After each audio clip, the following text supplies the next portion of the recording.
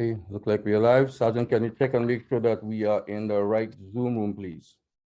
Checking out. We are rolling.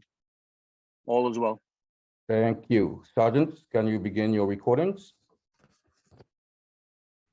Computer recording started. Cloud recording all set. Thank you. Good morning and welcome to the New York City Council Fiscal 2023 Executive Budget on the hearing on the Committee on Finance jointly with the Committee on Small Business and later to be followed by Public Housing and Criminal Justice. At this time, will all members and staff please turn on your videos? Thank you. For verification purposes, thank you. To minimize disruption, please place all electronic devices to vibrate or silent mode. Thank you. As a reminder to the viewing public, on Wednesday, May 25th, the public portion of this hearing will be held. Again, that's Wednesday, May 25th. Thank you for your kind cooperation. Chair, we are ready to begin. Thank you, Sergeant. Morning, everyone. Happy Monday and welcome to the first portion of day number 9 of our executive budget hearings. My name is Justin Brannon. I am the chair of the Finance Committee of the City Council. I'm joined this morning by Councilmember Julie Menin, chair of the Committee on Small Business. I want to thank Commissioner Kim of Department of Small Business Services for joining us. Good morning and welcome to your entire team, Commissioner Kim. Thanks for being here. The Department of Small Business Services projected FY23 budget of $253.9 million represents less than 1% of the city's proposed fiscal 23 budget in the executive plan. SBS's FY23 budget increased by 42.2% from the preliminary plan. The increase was the result of a number of actions taken, most significant of which are the $10 million for New York & Co. The New York & Co. Recovery Blueprint, $8.3 million for a small business portal, $5.7 million for bid support and bid formation, $4.8 million for the development of the cannabis sector, $6.5 million to expand the city's investment in bridge training programs, and $3.6 million for relocation grants and workforce training programs under the Gowanus Rezoning Initiative. Small businesses are the backbone of our city, and over the last 2 years, they've been battered and bruised and have struggled to survive. It feels good for politicians like us to say that small businesses are the backbone of our city, but it's important that we follow that up with tangible action and support. The work of the Small Business Services Department as we emerge into a new normal following of the COVID pandemic is truly more important than ever. Recovery and resiliency are two key factors to this industry's long-term health. My questions today will focus on federal funding, the cannabis industry, the small business portal, and commercial lease assistance. I want to thank the finance team, especially Alia Ali, for her work on today's hearing, my special advisor, John Yedin. And now I'll turn to my colleague, chair of the Committee on Small Business, Julie Menin, for her opening remarks. Thank you so much, Chair Brannon, for your leadership and for holding this important hearing today. Good morning, everyone, and welcome to today's remote hearing. I'm thrilled to be here. I'm Julie Menin, and I'm the chair of the Council's Committee on Small Business. So today, as Chair Brannon said, we're going to be hearing from the Department of Small Business Services on their fiscal 2023 executive budget. The fiscal 2023 executive budget for SBS totals $253.9 million, with $32.5 million, or 12.8% to be exact, proposed for personal services (PS) to support 334 full-time employees. The $441 million increase in SBS's fiscal 2022 and $75.3 million increase in its fiscal 2023 budget between the preliminary budget and the executive plan is primarily the result of modifications to city and federal funds. SBS's executive budget includes 0 in new needs in fiscal 2022 and $68.7 million in fiscal 2023.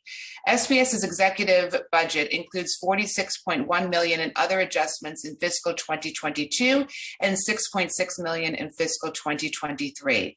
Despite the increased funding added for certain programs, there are still some essential programs that did not receive additional support in the executive plan. The COVID-19 pandemic, as Chair Brannon said, had a devastating impact on New York City small businesses, with thousands shutting down permanently. The once prosperous small business community experienced sharp decline in revenue. Hence, the City Council called upon the administration in its budget response to provide additional support to our small businesses through a number of different proposals. This included investing $1.5 million to help businesses launch online storefronts and to innovate and adapt to meeting the changing needs of the current and future economy. Many small businesses do not have the bandwidth, the resources, or tools for selling goods and services over the internet, and quite frankly, they need the city's support. The council also called upon the administration to establish a grant program for MWBEs. Minority and women-owned business enterprises, MWBEs, continue to face unprecedented challenges as they navigate the COVID-19 pandemic. The council urged the administration to restore the $1.5 million for the Apprentice NYC program, which provides participants with limited or no prior experience with paid full-time apprenticeships to learn vital skills that they need to meet employer demands.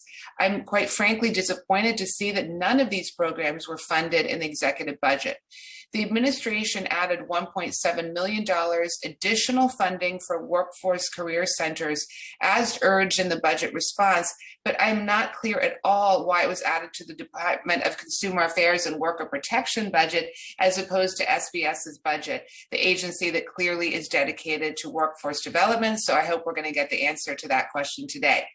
However, I want to say I'm very happy to see that the fiscal 2023 executive plan includes $5.7 million in fiscal 2023 and $400,000 in the out years to incentivize the creation of bids in new neighborhoods and to provide matching funds to small bids and merchant associations in low to moderate income communities, which will foster, obviously, help for our small businesses. I advocated very strongly for this, so I'm very pleased to see this in the plan. I'd also like to see this funding, however, baselined.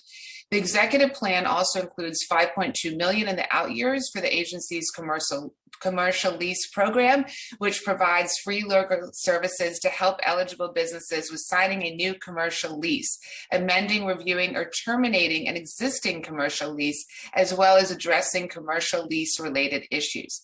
This is a crucial service that is needed by our small businesses. The executive plan includes $6.5 million in fiscal 2023 and $1.3 million in the out years to expand the city's investment in bridge training programs to help more New Yorkers build foundational job skills. As far as SBS's executive budget, I want to know what the agency's long-term plan is for helping small businesses recover from the economic devastation caused by the pandemic. The lack of federal funding in fiscal 2023 is very concerning to the small business community, as clearly they still have a dire need for relief funds. Has all the fiscal 2022 COVID-19 federal funding been spent yet, or will anything roll over to fiscal year 2023?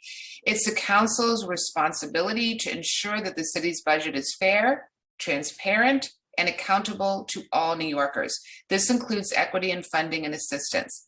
As chair of the Committee of Small Business, I will continue to push for accountability and accuracy and ensure that the budget reflects the needs and interests of the city. This hearing is a vital part of the process, and I expect that SBS will be responsive to the questions and concerns of council members today. I look forward to an active engagement with the administration over the next month to ensure the fiscal 2023 adopted budget meets the goals that the council has set out. I, first of all, want to thank again Chair Brannon, and I want to thank Commissioner Kim for testifying today. I want to thank SBS's staff who've consistently been responsive to our many requests. We would not be able to analyze the city's budget at such a detailed level without their cooperation, so thank you. And I also want to thank my staff and the staff in the finance and legislative divisions for their help in preparing for this remote hearing. Thank you. Thank you, Chairs Brannon and Menon. Good morning and welcome to the first portion of the executive budget hearing for May 23rd, the Department of Small Business Services. My name is Malcolm Buterhorn and I am counsel to the Finance Committee. I would first like to acknowledge council members present for the record. We are joined today by council members Brannon, Menon, Palladino, Ung, Moya, Lewis, Osei, Carr, Caban, Brooks Powers, Sanchez, and Powers. Unlike in past, council members and members of the mayoral administration will have the ability to mute and unmute themselves. We just ask them when not speaking that you please remember to mute yourself to avoid background noise. Council members who have questions, use the raise hand function in Zoom. You'll be called on in the order with which you raised your hand. Council member questions will be limited to 5 minutes. The following members of the administration are here to testify and or answer questions. Kevin D. Kim, Commissioner. Jackie Mallon, First Deputy Commissioner. Dinesh Shawl Gross, Deputy Commissioner. Lucinda Glover, Deputy Commissioner. Kitty Chan, Deputy Commissioner. Calvin Brown, Assistant Commissioner, and Andrew Schwartz, Deputy Commissioner and General Counsel. I will first read the oath, and after I will call on each of you individually to respond. Do you affirm to tell the truth, the whole truth, and nothing but the truth before these committees, and to respond honestly to council member questions? Commissioner Kim? I do. First, DC Mallon. I do. DC Gross. I do. DC Glover.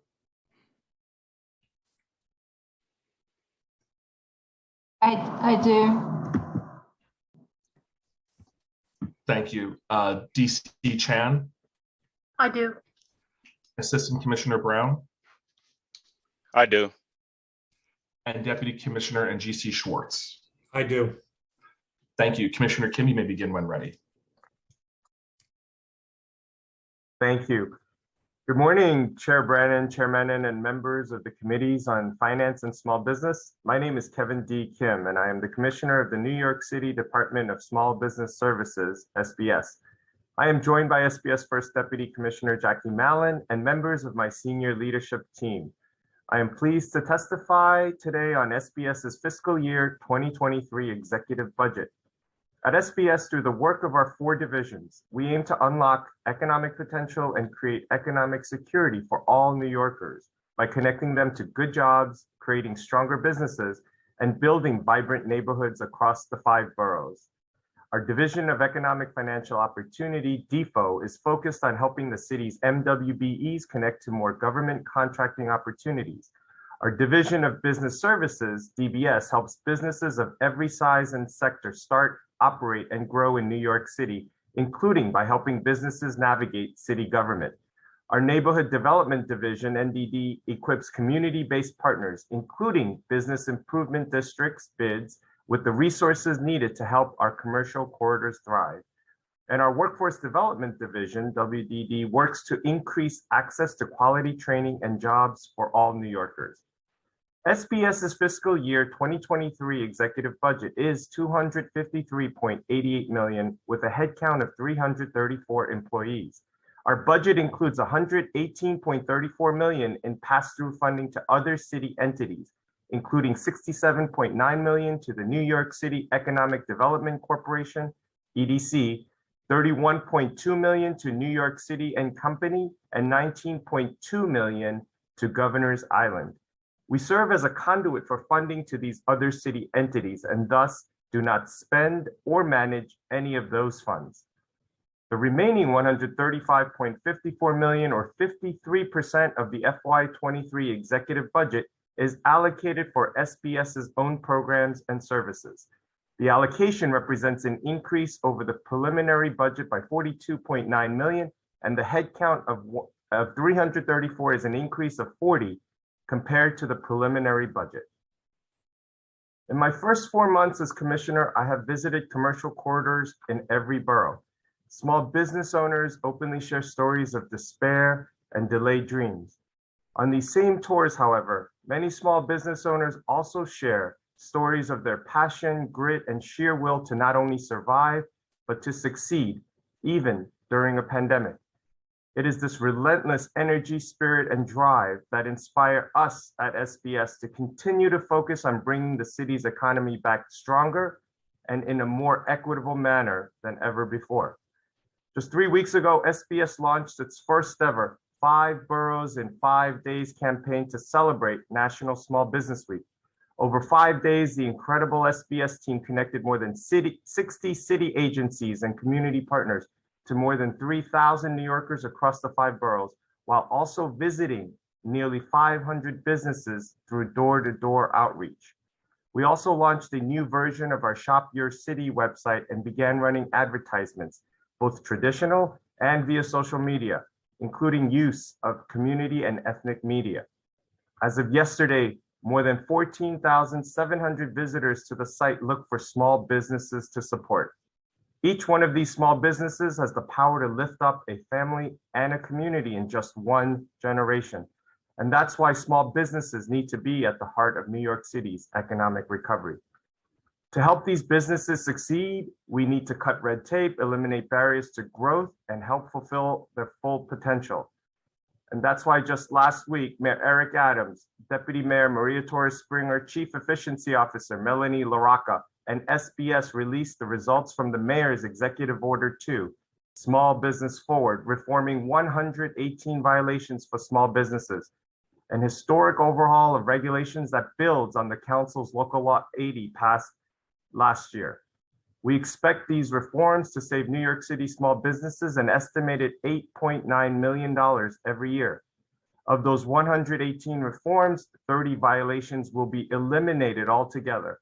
Fines will be reduced for 49 violations, and cure periods and first-time warnings will be introduced for 39 violations.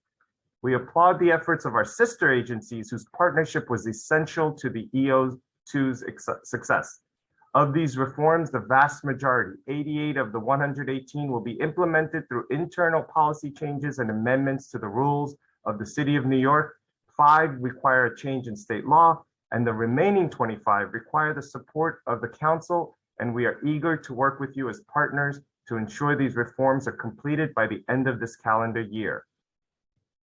Executing on Small Business Forward was a critical first step, but only a first step, to fundamentally overhaul how the city engages with small businesses to ensure more seamless and supportive interaction on every front. One of the core proposals of the blueprint was to establish a Small Business Advisory Commission, and Executive Order 15 signed earlier this month does just that. The 30+ member commission, with me serving as chair, will include representation from small business leaders across the 5 boroughs.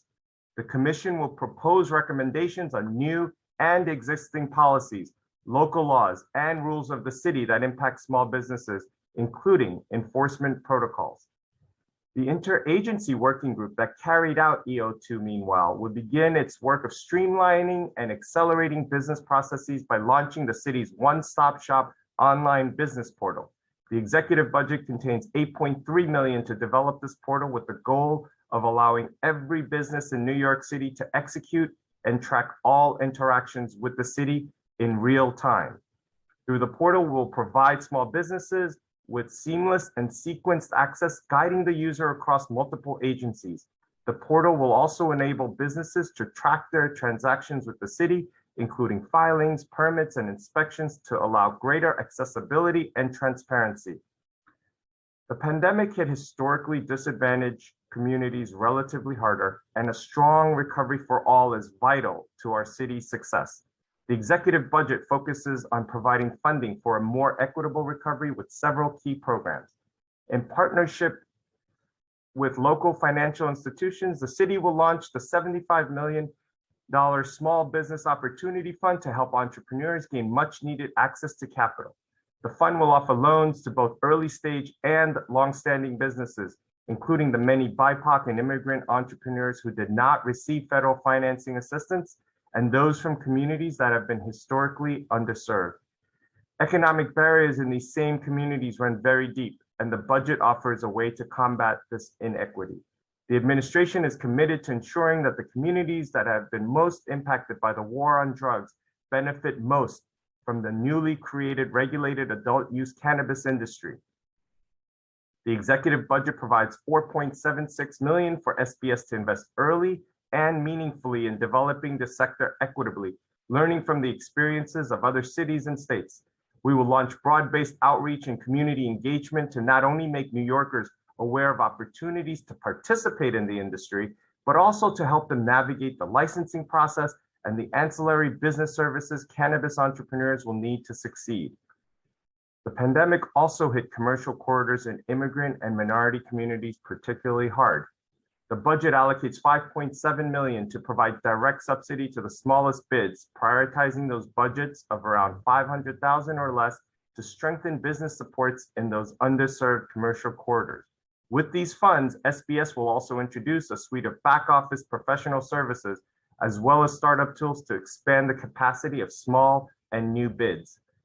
The budget also provides new tools to help job seekers get back on track.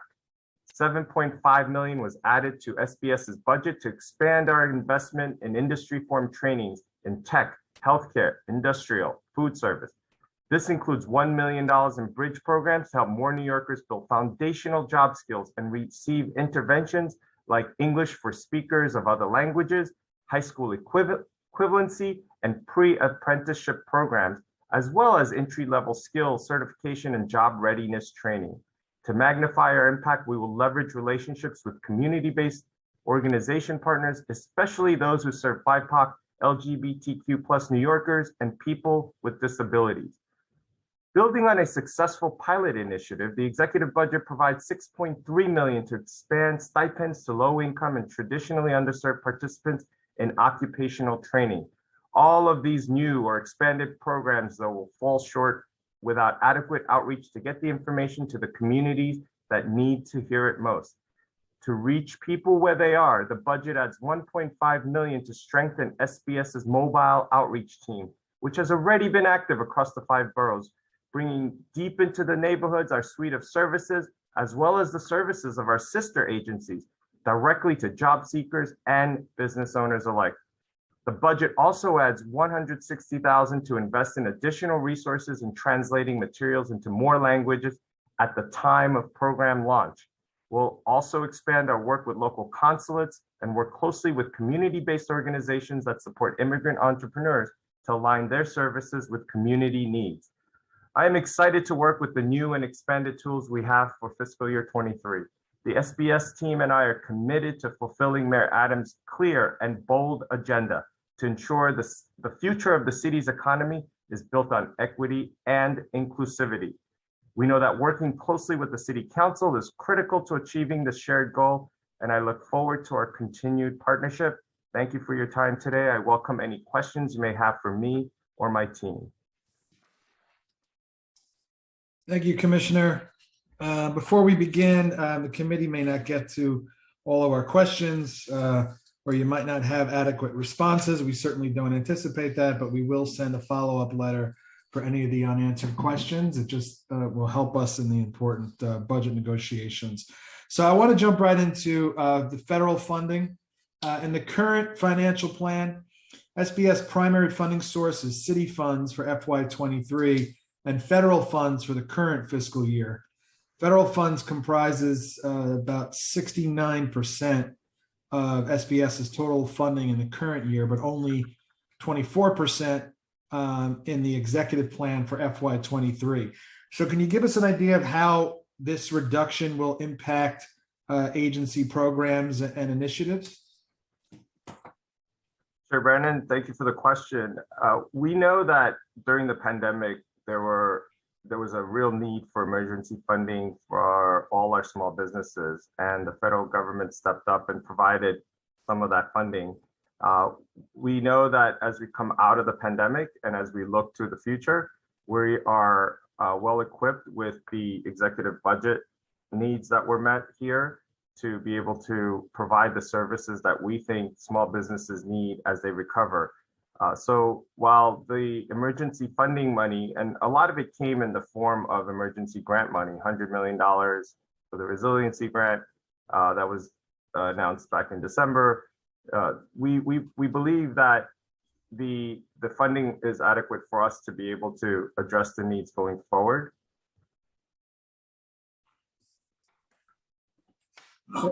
Okay, so but does the agency have a plan then to use city funds to replace the dwindling federal funds? I wouldn't really look at it as dwindling federal funds in the sense that the federal funds that are being shown to be decreasing on paper are the ones that came in the form of emergency grant money that came in at the time.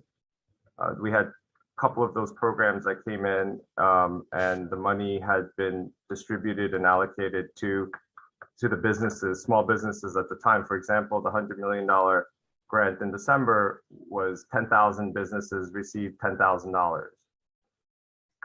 And those were emergency one-time grants. Okay, so you don't see any, then you're not concerned with the lack of federal funding going forward? I think the way to look at it is that the emergency money came in during the height of the pandemic, and then as we were trying to dig ourselves out of this, the programs themselves that we run now won't see a loss of funding. So those emergency grant money, that won't be there, and that's why you see the perceived decrease on the paper. But the main programs that we're working on won't be seeing a loss of funding, and we're hyper focused on the road to recovery, which is what's in the economic blueprint that was released, and the executive budget reflects and meets those needs. Okay, I want to talk about the cannabis industry. The FY23 executive plan includes 4.8 million in FY23, and then about $760,000 in the out years for the development of the cannabis sector. Could you tell us and expand on what this will entail and what services SBS will provide on this emerging industry? Absolutely. So we are very excited to be working very closely with our sister agencies at EDC, as well as other agencies, to partner then up with the New York State Office of Cannabis Management in making sure that when the licenses get distributed out or get available in New York City, that we have the education and we have all of the outreach that's necessary to make sure that the communities that were most impacted negatively by the war on drugs are in line and in position to understand exactly what it would take for them to participate in this industry. There are 9 different types of licenses, anything from manufacturing to also the retail side of it. I think that the education component will be critical. The first $200 million that the state has allocated is for a particular set of individuals who have been most impacted by the war on drugs. Somebody who has had a marijuana conviction for themselves or a member of their family, spouse or parents or children. And also, they also would have had 2 years of business experience, and then running a profitable business, as well as being in a community that's LMI, the 80% below, in the lowest 20% of income, average income, medium income neighborhood. Those folks will be in the initial tranche of licenses that are going to be available. And so we are out trying to get everybody who would be in that category knowledgeable about how to take advantage of this opportunity. At the same time, once that initial tranche passes, then every New Yorker will have access to apply. And we want to make sure that the communities that historically don't get as much information from government are also well positioned to be able to apply for these licenses. I guess I'm looking at the numbers. That's my job, right? So I'm concerned that I want to understand, I guess, why is there so much? It seems incredibly top heavy, right? So you have $4.8 million in FY23, but then a giant drop off to $760,000 in the out years for development of the cannabis sector. Is everything going to be front loaded, and we just don't think there's going to be a need for recurring services? I'm trying to understand, because that's a significant drop off. The cannabis industry currently is, all the rules and regulations and the regs are being discussed, and then they'll be announced sometime this year, hopefully. And so the gearing up of the education and making sure that the communities that we had discussed previously have access, that's kind of the primary focus right now. We will have a headcount of 7 that's being added to this team. Anything else going forward is a continuing conversation. We're working very closely with City Hall OMB to assess outer year needs, but the baseline and the main education, because the licenses are being promulgated this year, I think it's the right strategy to make sure that we use this time to make sure that the outreach is done properly. Our mobile units, one of the reasons we received funding for our mobile unit outreach program is to go deeper into the neighborhoods, to communities that necessarily wouldn't hear about the opportunities with the cannabis industry or other emerging industries.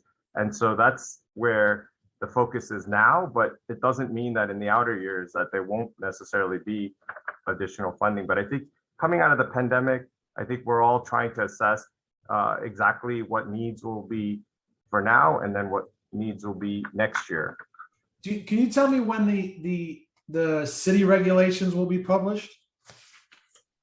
The city, I'm not sure exactly the timeline for that. I think everyone's waiting on the state to first publish their regulations, and we're expecting that to happen sometime this year. So I think a lot of it is going to depend on the state regs.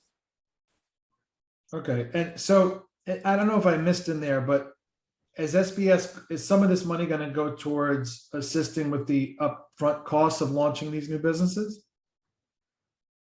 So for our FY23, the budget is primarily focused on education, outreach, access.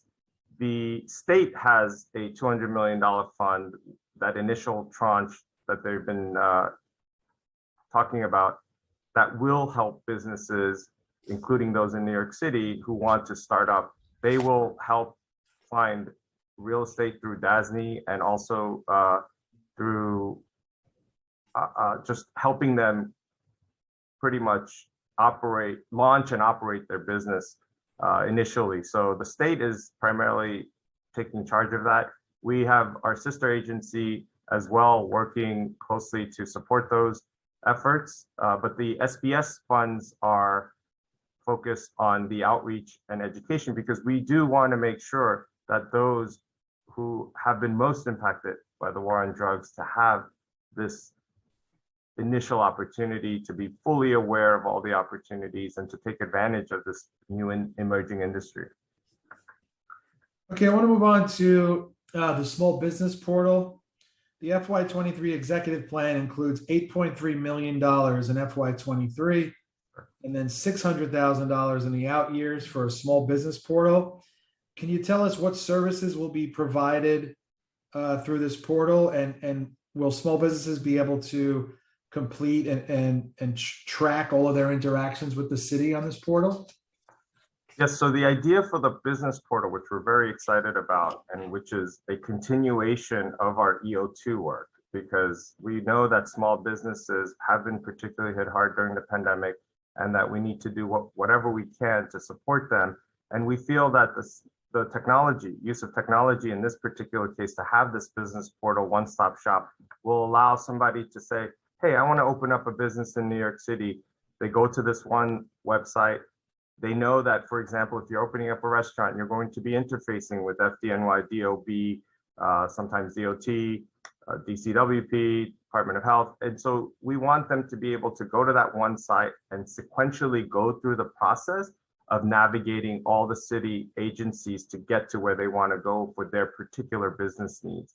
And so some of it I will defer to Do It, because they are in charge of creating the final product, but that is what the interagency working group that was working so hard on the EO2 changes and reforms, we're now shifting our focus to give Do It the right understanding of the processes that a business owner would have to go through to navigate New York City bureaucracy at times. And so we're closely going to be working through the summer and beyond to help support Do It's project to get this one-stop shop portal finalized, hopefully in a year's time.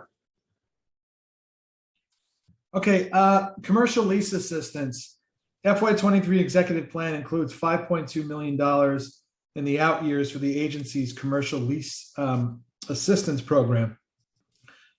Could you tell us what free legal services are provided with this program? And then I'd love to know how many businesses has SBS assisted through this program in FY22 thus far?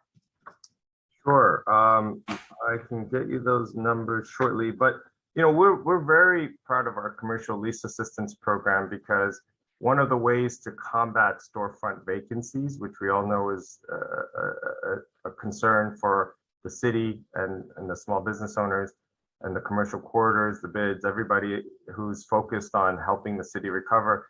The commercial lease assistance allows small business owners to work with our vendor to lawyers who will come in and help negotiate lease terms for them to help address arrears issues, help address any kinds of provisions in commercial leases, which we know many times for especially small business owners whose English isn't their first language or who might not have access to professional legal services otherwise, to be able to have this kind of legal representation in dealing with landlords.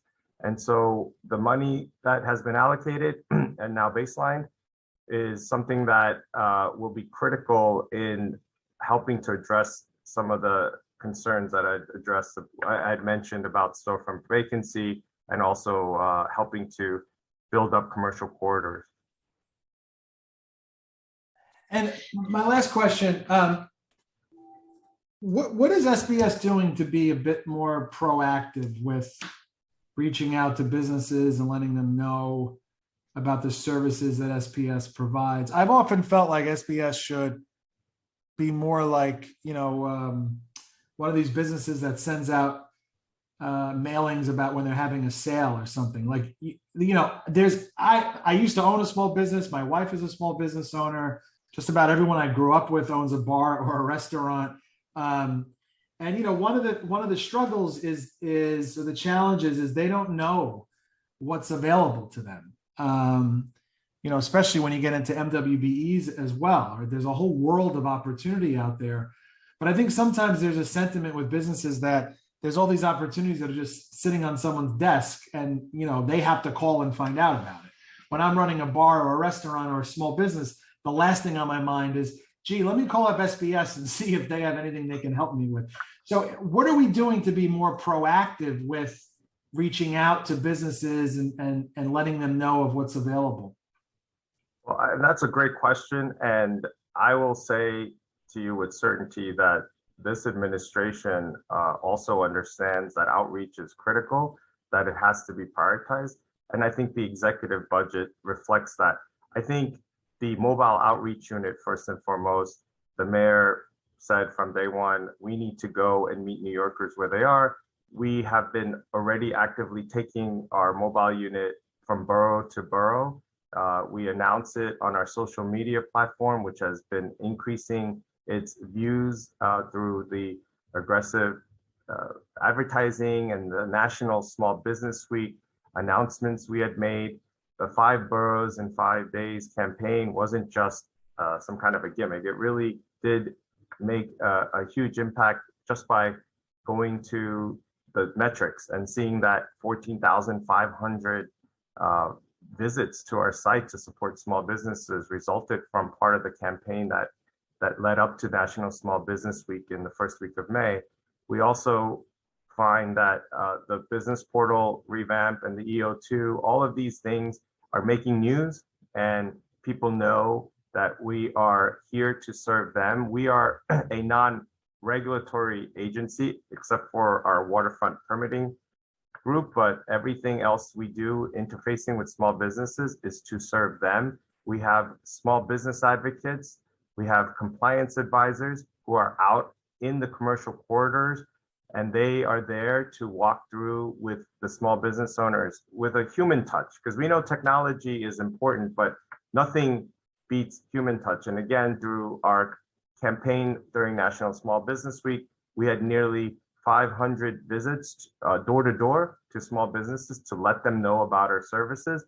We've also partnered up with some celebrities like Angela Yee from the Power 105.1 Breakfast Club group, where we've gone and done a lot of events with her to get the word out that we also have a Black Entrepreneur NYC program, for example, that people should take advantage of. So the outreach has been something that we take very seriously, know that we can have the greatest services in the world, but if no one knows about it, then like you said, people will be missing out on the opportunities.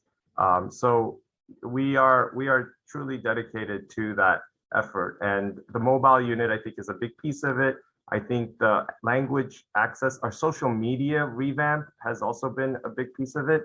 I can say that we had almost 20,000 more views other than the 14,500 visiting our Shop Your City site, but 20,000 more views, I think, in the past month to our website in general. So we know that if we don't get the word out, opportunities will lapse. And then back to your point about CLA, I just wanted to give you back the numbers on the commercial lease assistant. From the program's launch in February 2018 through April 22, we've provided over 3,200 services to over 1,500 unique businesses. And your question about fiscal year 22, we've provided 1,600 services to over 700 unique businesses during the past year.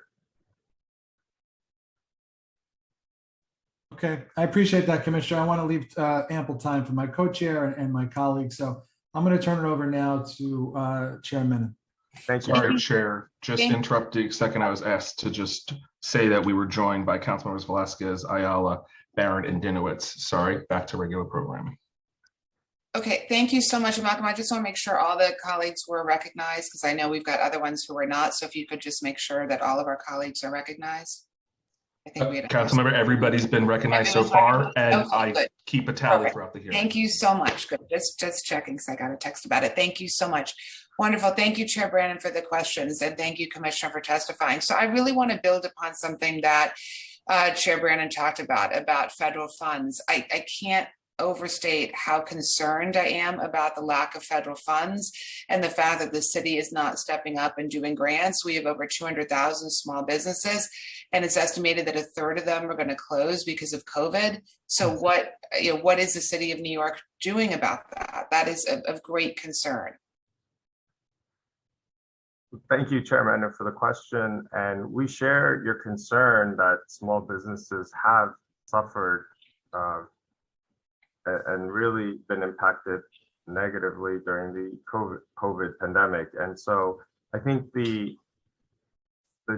all the programs that we've announced in the executive budget and have gotten support for, the small business portal, the support for the smaller bids, the job training and partnership programs, the cannabis industry, the mobile outreach, I think all of those programs will be efforts that will be impactful in helping the city recover in a more equitable manner.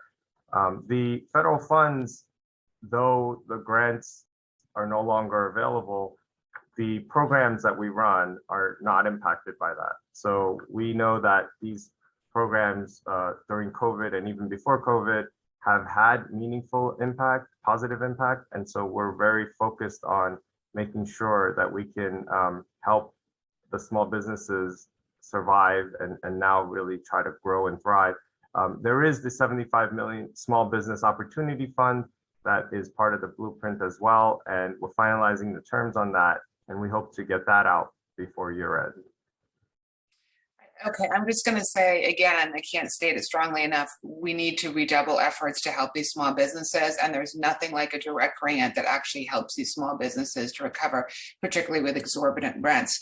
Moving along to MWBEs, which I know Chair Brandon asked about, so I've got a very specific question. In fiscal year 2021, New York City awarded only 3.8% of city contract money to MWBE firms. We went over this data at the hearing that we held with the Contracts Committee.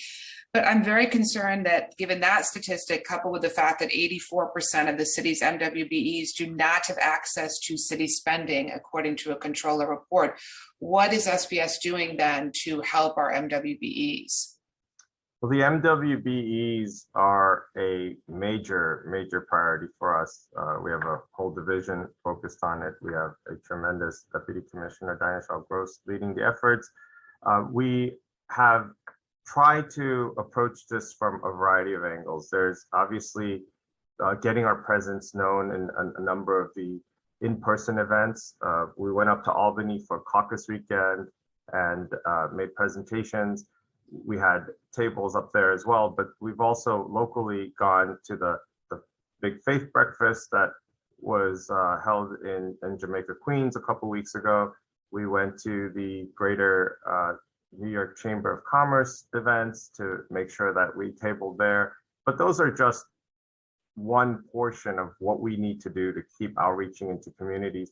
We feel that the revamping of the MWB online portal has been very successful in getting other sister agencies to be able to access MWBEs a lot easier, to know what services and who they are, which MWBEs provide what services. And so the online directory has been effective in doing that as well. And then I'd like to turn it over to our Deputy Commissioner, Nycc Gross, to also talk a little bit more about our efforts in the MWBE area. Nycc? Thank you, Commissioner, and good morning to everyone, and thank you for the question, Chair Menon. On the overall value of contracts, I just want to point out that by law, our MWBE program covers certain procurement categories. So that is all construction contracts, all professional service contracts, all standard service contracts, and all goods contracts under $1 million. And then by law, there are other types of spending that are excluded from the goals program. So those include all human service contracts, which is a very large spending category for the city. Those aren't covered by our goals, as well as intergovernmental contracts and even emergency contracts. That doesn't mean that MWBEs can't win in those areas. We're certainly trying to support MWBE firms in winning government contracts of all types, but you won't see those reflected in the MWBE utilization numbers. Federally funded contracts, for example, are another contract type that is not included in our utilization reporting.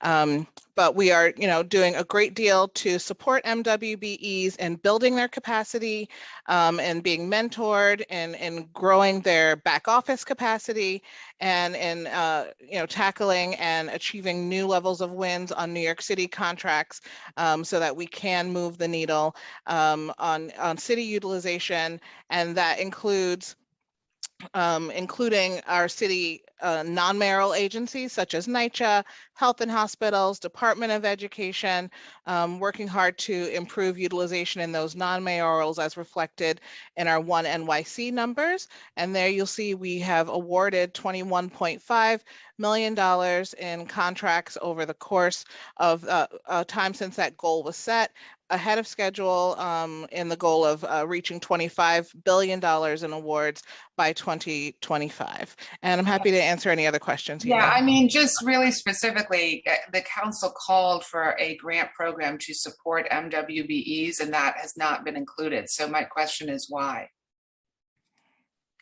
Well, just one correction on Deputy Commissioner. I think she said 21.5 million, but she meant 21.5 billion towards the $25 billion in MWB awards. I think that all the efforts that we're putting in to support MWBEs, including our technical assistance centers and programs that we have. One thing to note is that the city is actually ahead of schedule and moving toward achieving that one New York City goal of 25 billion in MWBEs by fiscal year 25.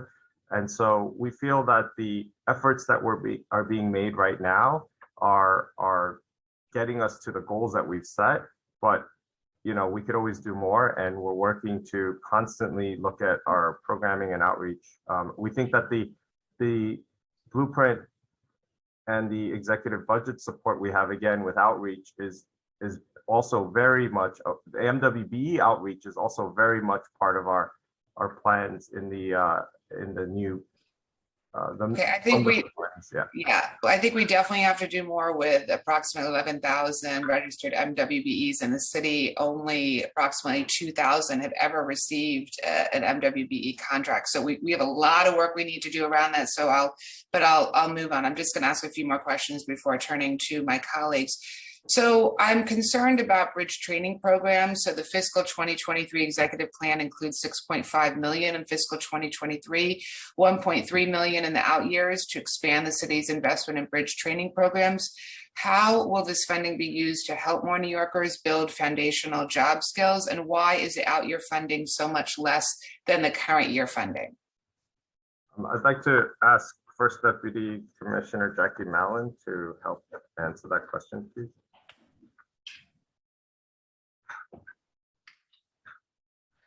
Hello, good afternoon. Can you hear me now? Yes. Okay, sorry. Thank you for the question. Hope you're doing well today. So the investments were made in industry-informed trainings in the areas of tech, healthcare, industrial, media, and some construction as well. That was your question, right? Where we're going to focus the money? Sorry. Well, why is it also less than the current spending? I think the money in the out years, I think, is what we're continuing to monitor and working with City Hall and OMB to make sure that we gauge the situations as they're coming. But I think the important point here is that the workforce and job training programs, SBS has been piloting a number of programs, working closely with industry partners and finding wherever we have success on a smaller scale, that's where the investment's been going. So there is kind of somewhat of a moving target in all of our training programs models. So we know that we need to continue this conversation with City Hall and OMB and to keep updating the results of all the training programs that we've been working on. Also, I note that the administration added 1.7 million additional funding for workforce career centers, as was urged in the budget response.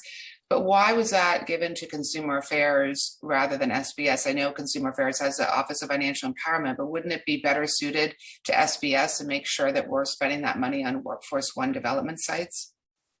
I think this program is really trying to leverage what each agency has available. So one of the things, as you referred to, our Workforce One centers, SBS manages the 18 Workforce One centers in the city where we connect job seekers to training programs and to different career paths. As you also referred to, DCWP does their financial empowerment. They have expertise in the financial empowerment program. So the idea was to have their expertise there in that area be brought into and leverage the Workforce One Center spaces that we have, the physical spaces. And we believe that all people, small business owners included, with more financial literacy and financial empowerment will make better small business owners and increase the rate of success. So that's where that concept came from. Okay, I'm going to ask one more question and then turn it to my colleagues, and then I'll come back with my addition. I have a lot of questions on second round. So the last question I'm going to ask is around NYC and Company, because with the tourism market being battered, so many of our small businesses depend on tourists really for their lifeline. And so I note in the plan that the fiscal year 2023 budget is 15.5 million less for NYC and Company. Why is that? As I had referred to in my opening testimony, we act as a conduit for funds to NYC and Company. So I think the question is better suited for them. But one of the things we have been doing with NYC and Co. very closely is that they've also been focused on not just getting tourists into New York City, but once they're here, trying to shop local and shop your boroughs. And so that's one of the projects that we've been working very closely on. But in terms of their actual budgetary decisions, since we're just a conduit, I would defer to NYC and Company to answer that question. Okay, I'm going to refer to my colleagues now, and then I'll come back on second round. Thank you. Sure, thank you. Thank you, chairs. We'll now turn to councilmember questions. The hands have gone up and down, so the order for questions will be council members Barron, Brooks Powers, Lewis, Dinowitz, and Sanchez. We'll start with Councilmember Barron. Regarding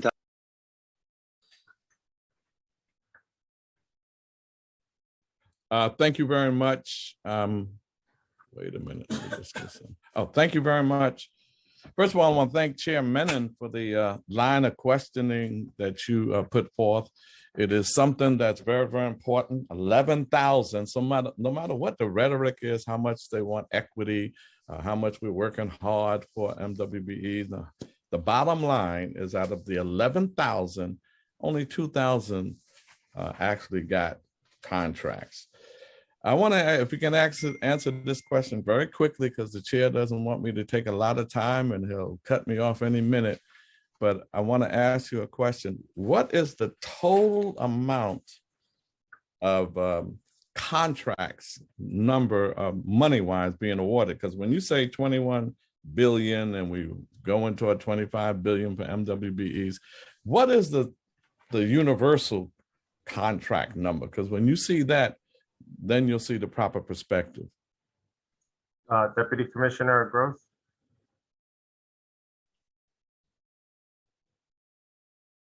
Could y'all hurry up, because the time is of the essence, and I have a few other questions.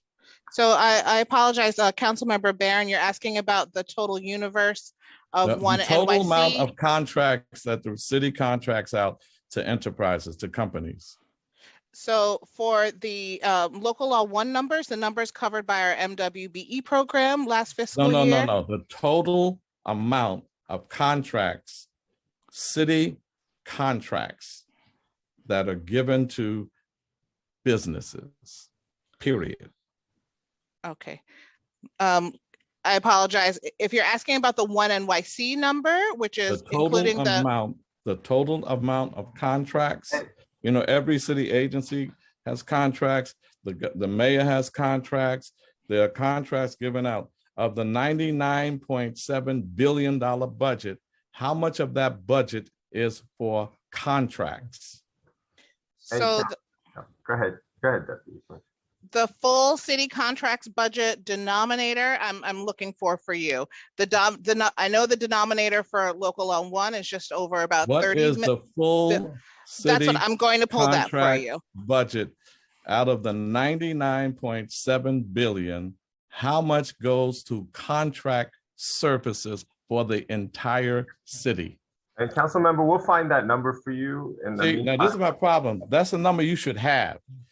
Because when you give these numbers about it looks good, 21 billion, 25 billion by such and such a day. We are the new majority in town. Whites are minorities. White men are small minorities. But watch when you get that number of how much of those billions, maybe trillions of dollars of contracts that go out, over the 10 years and all of that, they get a disproportionate amount. And that's my concern. So when you give these numbers, you make it look good, but actually it isn't at all. It is much too low compared to all available. And that's what I wanted to get to.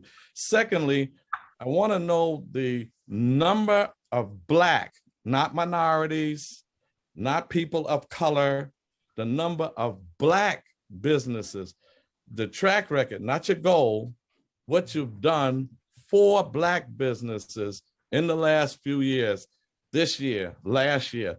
How much, because the small businesses in our communities are going out of business because they can't get grants or even loans from the city. You keep giving us training to build our capacity. For what if we're not going to get the loans or the grants? And I thank the chair for mentioning the grants, and I thank the chair for focusing, Chair Menon for focusing on MWBEs. So we want those solid numbers, not rhetoric, not how much you've improved and how well you're doing. How much do I want to know Black?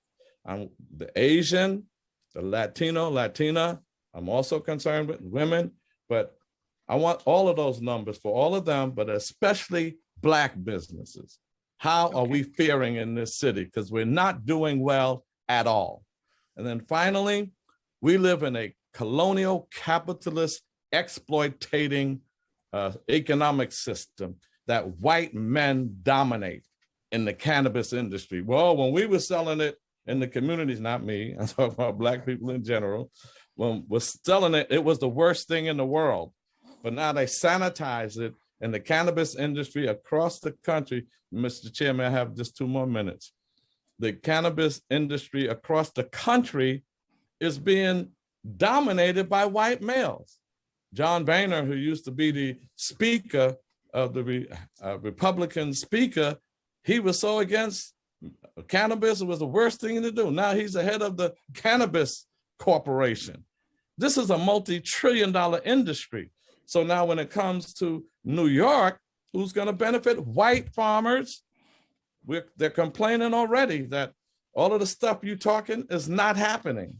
It's not happening. I'm not one who wants to even push cannabis or alcohol, because I think we got to be clear in our mind to make radical revolutionary change against capitalism in this city, in this state, and in this country. So I'm not supportive of us getting high on anything but life.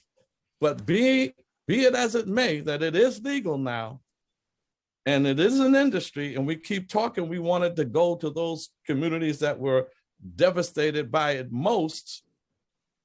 You know, that's not happening. It's not happening in Colorado. It's not happening in anywhere in the country where cannabis was legalized. I did it to decriminalize. Didn't want us going to jail, just like whites don't go to jail for their over-the-counter legal drugs. I didn't want us to go to jail. So I just want some real talk, you know what I mean? Real talk, not the same rhetoric we hear every year that sounds real good, but the rhetoric doesn't match the reality. Time expired. Thank you, Chair. Thank you. And next we'll turn to Councilmember Brooks I Powers. do want them to respond to that a little bit. So we'll get you those numbers.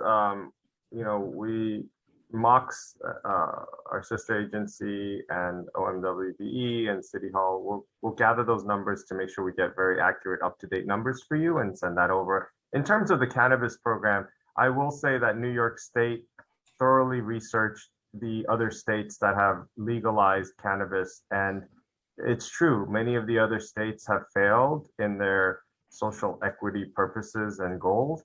And the New York State laws were designed specifically to address their shortcomings.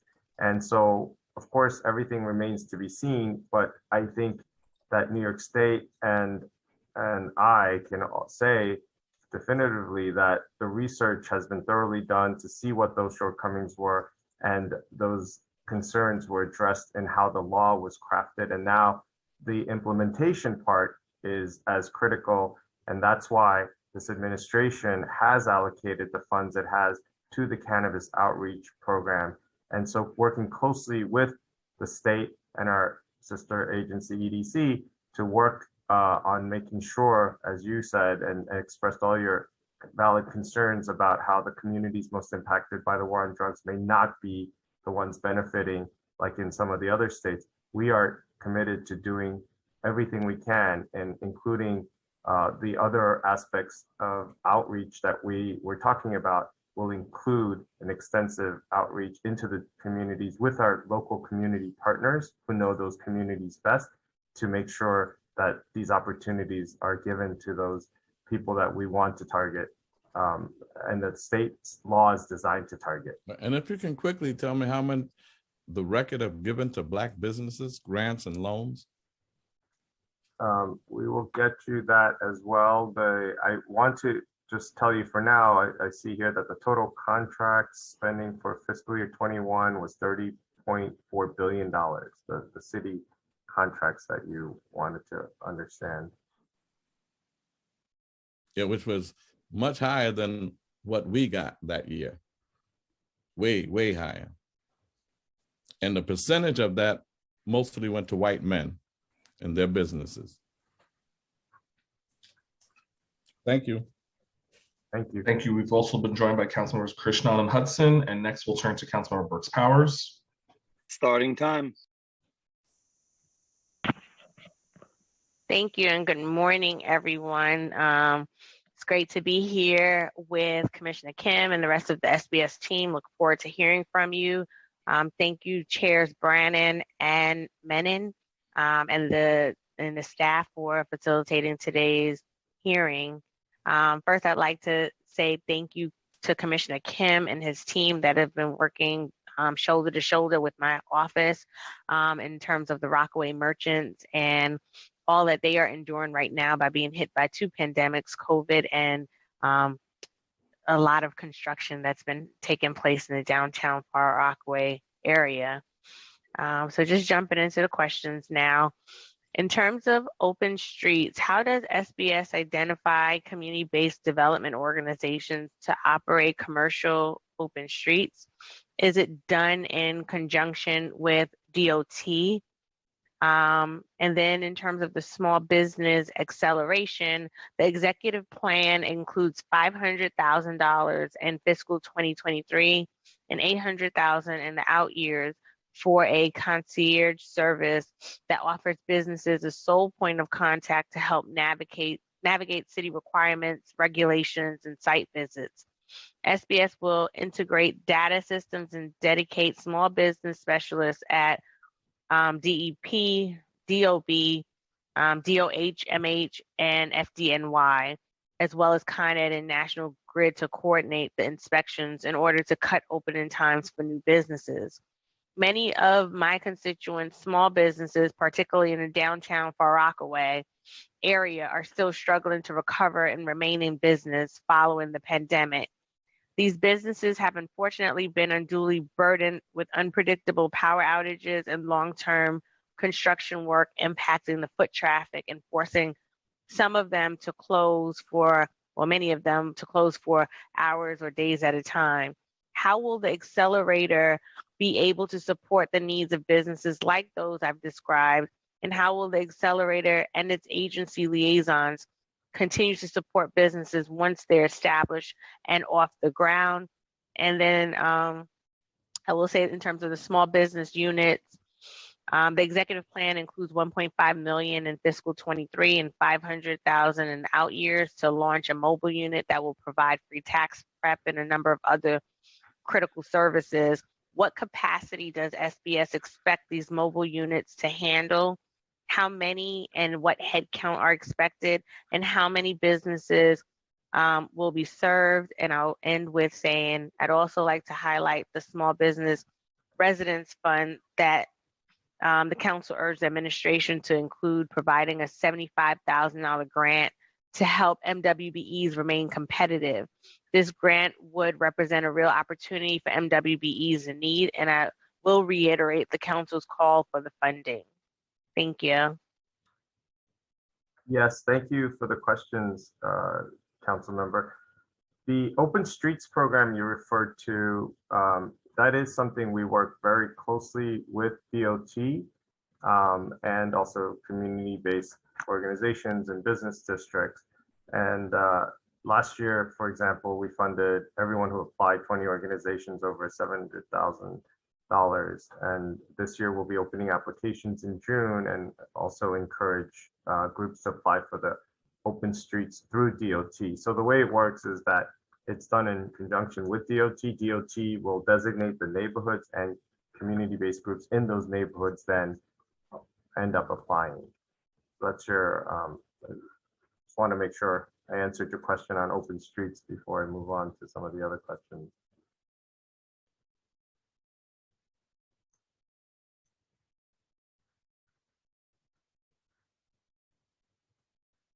Council member? Yes, sorry. I was Okay. trying to come off of mute. Okay. So, and in terms of the concierge service, so I think it's exactly what you referred to, is that there are business owners, especially BIPOC and immigrant-owned business owners, who necessarily have never had to deal with the city and have no experience dealing with the city. So we recognize that we need people here to hold their hands and be their advocates. And that's what we have at our agency, our lines specifically dedicated for people to be their small business advocates. So if a business owner wants to either open up a business, or even if they have an existing business and they need to just interface with some government agency and they're having a tough time getting through to them or not understanding all the regulations, that's where we step in and we stand shoulder to shoulder with them to be able to help them, first of all, understand all the regulations that exist, but then take the second step of being their advocate to our sister agencies and addressing whatever needs that come before them. Time expired.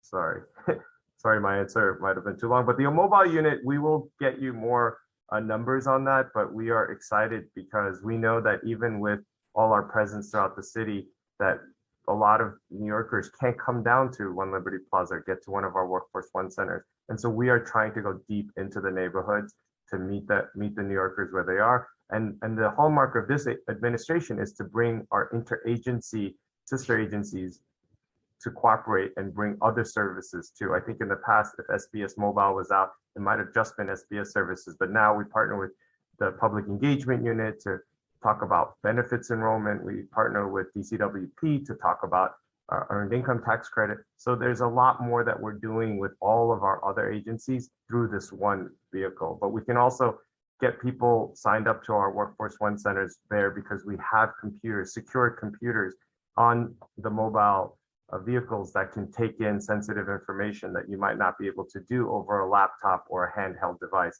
So this is the way we know we will reach a lot more people who have historically been underserved. Thank you for the response. Thank you. Thank you. And next we'll turn to Councilmember Lewis. Starting time.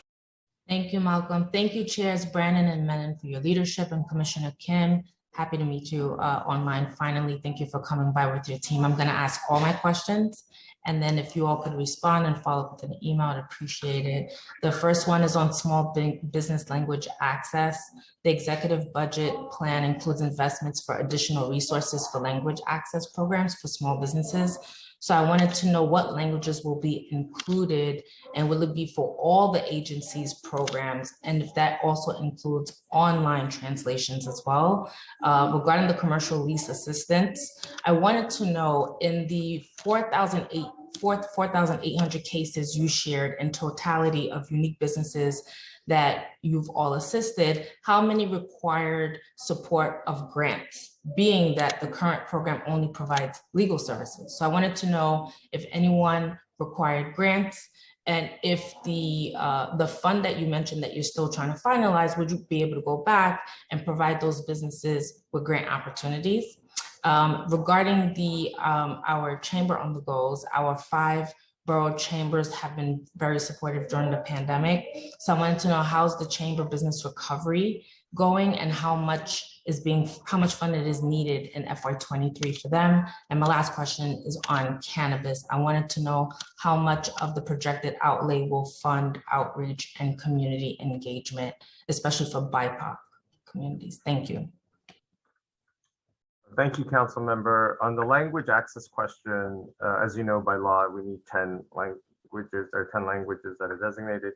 So we hope to have at least that and more. It's an additional $160,000. So with the funds that we currently allocate to making sure that as much of our information is out there in language accessible form. Even in our website currently, we know that if you go there, there's a little toggle there that you can click on and it will translate into a number of different languages as it exists now. In terms of your question on the Chamber on the Go, I know that in fiscal year 22, for example, the on-the-ground outreach conducted in the 5 boroughs by the 7 chambers of commerce reached approximately 6,100 businesses. And in fiscal year 22 is 2,600 businesses that received assistance, and that they have been funded for fiscal year 23, and EDC is helping to operate along with the chambers, the Chamber on the Go program. But we're working very closely with the chambers to provide all the support that they're giving, in addition to some of the other supports that the SBS can provide that maybe the chambers cannot. In terms of your question on the cannabis outreach is going to be extensive, and we are going to rely heavily on our partners, including Nycc and including our local community partners that know their communities well. We've been working on trying to gather as much information as we can on what individuals who have been most detrimentally impacted by the war on drugs want and need to get full participation in this industry as the opportunities come along. We've been partnering with the state because their regulations are still being finalized, that information keeps changing in real time. And so we have very frequent updates with them as well as with EDC and City Hall to keep up to date on what the final regs will look like. And before that though, what we do provide anyone interested in entering this industry is the basic business services. How do you create a business plan? How do you learn the financial literacy skills that you need to operate any small business? So we are on the ground already working on it, but the additional funds and the headcounts to help get the word out in the communities that we're targeting will be very meaningful. I believe you asked how many of the 4,800 CLA clients get grants. I have to, I think, go to our vendor and work with them a little bit on getting you those numbers. So let me try to work on that and get back to you. Time expired. And before we move on, I just want to interject one thing that the commissioner said. So Chamber on the Go is a city council initiative. So we just want to make sure that that is clarified. Thank you. Yes, most definitely. I wanted to make sure that the funds were included, and this is something that was a priority for SBS to continue the support. And Commissioner, I know you have to get back to me regarding some of the businesses who may have had arrears and needed grant support. And in regards to the cannabis program, I know that this is something that you're still working on. It's new. My hope is that the BIPOC communities and those that are interested could be at the forefront of this. Thank you for taking the time to answer the questions. Thank you, chairs. Thank you. Thank you, Councilmember Lewis. Next, we'll turn to Councilmember Dinowitz, followed by Councilmember Sanchez and Hudson. Thank you, Malcolm, and thank you, and thank you, Chairs Menon and Brannon. Commissioner, it's very good to see you again.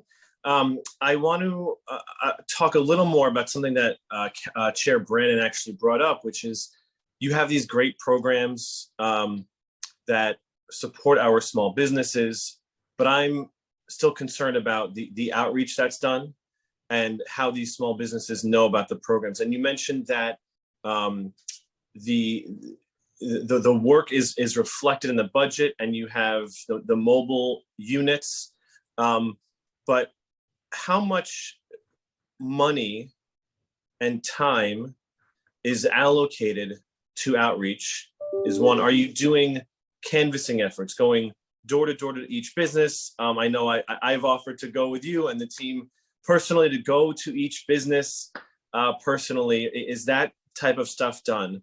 And are you prioritizing areas outside of Manhattan? And very famously infamously rather, during the height of the pandemic, something like 2/3 of the loans, these federal loans, went to Manhattan and 1% went to the Bronx. So, equity and distribution of time and resources to do this outreach and what that outreach looks like.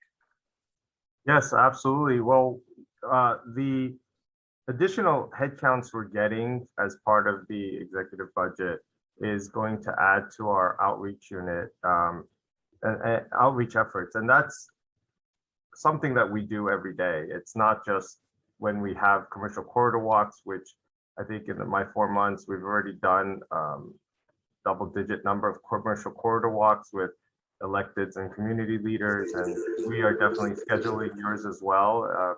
We know that that kind of door-to-door outreach is critical. One of the reasons why we did our 5 boroughs in 5 days in the different boroughs and also partnering up with different communities. In Staten Island, we focused on the Sri Lankan community, for example. In Brooklyn, we were in Bed-Stuy with the Caribbean community, and in Chinatown and Manhattan, and then Little Columbia, Jackson Heights, and Queens, and then the Yemenis community with Yama over in the Bronx. And that's just one example of all the types of community and specific local community type outreach we're doing. But let me pause, because I think I see that the language access is certainly important, and I think I kind of do hear more about that and see that work is being done. I guess I'm asking, are those additional people you just mentioned that you're hiring, are those specifically people whose job it is to go business to business, door to door, and talk to people? Because the existence of a mobile unit in a neighborhood is great, but it is not the same thing as proactively reaching out to the businesses who are probably busy doing the work, who are probably not leaving the store to check out the random truck that they see outside. So are these people specifically for canvassing, and are they specifically for canvassing the businesses? So I'll be honest with you, as we get the additional support in fiscal year 23, we are looking very closely internally how to best maximize our outreach efforts, because we have outreach teams that focus on MWBEs, for example, and they're out and about at as I mentioned, some of the major conferences and community groups. And then we have small business advocates who are out door to door talking to businesses also, and compliance advisors. We have a staff of compliance advisors whose sole job is to be out there talking to business owners, walking around their retail stores or their restaurants or their liquor stores, and to say, hey, this is where you might get a violation from another city agency, to preemptively and proactively avert getting any violations at all. But the idea of the mobile outreach unit, yes, is to not just be the RV vehicle physical presence there. I think that's just the beginning of kind of a hub and spoke model in a way, where they're there bringing our services to the communities. And then there'll be people attached to that unit who then will be manning the unit, but also spreading out into the community where they're placed. And then whether— Well, I would it's 14 seconds. I don't mean to interrupt. I just, there's a time thing. I would really love to see how much money is specifically allocated, or how much time is specifically allocated. Because I hear what you're saying about the hub and spoke model, but how much of their time is specifically going door to door. And I'm stressing the fact that this is vital outside of Manhattan and even outside our business improvement districts. And I hear you talking about conferences, which is great. And a lot of our businesses don't exist in a place where they are going to conferences, or they may not be in a business improvement district, or even have a merchants association, which I see in the report. Some of these grants are going to. Some of the up and coming businesses exist in little pockets. We're in the Bronx. We don't have huge commercial corridors everywhere. there's maybe one block or 1.5 blocks of businesses. Even a corner maybe has 3 or 4 businesses, and those businesses need, even more so than those big commercial areas, that proactive outreach and that small business service employee going to them and making sure that they avail themselves of all the really, I think, really good programs that are available. We just have to make sure that the businesses that are on the outskirts, in the outer boroughs, and don't have access to the same resources that BIDS and many Manhattan businesses have, that those businesses have those same resources available to them and know about them and can access them. And council member, we definitely, we are aligned in that the outer boroughs have traditionally been underserved. And, I think that if I had to break down my time, and I wouldn't know exactly, but right now off the top of my head, but I've spent much more time in the outer boroughs than I have in Manhattan doing commercial corridor walks and going to community events. But to your point, we are trying to identify as many smaller groups as possible. So, for example, who in the Bangladeshi community can gather merchants, and we don't expect one person to gather everybody, but that's just examples of identifying the Yemenis community in the Bronx, but all those not just merchant associations, but smaller gatherings of groups, wherever they are, we want to be there. And so we are formulating and executing on a plan to go into smaller groups to bring our folks there to do presentations. We've done it for the Dry Cleaners Association, for example. We've done it for industry heads of the nail salon associations and whatnot. So we are not just waiting for invitations, but we are proactively looking to find the group leaders and the groups that can host us or will want to host us. And if not for those people, but for aside from those people, we are doing the door-to-door outreach because we understand that small business owners don't have the luxury oftentimes to take the time off. And I think that's where the mobile unit kicks in, where we go out there, but we send the people based from there in those particular communities where we don't have as much of a presence, and then send people door to door into the businesses. I love to hear it. And you mentioned the Bangladesh community. That's huge in my district. And I love to hear that word proactive. It's not a word that we hear from every agency. So I love to hear that. And to make sure you know that as a council member, I'm not going to speak for other council members, just to say that, we represent, we're all over our communities and we are all over our district, and we have the relationships with those communities and those businesses. And we are a good resource for small business services in terms of making connections with those communities, those businesses. And so, at least on my part, I look forward to working with you on doing that proactive outreach to our small businesses, to make sure that they avail themselves of the resources that you are providing. And thank you. Look forward to Commissioner.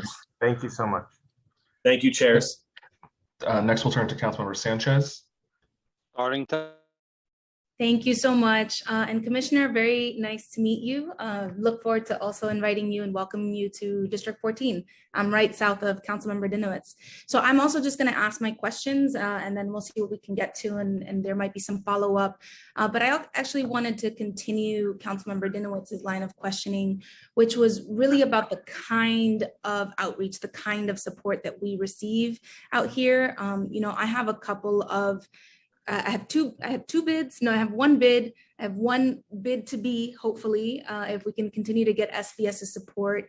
And I have 2 merchant associations. And then I have all the bodegas and barbershops and salons and everything like that. And the technical capacity of the different businesses is just, it's just very different, right? And so not just about going in and helping folks to understand what can land them a violation or, introducing ourselves. The first question is, what about that one-on-one assistance? What one-on-one kind of assistance does SBS provide, and how much funding is dedicated to it? The second part is also following up on Councilmember Dinowitz's note about how the Bronx fared in the beginning of the pandemic, where we received 1% of the first grants that came out. So could the agency share a breakdown of how much funding and how many awards disaggregated by the program that were received or were handed out through the agency since the pandemic began. So would love to understand how many grants went to who, how many low interest loans went to who, and to the extent that we have that information available from the state programs as well, that would be really helpful. And I am particularly interested in the smallest businesses, right? Fewer than 10 employees, micro enterprises, even our street vendors. How has SBS been able to help? And then the last question is about street vendors. And that is, it's related to the first question, is what is SBS's outreach to street vendors look like? Is there a particular office? Is there anything dedicated that SBS has in order to offer street vendors support, education, and outreach? Thank you. Thank you for your questions, Council Member, and we do look forward to doing our commercial corridor walk with you as well. The kind of outreach you talked about, I think I addressed it somewhat, but you're right. We understand that the smallest businesses, and I met with the United Bodega Association president, for example, and we talked about how there's a lot of mistrust of government in general, and it's built up over the years. It's not something that just happened overnight. It's something that's been happening and festering for years. And, I spoke to him about the services we had, and he wasn't aware of many of the programs. So now we're going to go and do several presentations. It's not one time we show up and then, hey, if you made it to the meeting, you're lucky. If you didn't, you're not going to get the information. I think we're happy to tape it in whatever appropriate languages need to be. Those kinds of informational meetings, we're happy to do it multiple times as well. We also find that social media these days, everyone talks about trying to reach people via social media, but you also need to have the right social media channels, right? It's not what I find in New York City, the toss salad of all the different ethnicities that live here and local community groups, that certain community groups rely on, let's say, WhatsApp, or the Chinese American community relies on WeChat. And if you're not on those social mediums, then you're not really connecting with the business owners in the first generation in particular. And so how do we identify all of that is something that we're constantly trying to update our database and our outreach efforts to coordinate with that. The technical capacity, the one-on-one you asked about, we have a hotline. People have over 75,000 calls were received. And once that call comes in, we are able to hand it over to a small business advocate or compliance advisor who will then be the one-on-one person for the constituent. And the additional money for the concierge service that's been talked about, that's coming as part of the executive budget, is exactly that. When we say concierge, it is the one-on-one human touch.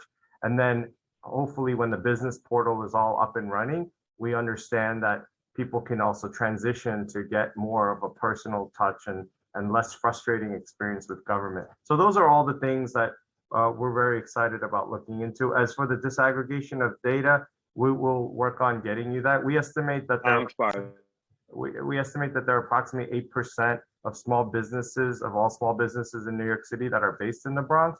And we recognize that the inequitable distribution of funds initially during the pandemic was a cause of concern. I think that LMI communities did not receive their fair share in the beginning, and subsequently the programs and grants were designed to try to improve on those metrics. And when they tried to then go after zip codes, for example, you also found inequities because there are some of the lowest income communities that were adjacent to some of the higher income communities. And so zip codes necessarily wasn't the best way to identify the people most in need. And then they went to LMI census tracts. And I think that's right now currently the standard that's being used. And so we are constantly trying to work on making sure that the funds, any funds and any programs are equitably distributed, and in particular to LMI communities throughout the city and in the Bronx.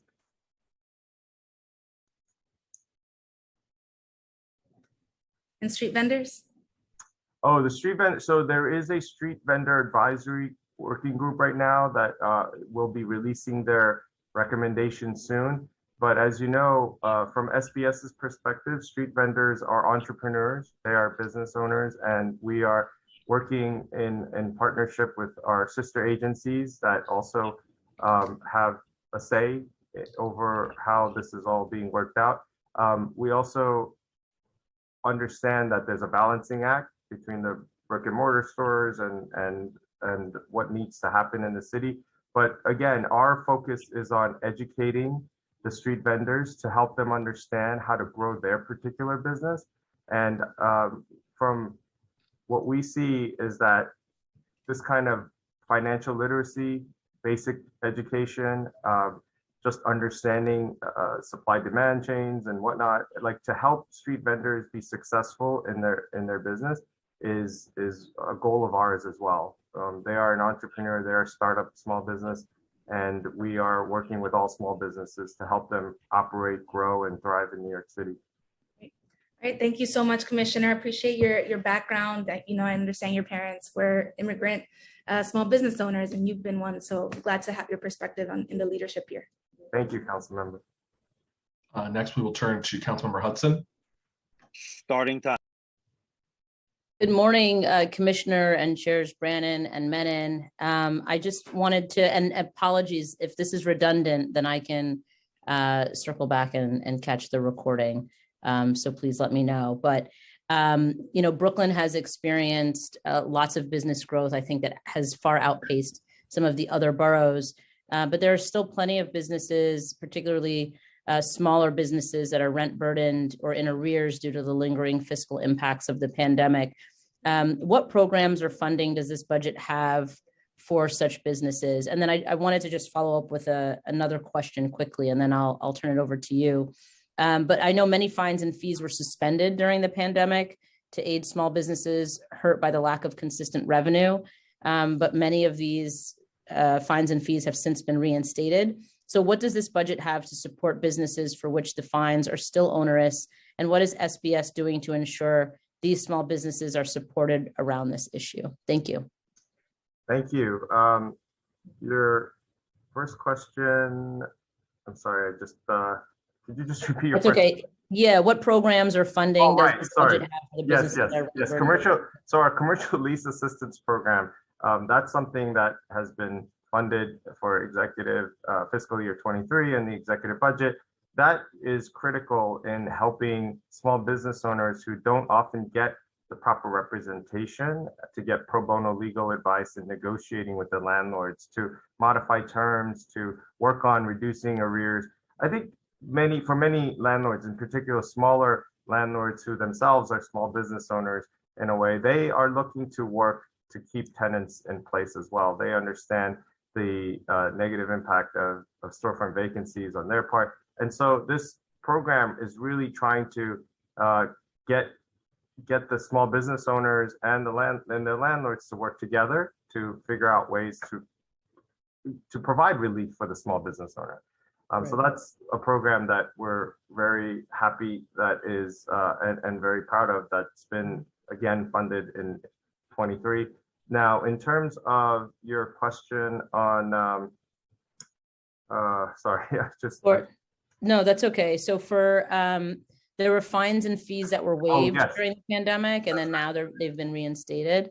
Yes. And they're still, onerous to small businesses. Yes, and Mayor Adams on January 4th, 4 days into his administration, signed Executive Order 2 and named Deputy Mayor Maria Torres-Springer, myself, and Chief Efficiency Officer Melanie LaRocca as co-chairs of this effort to make recommendations to the mayor. And we announced this last week, where 118 reforms were made, which will save small businesses approximately $8.9 million every year. And so part of the effort has been, how do we reduce the burden on small businesses permanently? But the other part of it is on the education side and having funding for our compliance advisors and our small business advocates. Compliance advisors, I don't know if you caught this, but they go into the stores and walk around and give advice pro bono on how to avoid future violations and come into compliance. The city is this administration is focused on making sure that the interaction between small business owners and the city is education first rather than punitive first.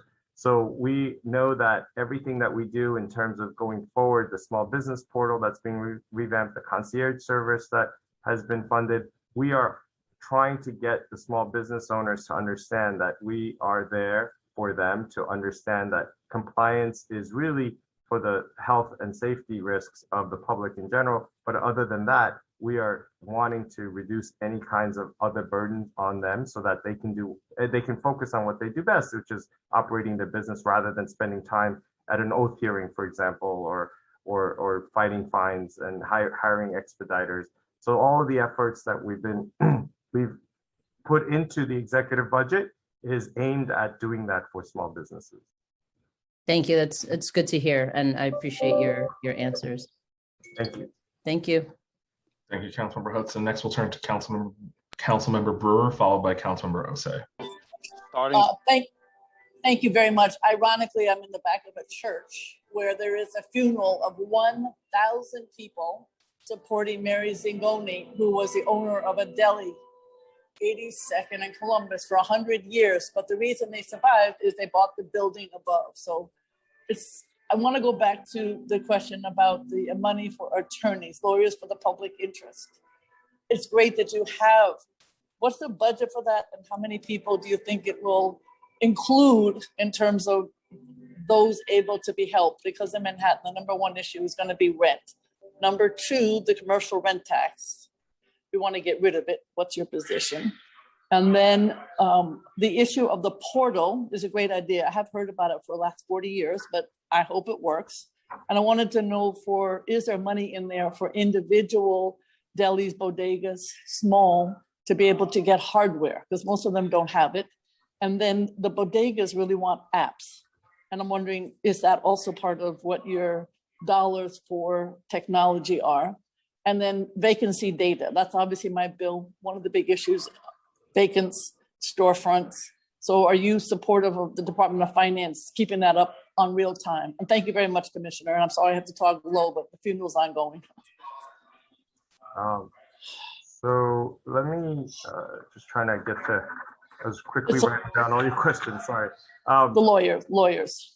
Okay, lawyers, yes. So the CLA program, we had referred to it before. It has, there's $5 million allocated in the budget. And I wanted to give you numbers historically on how many people we've served, but I believe it was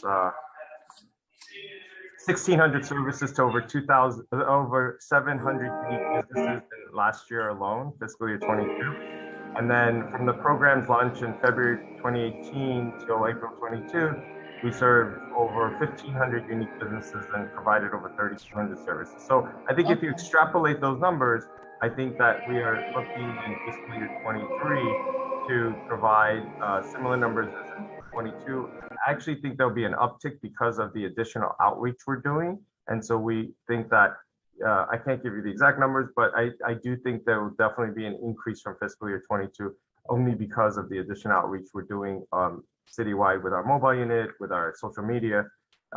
As to your portal question, you're right, that question and that idea has been around for many, many years. I think that there are some cities, I think Boston, for example, has done it better in some ways. And I think we're also learning from the different experiences and models that are around the country. But we are very confident in our very capable CTO, Matt Fraser, and he is working to design the framework for this. But we also have our interagency working group that worked on the EO2 successfully to come together to give all the input on the processes and everything that needs to go into making this portal a true one-stop shop that really lowers the burden on small businesses who want to just launch or operate in New York City.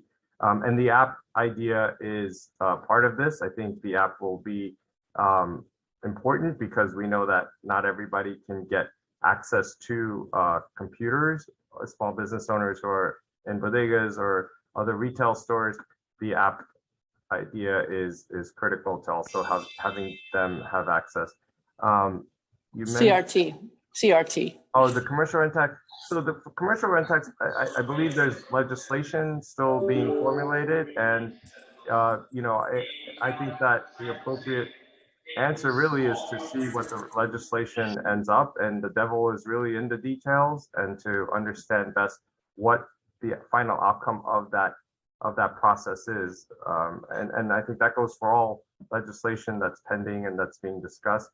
So I'd like to wait for that moment.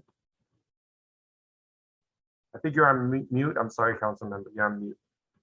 The vacancy issue. How are we going to deal with these vacancies?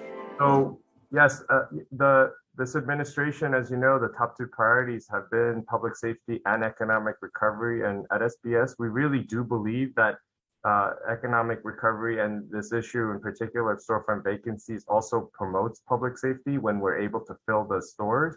And so during the pandemic, we had a trial effort with Live XYZ, for example, in trying to help determine the storefront vacancy numbers.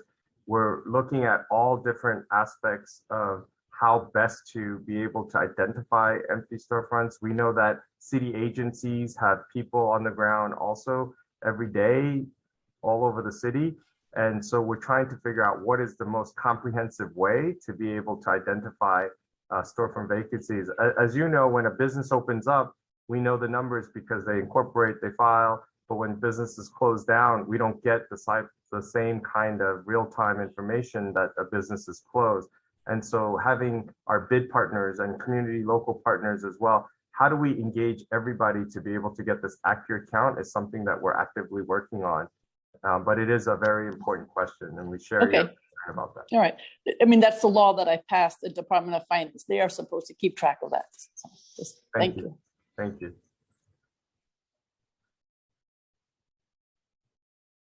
Thank you, Councilmember Brannan. And Chair Menon?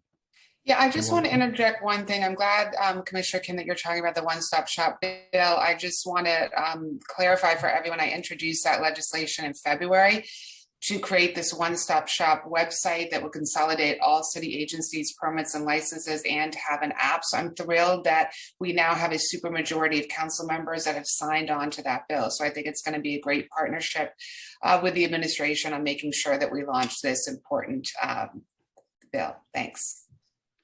Thank you, Chair. And we'll turn to Councilmember Osei now. Thank you. Good morning, Chair Menon and Chair Brannan, as well as Commissioner Kim. Nice to see you over Zoom and not here in Bed-Stuy, even though I know you love this district over here. I want to ask a question in regards to street vendors, especially in light of harassment that we've seen of our street vendors, not only here in the district, but across the city. I wanted to ask in particular, how much is SBS allocating to street vending resources, including providing more licenses and doing more outreach, especially to outer boroughs and vendors of color, to ensure that they are vending properly and are protected from harassment? Thank you for that question, council member. And we do love Bed-Stuy. We've been out there several times, and we launched our National Small Business Week out there as well. Let me just turn to First Deputy Commissioner Jackie Mallon. I know we are definitely active as a member of the Street Vendor Advisory Group, trying to figure out everything that relates to small businesses, and we are having street vendors apply and sign up for all of our existing services.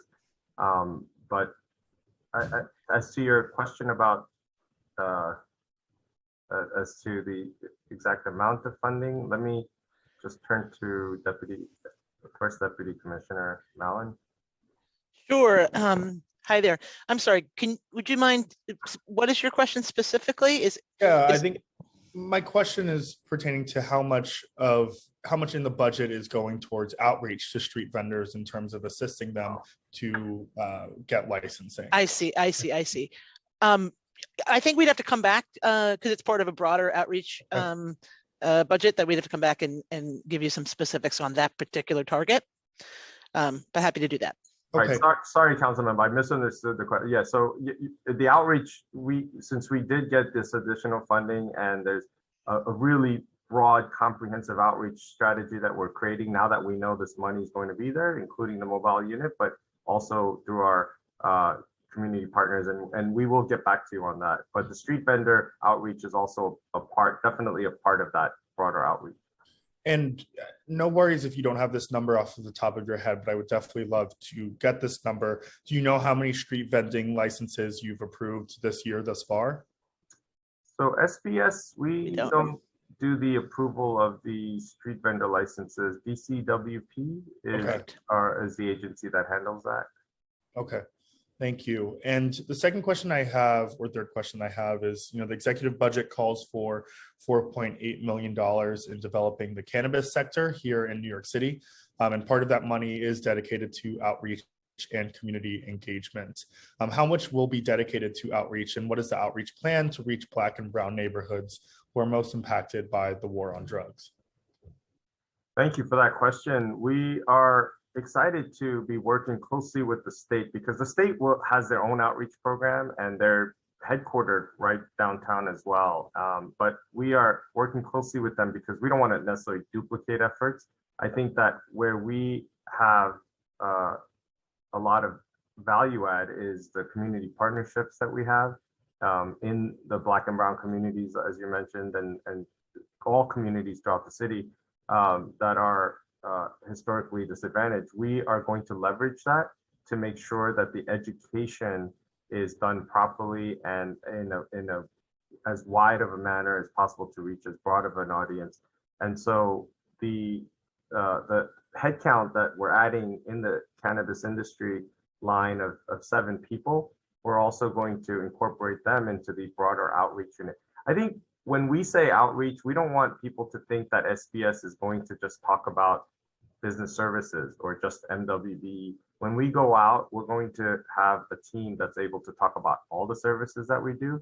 And so with cannabis in particular, the law is designed and written in a manner to really give initial preference to people who have been the most impacted on the war of drugs. So our outreach efforts will align with that. And so I think to your question about certain communities that have been most impacted, that's where our efforts will go as well. And has that outreach begun already? We've definitely started talking in forums and community group events where people have asked about it.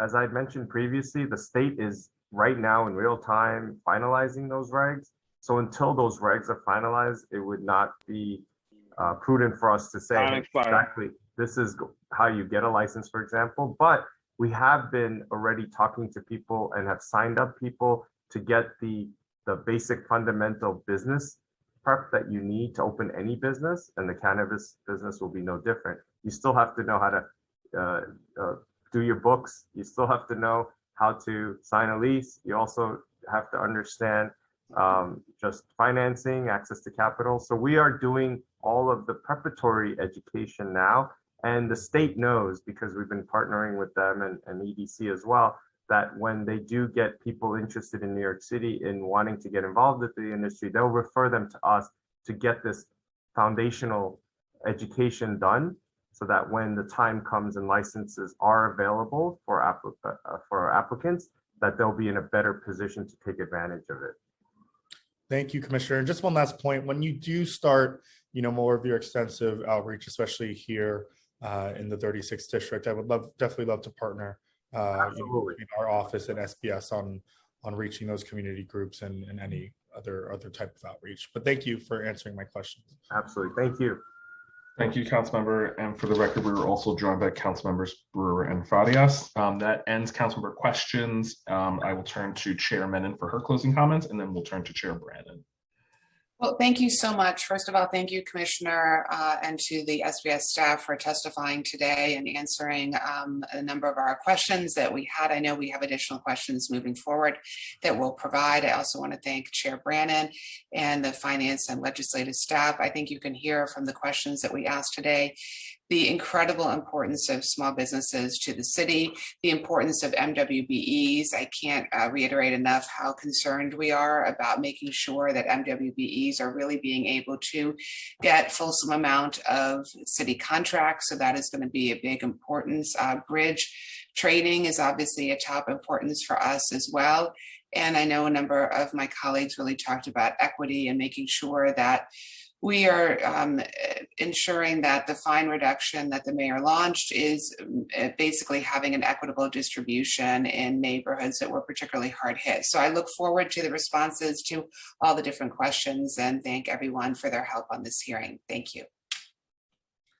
Thank you, Chair Menon. Yeah, I echo what Chair Menon said, Commissioner. And, you know, as always, the council wants to be partners, right? Like I said, I think in my opening statement, I don't know that you'll find a politician that doesn't run to say that small businesses are the backbone and the lifeblood of our city. But what does that mean? And what are we doing to actually prove that and back that up with action? And I think when you hear from small businesses who are frustrated or you know, feel that the city could be doing more, you know, that's where we need to step in and make sure we're connecting them to the great work that SBS is doing that frankly a lot of these businesses are not aware of. So I think that connection and education is just as important as anything else we brought up today. So I appreciate that. We've got a long hearing to go, so I'm going to let you guys go on good behavior, and we appreciate it, Commissioner. Thank you. Thank you very much.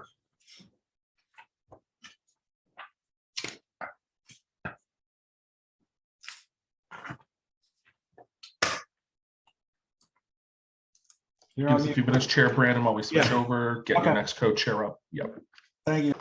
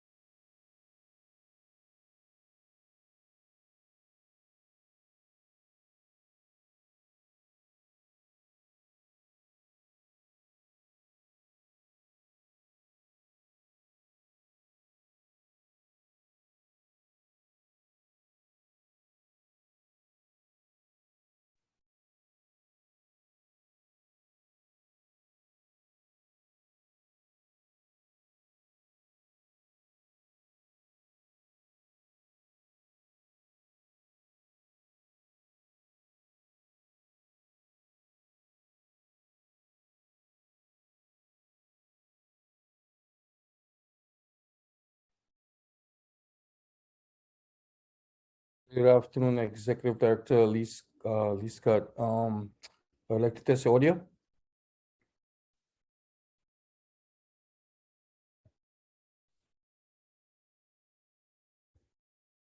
Can't hear you.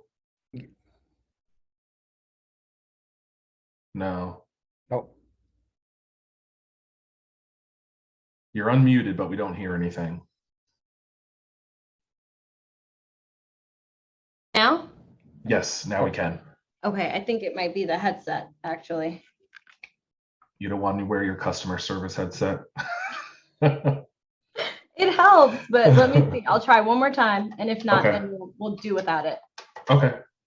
Can I interest you in the Time Life books series? Does anyone remember those Time Life commercials? Yes. All right, Greg. Okay. So Chair Russ, do. your audio works. Oh, Miss Lescott, can you speak one more time? I think I heard you. Yes, can you hear me? Okay, perfect. We can hear you. Chief Great. of Staff Koch? Hatch, it works. Thanks. Koch, got you. And let's see, Chair Aviles. If you want to test your audio. Yes, can you hear me? Perfect. Yep. The only person Awesome. we're waiting on Thank you. is Chief Operating Officer Daniel Sherrod. So I'm using Emma Vitalos because I didn't get a link. Okay, we'll And rename I don't know how to you. change the name. Oh, there you go. Thank you. Give me 1 second. I'll do it for you. And for some reason, the virtual machine isn't connecting to my camera, so I apologize. No, no worries. Okay, so everyone is on from the admin. Chair Aviles, are you ready? I'm ready, Malcolm. Yes, I'm ready. Okay, so Chair Brandon, we'll go with your opening, then Chair Aviles, and then we'll swear in the administration. Great. Thank you. Good afternoon and welcome to the second portion of the 9th day of executive budget hearings. I'm Council Member Justin Brannan, and I have the privilege of chairing the Committee on Finance. I'm joined today by my colleague, Council Member Alexa Aviles, Chair of the Committee on Public Housing. From the New York City Housing Authority, I'd like to welcome Nycc Chair and CEO Greg Russ, Executive Vice President and CFO Anika Lescott. Good afternoon and welcome to you and your team. Nycc's budget is not part of the city's budget, and Nycc's fiscal year follows the calendar year. Nycc's adopted calendar year 22 budget includes $4.14 billion in projected revenue, which is 0.5% less than the authority's calendar year 21 year-end actual revenue. Nycc projects expenditures of $4.18 billion in calendar year 22, which is 0.3% larger than the authority's actual 21 year-end expenditures. Nycc's budget is financed by various federal assistance programs, such as federal operating subsidies and Section 8 vouchers, as well as tenant rental revenue and city funds. My questions today will focus on ARPA funding, the council's preliminary response, the work order backlog, and as well as RAD PACT conversion. I want to thank John Basile for his work on today's hearing, my special advisor, John Yedden, Malcolm, the entire finance team that works really hard behind the scenes to get these hearings, make these hearings happen. I'll now turn to my colleague, Chair Aviles, for her opening remarks. Thank you so much, Chair Brennan. Good morning, everyone. Good to see you. Good afternoon, rather. Welcome to the City Council Finance Committee and Public Housing Committee's joint hearing on the fiscal 2023 executive budget. My name is Alexa Aviles, Councilmember Alexa Aviles, representing District 38 and proud chair of this Public Housing Committee. Today, we're going to hear from Nycc, and I would like to thank the chair of the Committee on Finance again, Councilmember Brannan, for your leadership and partnership, getting us all through this budgeting process during all of these hearings. As a reminder to those of you watching, we welcome and invite members of the public to testify on Wednesday, May 25th.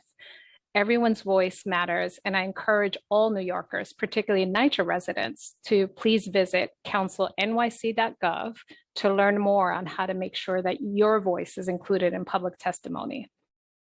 As We begin to emerge, but still remain in this COVID-19 pandemic. The compounded and enduring systemic inequities in this country have become clearer and clearer. Over the last 2 years, trillions of dollars have flowed into the wallets of billionaires, while working class and impoverished families struggle to pay for groceries and other basic necessities.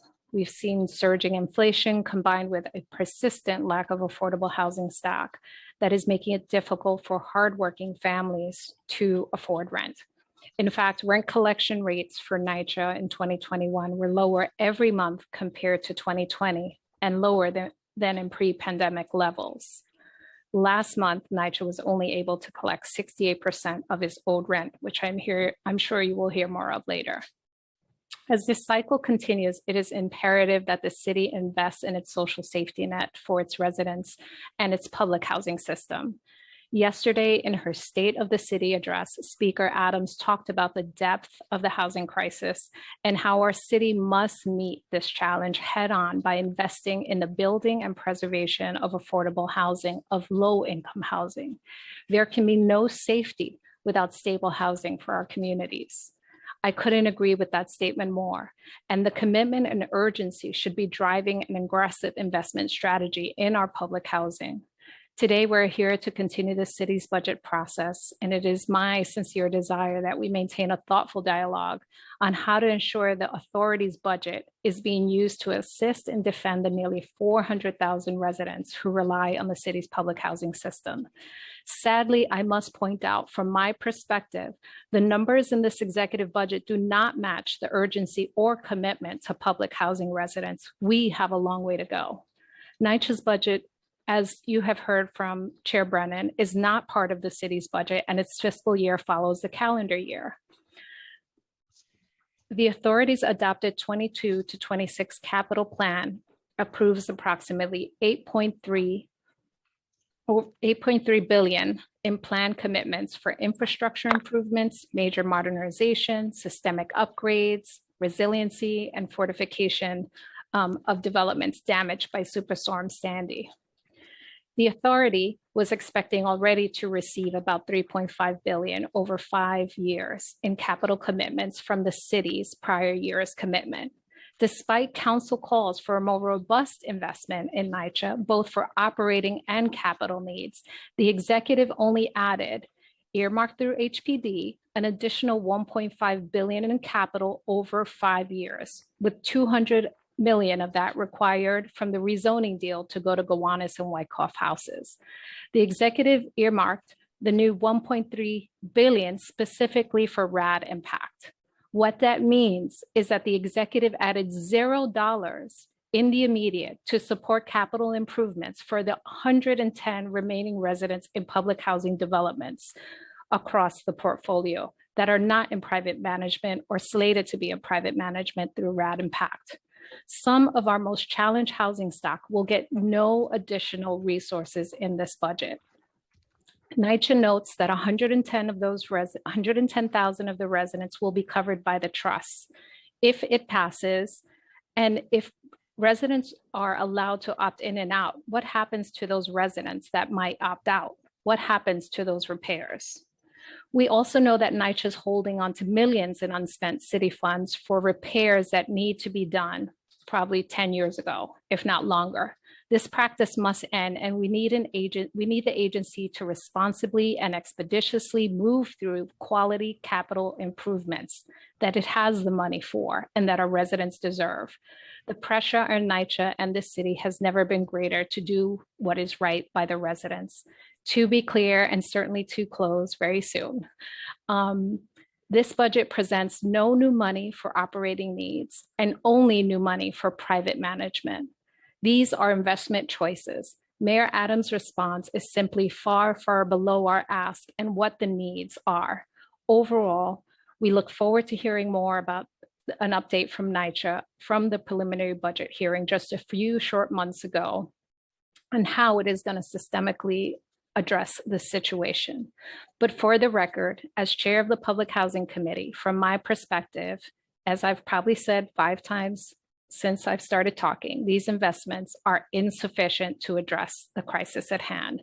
It is clear that our city must do more to protect social housing, to protect dignified housing for our low-income working-class New Yorkers. This budget says that we believe only the private market will solve this matter, despite acknowledging the facts on the ground. Renters in the private market are barely making it. Most of renters are paying more than 50% of their income in rent. The private market will not solve these issues. That is not the future we should be investing in for our residents. We must invest in them. We must use the power of our public dollars to back the repairs that need to be made, to back public housing. Before I turn it over to the Finance Council, I would like to thank the committee staff who have helped in prepare this hearing. John Basil, Principal Financial Analyst, Chima Obichere, Unit Head, Audrey Sun, Committee Counsel, and always I must thank my Chief of Staff, Edward Cerna, and our Legislative Budget Director, Christina Botego. And with that, I thank you for your patience. I will now pass it to the Finance Council to continue the hearing. Thank you, Chairs Brannon and Aviles. Good afternoon and welcome to the second portion of the executive budget hearing for May 23rd, the New York City Housing Authority. My name is Malcolm Budahorn and I am counsel to the Finance Committee. I would first like to acknowledge council members present for the record. We are joined today by council members Brannon, Aviles, Barron, Brewer, Carr, Farias, Hudson, Lewis, Osei, Palladino, Sanchez, Ung, Ayala, De La Rosa, and Velasquez. Council members who have questions, use the raise hand function in Zoom. You will be called on the order with which you raised your hand. We will be limiting council member questions to 5 minutes. The following members of the administration are here to testify and or answer questions. Gregory Russ, Chair and CEO. Annika Lescott, Executive Vice President and Chief Financial Officer. Daniel Sherrod, Chief Operating Officer. Sean Mavani, Chief Asset and Capital Management Officer. And Joey Koch, Chief of Staff.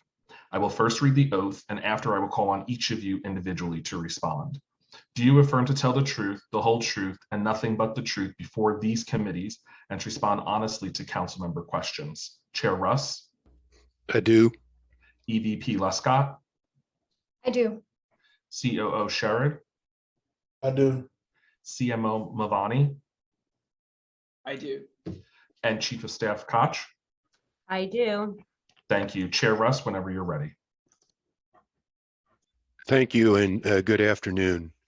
Chairs Aviles and Brannon and members of the Committee on Public Housing and Finance and other distinguished members of Council, NYCC residents and members of the public, thank you for sharing the time that we have today.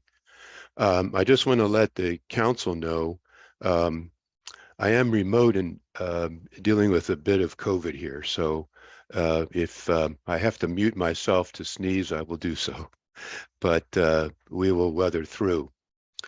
I have prepared remarks which we submitted, and the testimony is quite good.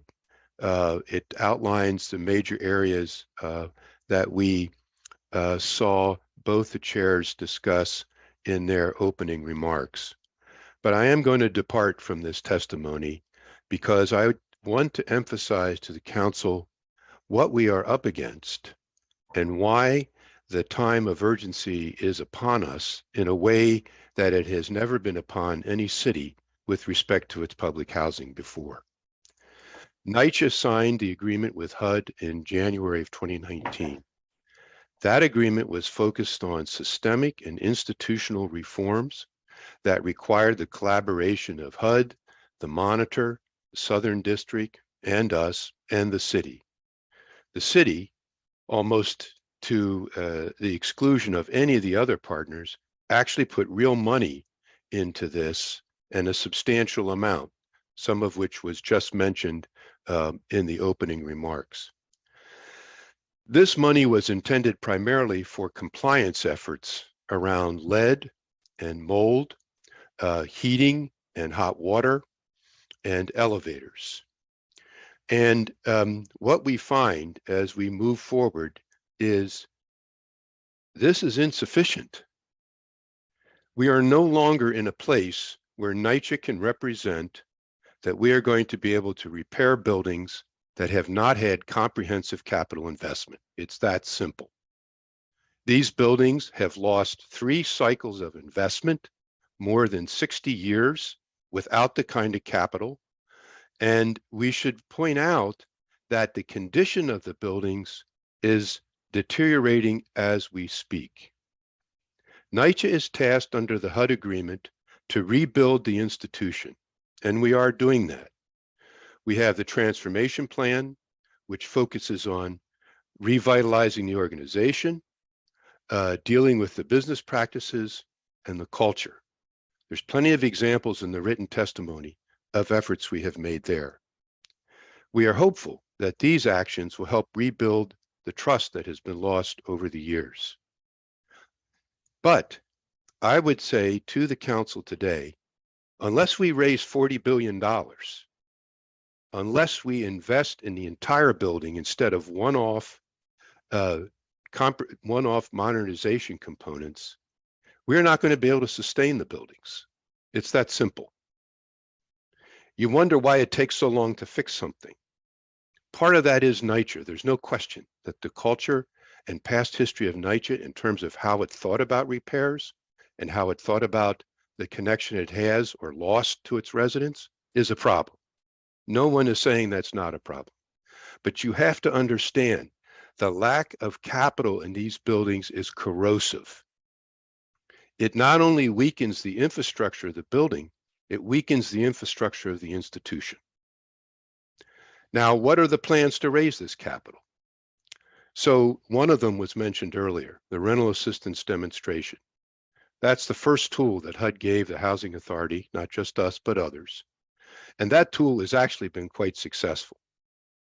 It has raised significant amounts of money in the past years. In fact, it's raised over $3.4 billion. It's impacted 6,000 units and 15,000 households, as evidenced by the recent activity last week when we had the ribbon cutting for the Brooklyn Bundle. But that's against a $40 billion need. Let's think about that number. That is a need for the entire portfolio, and that is a need that we have to address if we're going to succeed as a city and a housing authority. In the federal realm where Nycc has to work, there are certain restricted pathways that it has in order to raise money. The first is called a capital fund financing. Nycc has done that. We currently have a capital fund financing, which is basically a loan paid for out of our capital funds. There are energy performance contracts, which again is a loan paid for by savings we have from energy in the operating budget. And there's another path, and that path is the path that we proposed in the Preservation Trust. That trust bill is currently in Albany, and everyone on this call, everyone should make a call to their senator or their state assembly member in support of the Preservation Trust. We did not get Build Back Better. We did not get the kind of funding that we thought we could get to comprehensively modernize every single building. The trust offers that path, but the trust requires state legislation. It is the public-to-public construction between Nycc and the trust. There's no private entity involved, contrary to the propaganda that is out on the street now, which is just despicable. It's not even true.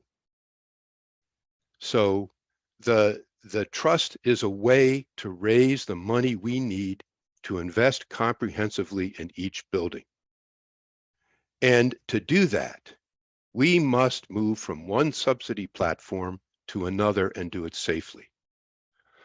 The trust bill embodies all the resident protections asked for. The trust bill now includes an opt-in feature that's been added to the legislation where residents get a chance to express their desires. This bill needs to pass this session because if we lose another year, we've lost another year of opportunity to raise the money. Even if the trust passes, even if we got the most favorable financing possible, how long is it going to take to issue bonds to get that money into the building? That's the lead time. So one of the things I'm going to suggest in my opening remarks here, We can talk about all the things that are on the agenda. We can answer all your questions about what we're doing with operating funds, what happens to lead abatement, what's going on with mold. We can do everything but fix the buildings. And for that, we need a dramatic action to occur now. I don't know how else to say it. We've been saying it for 2 years. We've been saying it over the voices of those who somehow think this is a sellout of the program, but it is not. If we want social justice, we have to raise the money to invest in these buildings. That's the justice, is to put these buildings into a place where people feel okay going into them. They feel good about living in these apartments, and they feel good about the opportunity to be there, and that releases them to do the work that they need to do in their daily lives to succeed.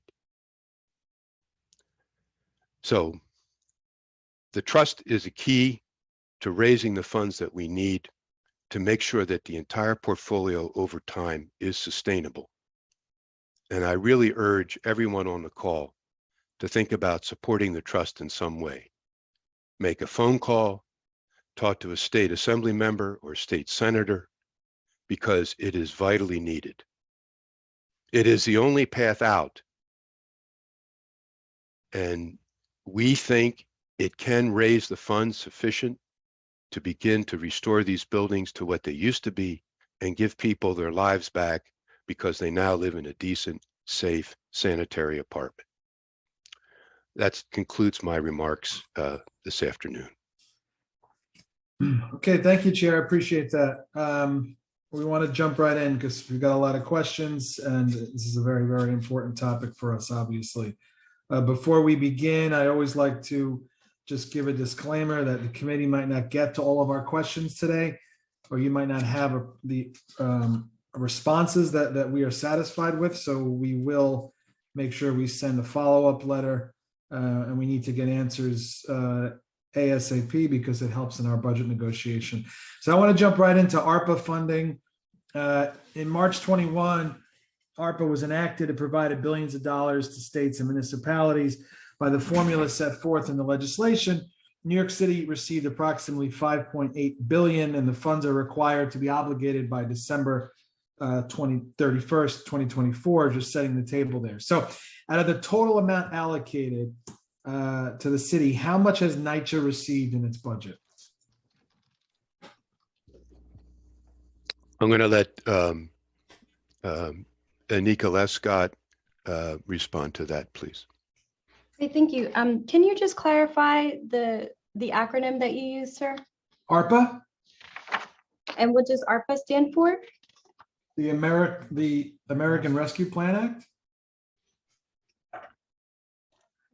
It's the emergency housing vouchers were included in that, I believe. Okay, sorry. We yeah. use a lot of different acronyms, and I just didn't want to give you the wrong answer.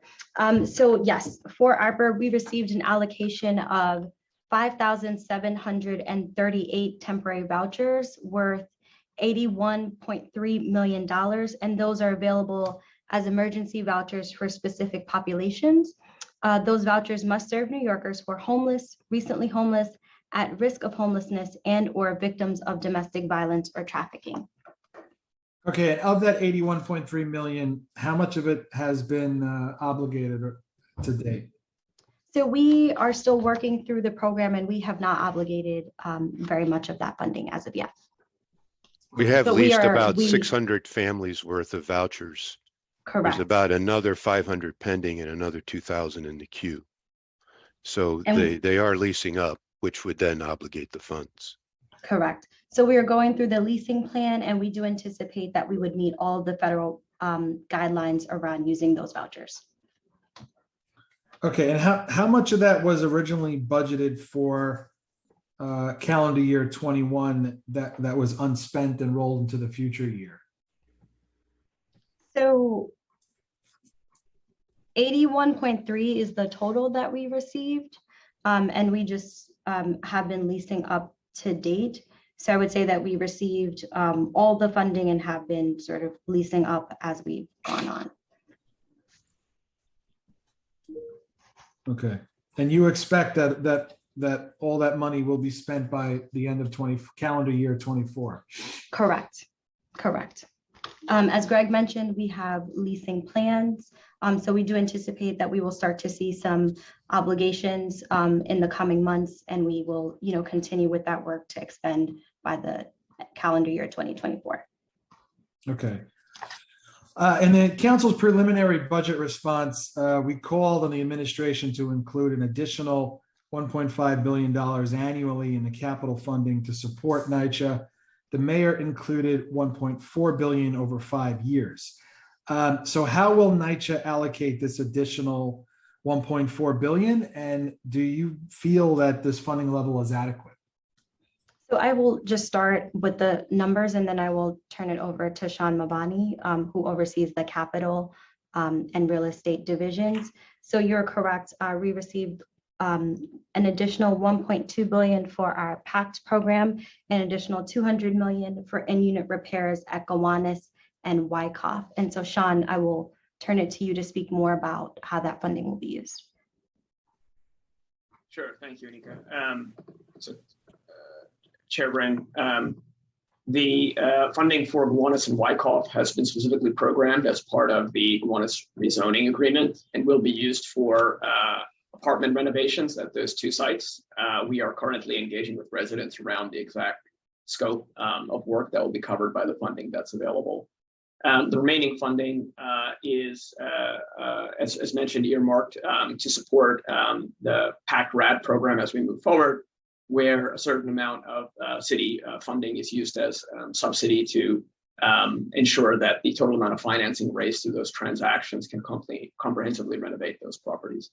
In terms of your second question, I think Chair Russ has covered that earlier, but obviously that is a very small amount of capital funding, in particular for our capital projects work, relative to our need, and therefore is not sufficient to meet the needs of renovating the buildings where we are today. Has NYCC had any conversations with the administration with regard to the council's ask of $1.5 billion in capital funding annually? We discussed the capital needs with the administration. We haven't had specific discussions on that particular item, but the administration's well aware of what the capital needs are, and our plans to raise that capital through a variety of means. Okay, because there's a significant delta here, right, in what the council called for and what we saw in the mayor's exec budget, right? The council called for the administration to include $1.5 billion annually. The mayor included $1.4 billion over 5 years. Well, the administration also supports the trust. And I just want to point out, however much money the city comes up with, that's great. But our path is through the trust model and through RAD. Those are the only programs using federal funding that can sustain the housing authority. It's that simple. This is not additional funds are always welcome, don't get me wrong. But if we're thinking about what is it that could actually take care of a portfolio which houses as many people as the city of Atlanta, it is the trust and RAD combination. And that's what could raise the bulk of the money and stretch the city dollars in an appropriate way as well. All right, so let's stay on RAD. So as of February 22, about just under 15,500 units have been converted under RAD. So how much funding and resources have these conversions brought in to NYCC? So I'll start with some high-level numbers, and Sean, if you have additional information, that would be great. So far, we've raised about $3.4 billion. Now, I want to point out, one of the reasons that I realized there's a lot of folks who look at RAD and think this is a privatization model. First thing I have to say is it's not. We're not selling any property here. There's a leasehold that's created so that the RAD deals can work. And that's significant because NYCC still has substantial control underneath the property. But that 3.4 billion is for comprehensive modernization. This is another element that gets lost in, should we give money to elevators? Should we give money to roofs? Yes, those are all good things to do, but they don't mean a whole lot unless you're doing the whole building. We have done tons, billions of dollars in roof replacement.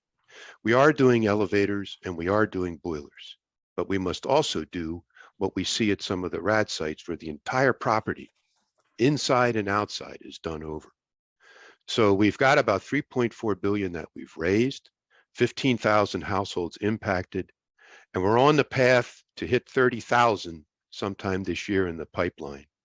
Sean, if you've got additional information on what we've got in the queue now under construction and what's coming up, if you can, would you please share that? Yeah, I would, thank you. I appreciate, because right now we're at basically, if we're saying you're on path to hit 30,000, that means we're basically at the halfway mark now, right? So you think correct? That's correct. The 62. That's correct, sir. Okay. Sean, did you want to add any numbers to what I've just shared? Sure.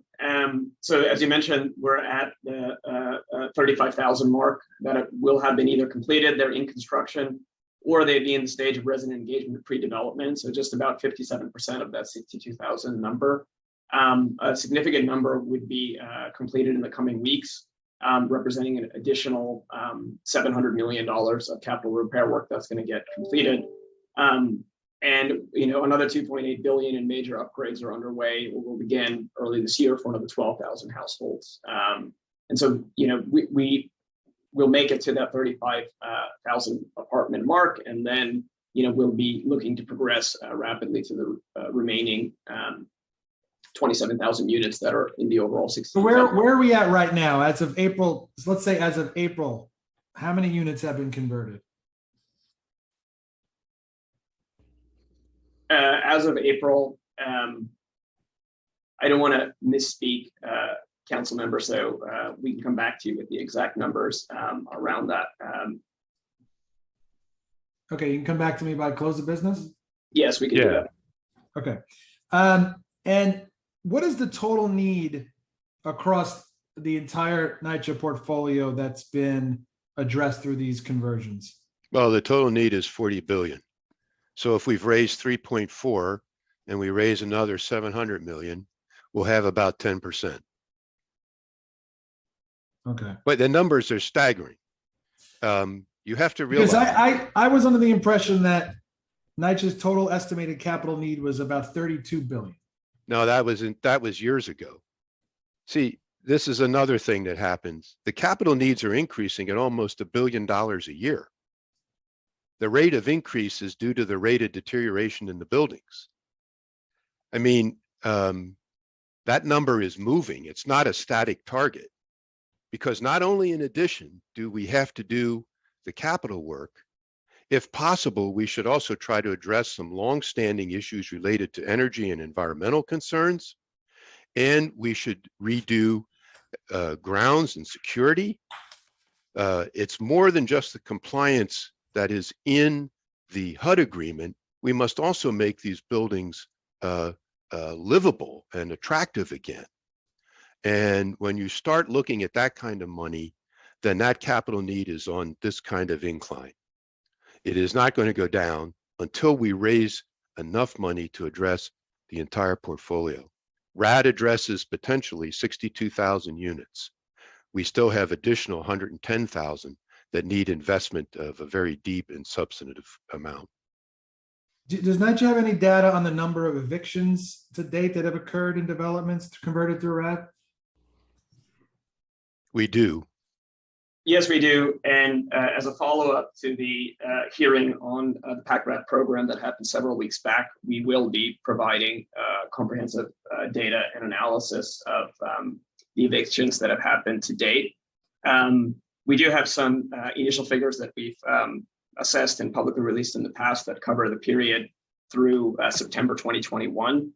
And so you don't have any updated information? That was a long time ago.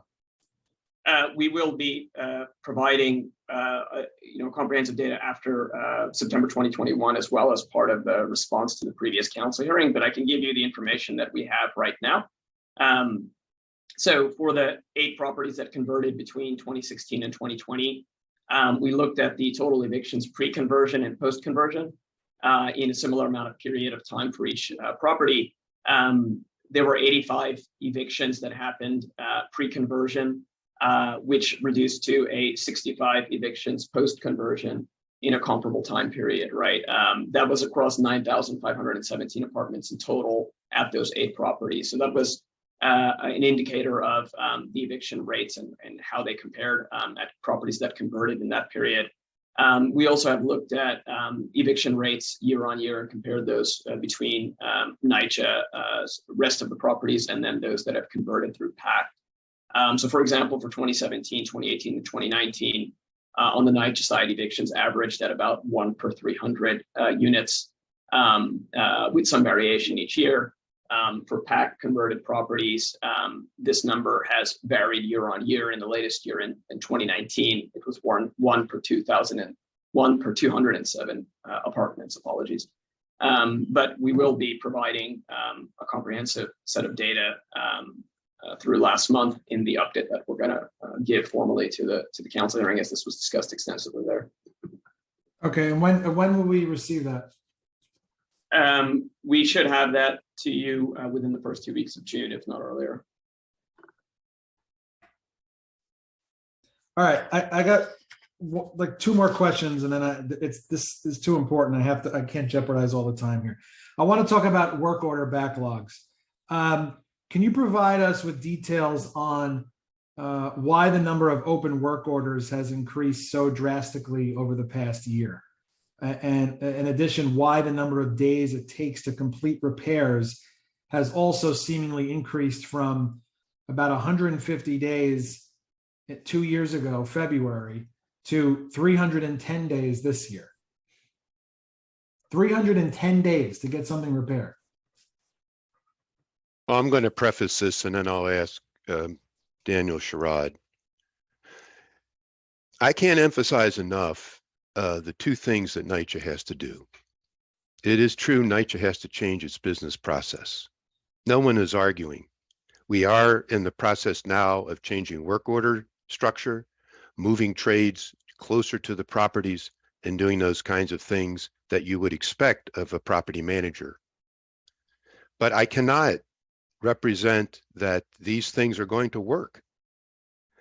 If you open a wall in a Nycc building like we did a month ago when we had a congressional tour, you will see that the piping in apartment 4A, even if it's fixed and replaced, is not going to fix 3A and may cause a leak in 5A. That instead of saying, I can fix the leak behind your wall, we have to fix the entire stack, all 15 floors. So part of what you see in the work orders is the increase in the deterioration of the actual physical buildings and the systems in those buildings. They become more and more difficult to repair. Now, Nycc has not helped itself by having systems that we think, and then we're in the process of reforming, that contribute to the efficacy of the repair process. We have too many steps. We're going to change that. We're moving the trades closer to the work. We're going to change that. We're going to change the work order system. But what we're running against, and it's a bit like being on a treadmill, is that unless you do major capital investment to a building, you will not be able to repair your way out of that problem, and eventually it will catch up to you. I don't know, Sherrod, if you wanted to add anything else or not. Chair, I'll say, I say this respectfully. I feel I agree with a lot of what you're saying, but it also feels like we're having a bit of an out of body experience, and you've been there since 2019. Yeah, I'm not having an out of body experience. I'm telling you the facts, and right, the facts are that. Then why? Then answer me then. If in February 2020 it took approximately 150 days to have a repair completed, now it's up to 310 days. Why? Is it a staffing issue? Do we need more money for staffing? Well, we could use about 1,500 more people.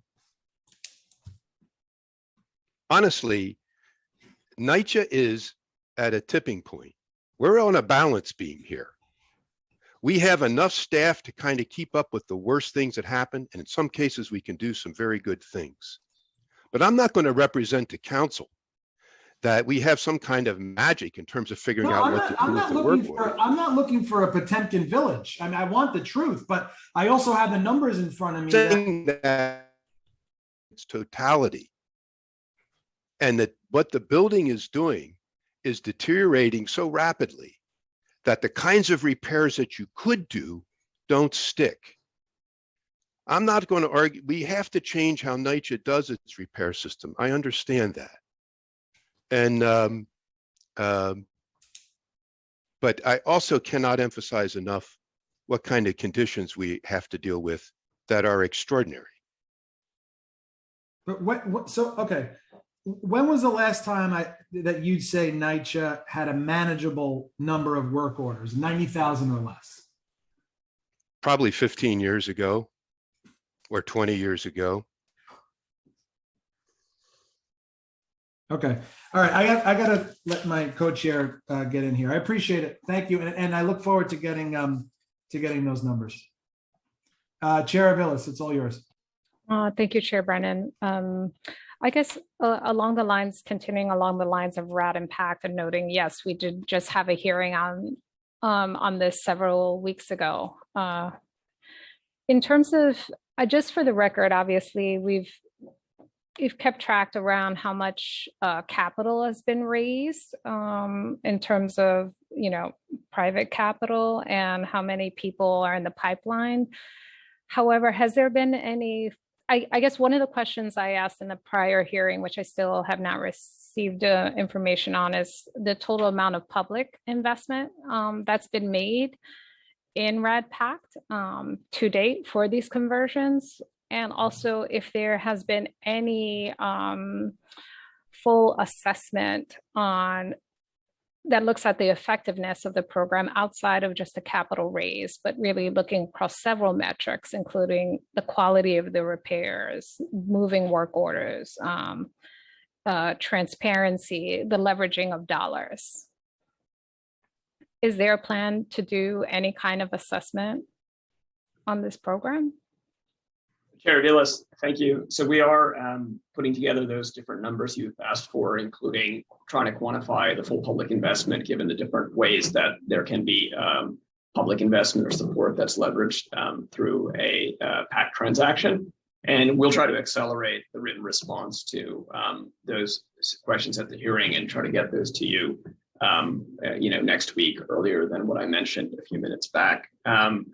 We, as was discussed at the hearing, we do a good amount of what we call asset management and compliance oversight of converted properties around things like construction quality, a whole range of indicators that are specified in the transaction around performance requirements for the development partners, whether that relates to bringing down the number of work orders or the time to complete work orders, or specific commitments that are made around lead abatement, mold, and other aspects. So we are taking on board your feedback at the hearing around how do we make more of this information public and available and easy for folks to access the data and do assessment of that.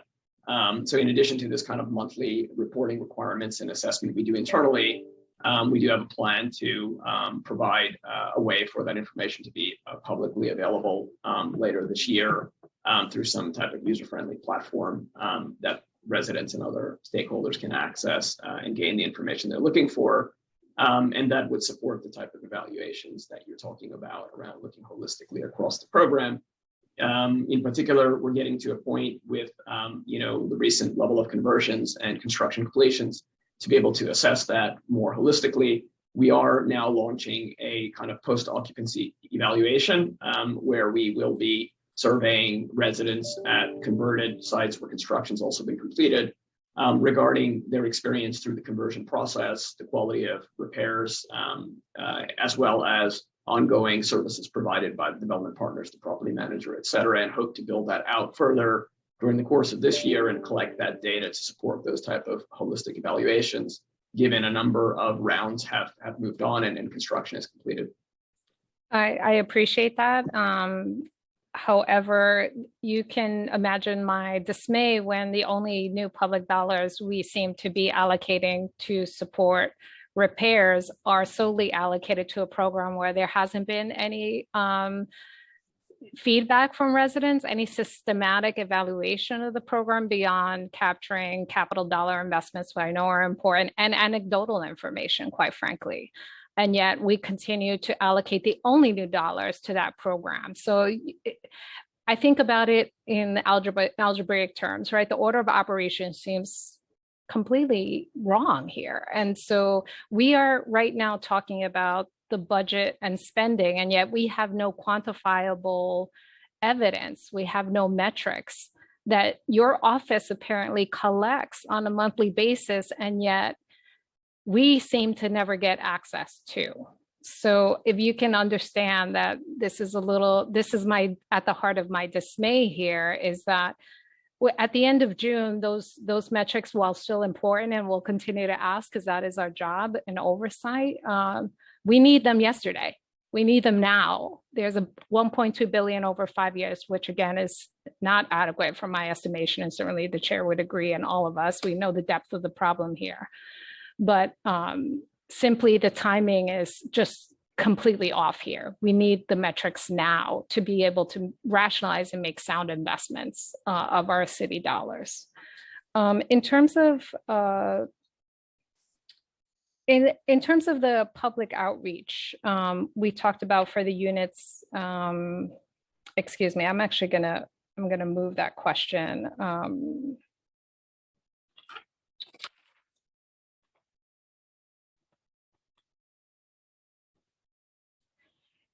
In terms, there seems to be a choice that some residents,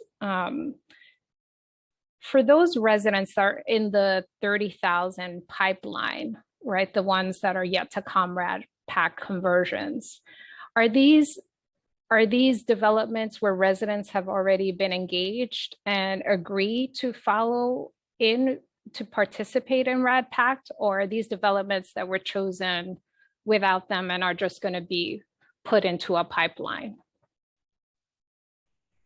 Sure, Villa. So the remaining 30,000 units that you're referring to, resident engagement and kind of pre-development discussions have not been initiated yet at those properties. We've discussed in the past that the criteria to select those properties relates to their kind of deteriorated state capital needs and the difficulty of Nycc to typically also manage these type of properties given their geographic location, et cetera. But we normally go through a process that's an extensive, 12-month or longer process of early engagement to socialize the PAC-RAD program and model what it means for residents and stakeholders, and work through that to allay and address any of the concerns that come out from residents and stakeholders as we work through the project process. Thank you for reminding me of the criteria. That is, I guess, another thing we're waiting to receive around how developments are assessed and put into this pipeline along the different criteria. So we also look forward to receiving that when it gets here. Are you saying that residents will be engaged in a process, but necessarily do not have any direct say on whether or not RAD will be something their development is converted into? So if residents say they don't want RAD and yet they're in a conversation about RAD is what RAD could be, will Nycc continue to move forward with the RAD conversion process, or will it select another development? Well, we have 30,000 units in the queue. The resident engagement process is substantially different than it was just 2 years ago. We also have borrowed substantially from the Fulton Chelsea process, so that our hope is, as we begin to present what RAD can do for the property, and that residents see that they have an equal voice in selecting the development team for those properties, that they would be persuaded that this is an opportunity to get the entire property rehabilitated. I hear that, Chair Russ, but if residents choose not to participate in the RAD program, will that be honored? Well, there's at the current time, there's no a vote on it. Okay, but we have enough property that we can continue to bundle financing, and we're not going to, we have talked with people who've been very, very against the program, and we said, okay, let's think about it. Let's take a pause. But the fact of the matter is, in the long run, at some point, we have to reach 175,000 units of rehabilitation. The trust bill, for example, does have an opt-in mechanism that is new to the bill this year. Yep. That does allow choices between the trust, or among, I should say, the trust, RAD, or waiting, I guess is the best way to describe it. We put that in the trust bill because we wanted to provide for something more similar to what you're talking about. When we partner now with the, we continue to work with them, and we continue to work with those who want to partner with us. And, sometimes the site is not ready, but we have come back and have found folks to be more amenable to it. In fact, as the sites get completed and people see the finished product, and Edenwald is a good example of that. When I talked to the tenant leader at Edenwald, he said, we want what they have, which is across the street is Bayside. So the notion that the proof is kind of in the pudding, and the RAD pudding shows a property that is very, very strongly rehabbed, well maintained, and in a very different place than it was pre-RAD. So the trust bill includes an option which we wanted to provide, and there's enough units there that will work, if we have to work through folks who have their doubts, and work with others who want to move forward. Sure. Chair Russ, the trust bill still hasn't passed, right? We're in our current reality. And the question, the question is simply, and I think you've answered it, is the residents do not have a voice in this process. I think that's an exaggeration. Well, no, actually, sir, maybe they have a voice in this process. They do not have decision-making power over whether or not their development will be converted in RAD. They will be consulted. They will be informed, is what you're definitely saying. But what you're also saying is that they do not have decision-making authority. At least there is nowhere in this description that I have seen residents have decision-making authority on whether or not their developments will be converted into RAD, as is in our current state. All I can say is that the program is working, that we work with the resident councils that want to work with us, that if you go to a RAD property, walk around. Go look at it. I have been to a few, and I appreciate that, but I think we have our answer. Look, we went through the whole process with Fulton and Chelsea and came out of that the better. And that process was one of engagement, reaching a mutual understanding, and selecting the development team together. I think the one thing I will That's a partnership. I will absolutely agree with you, sir, that there have been improvements along the way. Without question. I think the consulting with the residents, I think in certain developments has seemed to be improved. But we also have to acknowledge that that is not the standard across the board, right? We have to acknowledge that there is still a dearth between what the program is in its rhetoric and in its flyers and what the lived reality is on the ground. There is still a huge gulf between those two realities. So yes, in some instances in Fulton, that's, the gold standard. However, that is not the reality across the board. And so our responsibility and oversight here is to say, if we are going to pump 1.2 billion of our public dollars into a program that hasn't had a full assessment and hasn't fully corrected the problems that we see on the ground on a day-to-day basis, then our responsibility is to continue to push and address those issues, of which I am trying to address here. And one of the problems that we have seen is that residents have been consulted, and it has improved over the years, The materials are much better than they were certainly 5 years ago. Nevertheless, there is no definitive mechanism for resident to say no to RAD right now. And so I guess with that, I would like to move on to the spending, some questions around spending. So there's obviously been a traditional, there's traditionally been a struggle between Nycc spending city funding in a timely manner. What systems have been put into place to make sure that these city dollars this year get spent and these improvements are made? Sure. So it sounds like, Chair Vilas, you're discussing the capital spending. So I'll turn it to Sean to tell you more about the great work that they've been doing. Yeah, thank you, Nika. Chair Vilas. So, we took to heart the feedback and criticism at the preliminary budget hearing around the progress we have been making around spending funding in general, but some of the ongoing challenges with the city funding. We did a full portfolio review in the last 2 months to look at all city funded projects, in particular focusing on the discretionary funded projects, which, unfortunately is one of the more challenging portfolios since I've come into my role and looked across.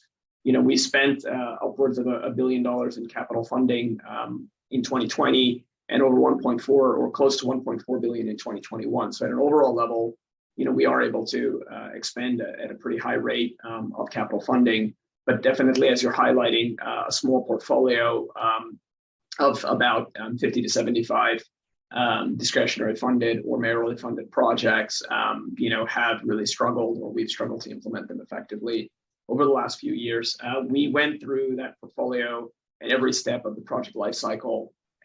What are the key challenges? What are remediation options? And we're developing a project by project remediation plan to try to now accelerate that set of delayed or somewhat backlogged projects, get them into construction, and ideally get them through construction in the next 12 months wherever possible.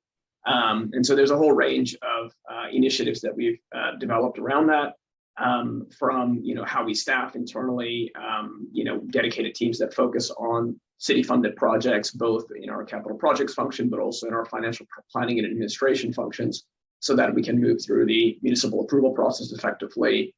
We're putting in place dedicated management information around these sub-portfolios so that they're top of mind for me and my senior team to look at on a regular basis and manage them very aggressively. We're also looking to streamline some of our internal processes, whether it's some of our procurement steps, whether it's some of our governance processes, to be able to move these projects as quickly as possible, but with the right level of oversight and prudence.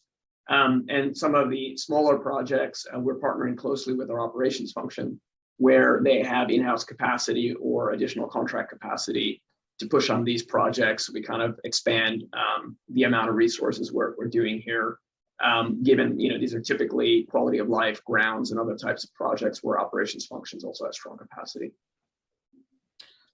Thank you. Thank you for that. I was curious, I know in our last conversation, one of the areas is staffing. Chair Russ just mentioned, in an optimal situation, we'd need to hire 1,500 additional people, I am sure, across the organization. You also mentioned some staffing changes. Can you talk a little bit about what that looks like within the capital division, where much of these changes are going to take place? That's right. And I think Chair Russ was referring, related to the kind of work order backlog and the maintenance questions. Within the capital function, as part of the changes that we put underway in the last few months, we are reorganizing our capital function. We are trying to resource up our kind of critical project managers as the core part of that function that oversee these projects. Typically, our project managers are overseeing 10 to 15 projects today, which are albeit, small size component replacement type projects, but that's pretty heavy workload. We have alternative models of how we also oversee projects using external contractors as program management services. And we're revisiting all of that and trying to refocus our resourcing in that area as much as possible. And so we will be increasing our staffing levels of our project management function. As I mentioned earlier, we are also increasing in areas that relate specifically to city-funded projects, like our financial admin process, our OMBCP submission team and other aspects related to that. We are not making a significant net headcount increase in the capital function, but rather trying to repurpose some of the vacancies we have and some of the non-core roles we have to refocus more on some of the core functions to be able to further streamline the way we deliver the projects.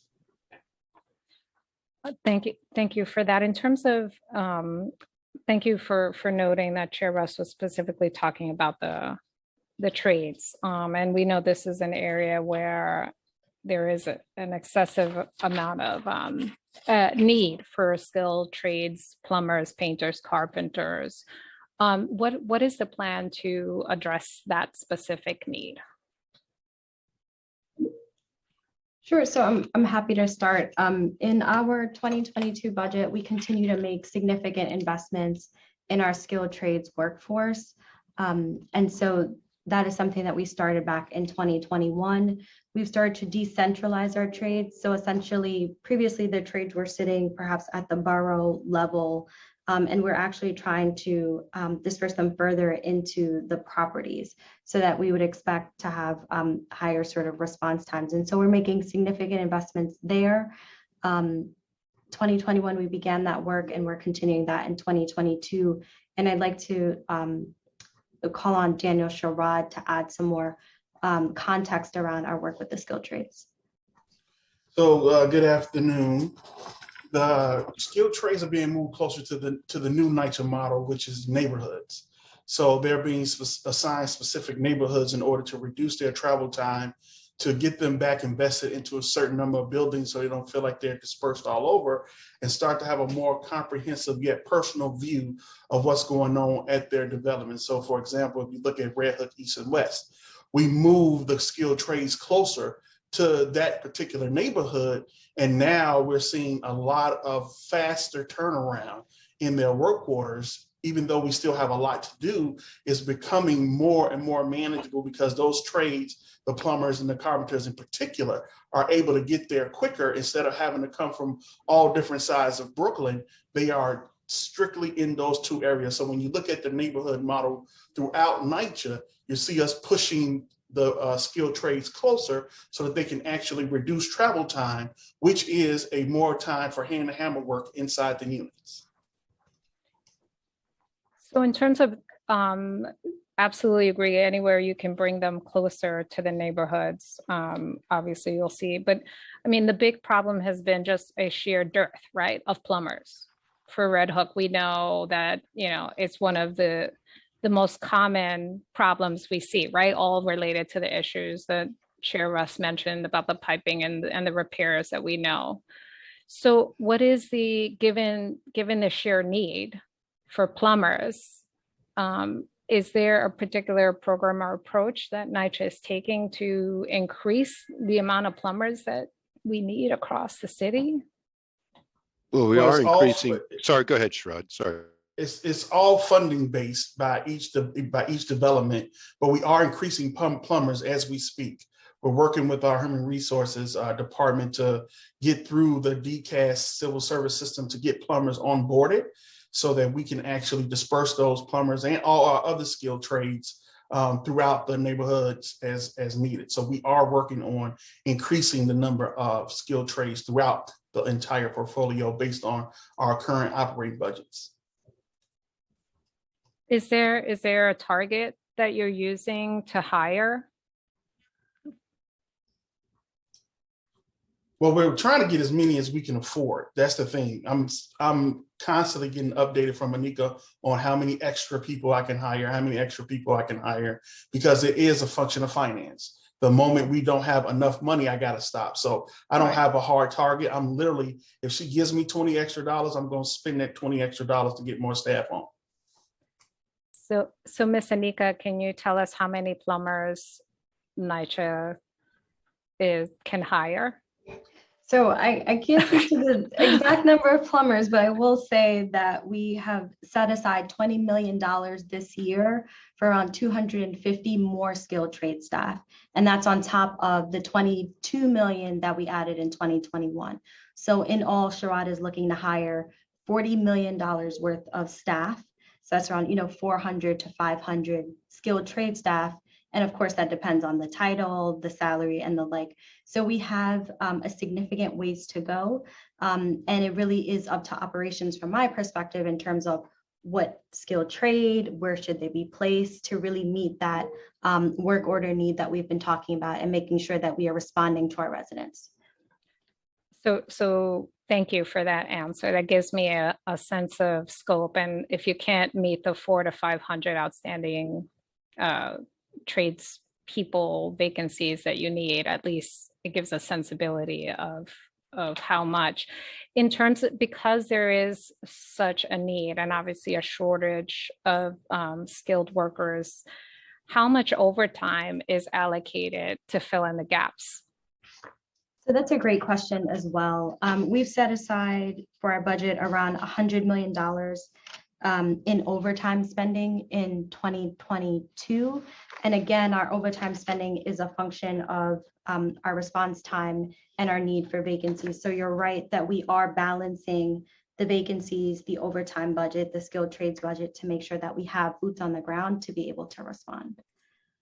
And we will, of course, shift as necessary. We also have been, and Sharad, you can speak more to this, we also have been supplementing our staff where appropriate with contractors to help us to get the work done. Right, because we use contractors when we don't have enough plumbers, because it's not necessarily a function of the bodies, it's really a function of the piping.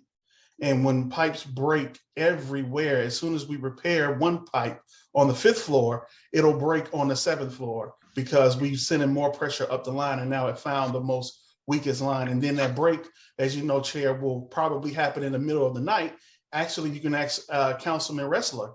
We had a break that broke in the middle of the night, and we had to send like 20 or 30 extra people to get the services to the tenant. So it's really a function of the pipes, not necessarily the bodies. Got it. In terms of one last question, I'd love to turn it over to my colleagues who are patiently awaiting. So thank you. In terms of the overtime, are there quality controls to make sure that the overtime is productively spent?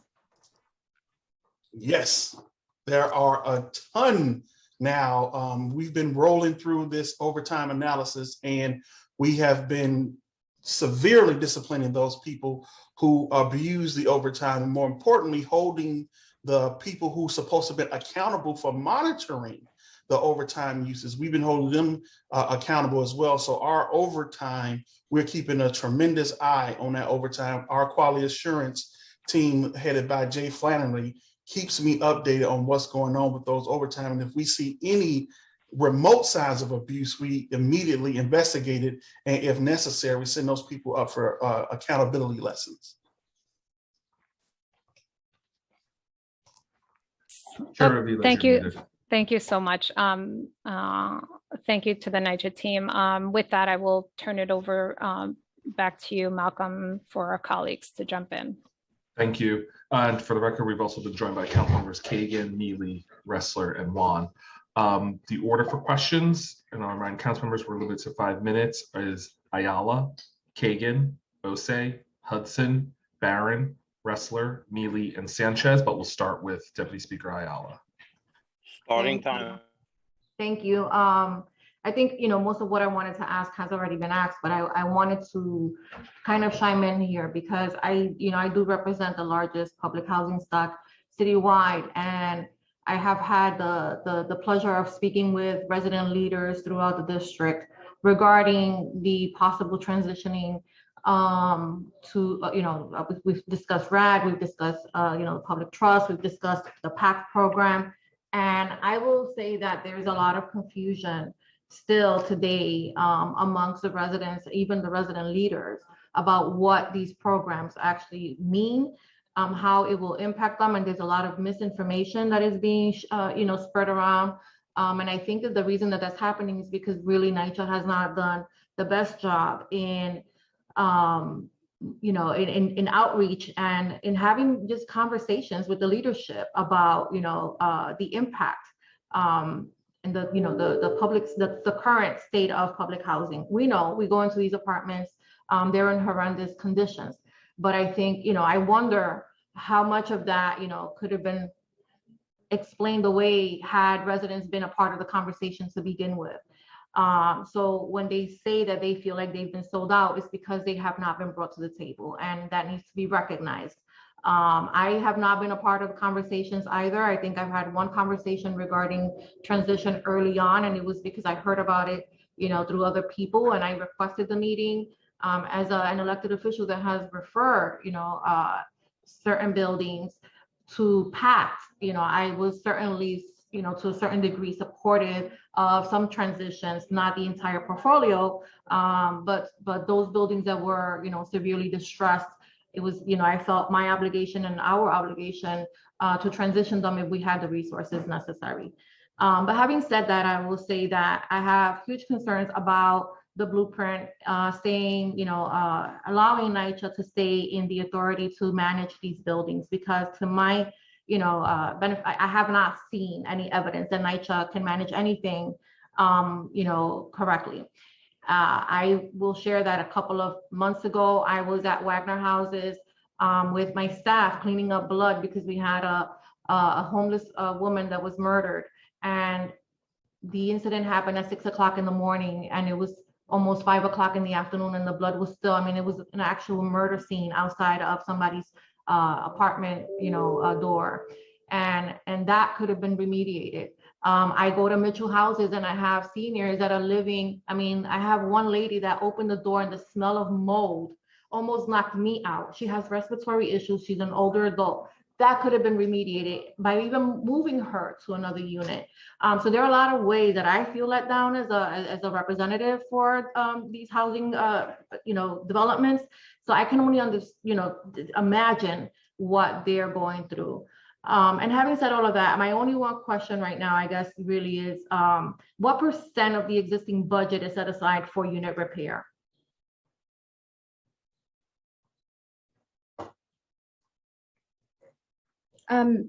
I would have to get back to you on that question, only because it's a bit more comprehensive. So we have, our unit repairs are done by our staff mostly. So it would be some portion of the budget for the skilled trades that work on those repairs, in addition to the caretakers and maintenance workers, supervisors and maintenance workers and the like that work on those repairs. In addition to our Healthy Homes team, so as you mentioned, lead and mold, they also do in-unit repairs. So that's a bit more of a comprehensive number that we could sort of get to you. I can give you a high level sort of just setting the stage. We spend around 1.5 billion of our $4.1 billion budget on salaries for staff. So it's some portion of that number in addition to a portion of perhaps contracts, equipment, and supplies. So I don't want to misspeak here, but I do want to make sure that you get your question answered. Yeah, and I have concerns with that because, if most of the funding is going towards salaries, which obviously, I get it, then why are my buildings still so disgusting? Like, why are they so dirty? Why are they infested with rats? Like, there are capital needs. I get that. We need roof repair, we need brickwork, we need pointing, we need, but there are things that NYCC could be doing today that NYCC is not doing. And that makes me really uncomfortable with a transition that would allow NYCC to stay in charge. So if you can get that information to me, I'd appreciate it. Thank you. Absolutely. Time expired. Thank you, Deputy Speaker Ayala. Next, we'll turn to Councilmember Kagan. Starting time.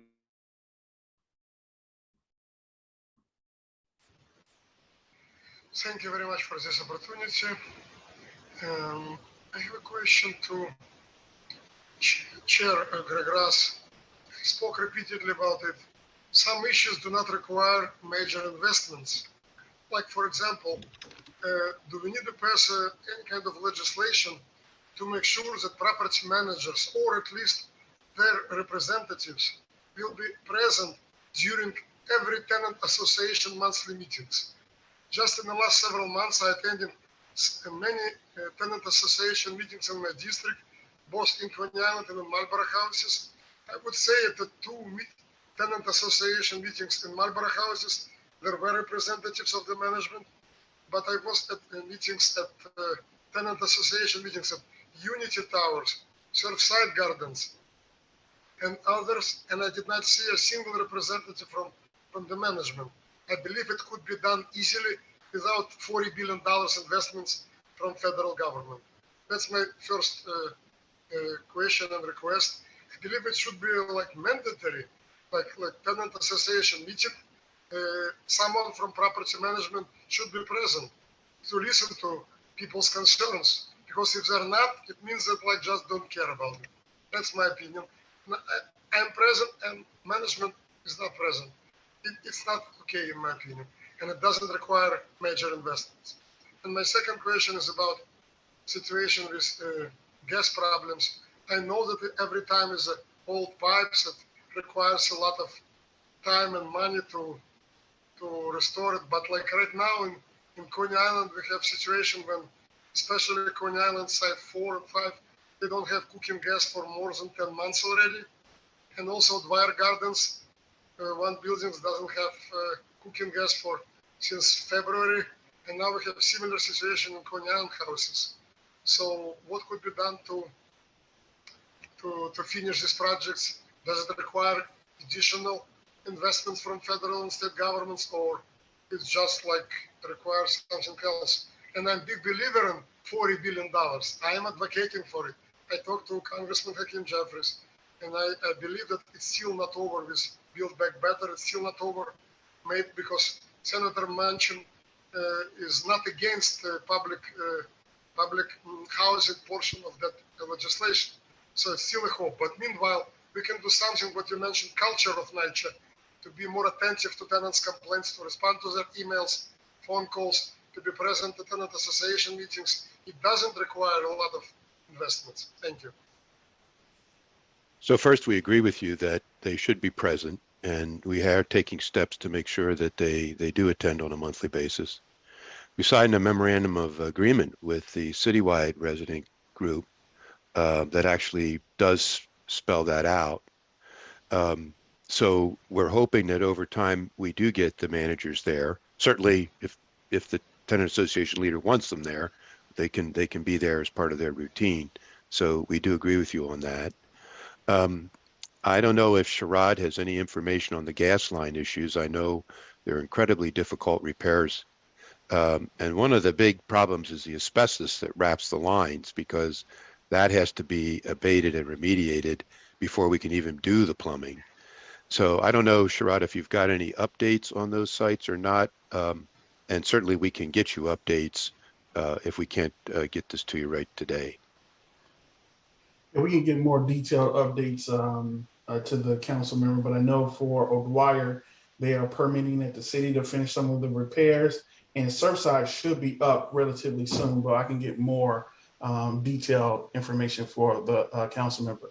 Also, if your TA president has a monthly meeting and no one shows up, please shoot me an email, because they are required to go to those meetings. So when I find out they haven't, that's part of the accountability measures that we take into place to make sure that they hear what the tenants have to say and they don't have to complain to you or I. Thank you, it's important. And thank you, Daniel Sherrod, for helping with Haber House Senior Center, but the job is done like 80%. It's still not done in Haber Houses. Specifically, talking about money, from my understanding, like by the way, right now the two senior centers, it's the same area, same Haber Houses, but the new one is now like partially reopened again due to your intervention. It's still not done 100% in terms of ceilings, but like the old ones for 5 years, it's still like, and I was there like a few days ago, it's still not even started.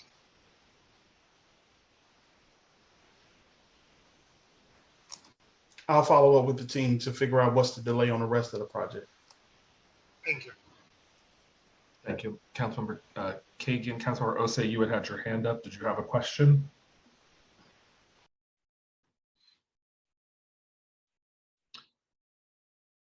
Okay, not seeing him on, we'll turn to Councilmember Hudson. Starting time. Hi there. Thank you so much. Hello to all of the chairs. I have several questions. So in the interest of time, I'm just going to run through the questions. And if I need to repeat anything, I'm happy to do so.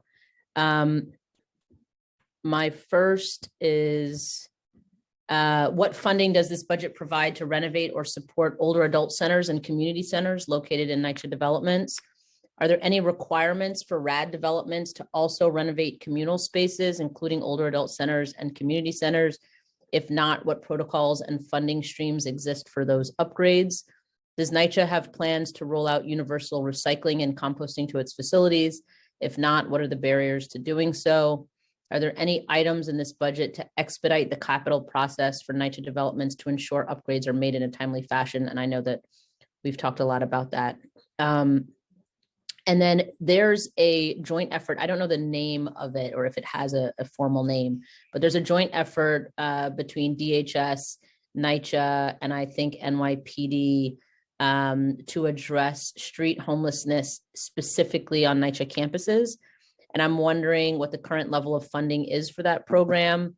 It's my understanding that only a handful of NYCC campuses are part of the program. And I'm wondering if the agency is considering an expansion. And is there consideration of increasing the duration of this program as we know folks typically need several touches?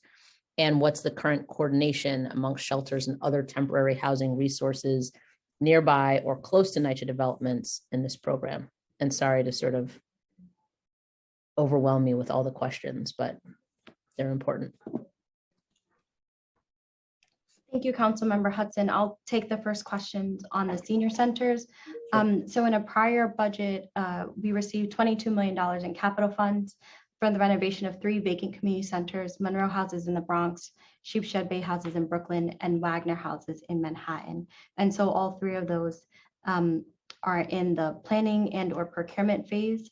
And so I believe there was another question around homelessness. Sharad, do you want to take that one? Yeah, but can I just follow before you get into the homelessness? I just want to follow up because I'm wondering if in RAD developments, I know that there's one, there's a senior center in, I believe it's Central Harlem.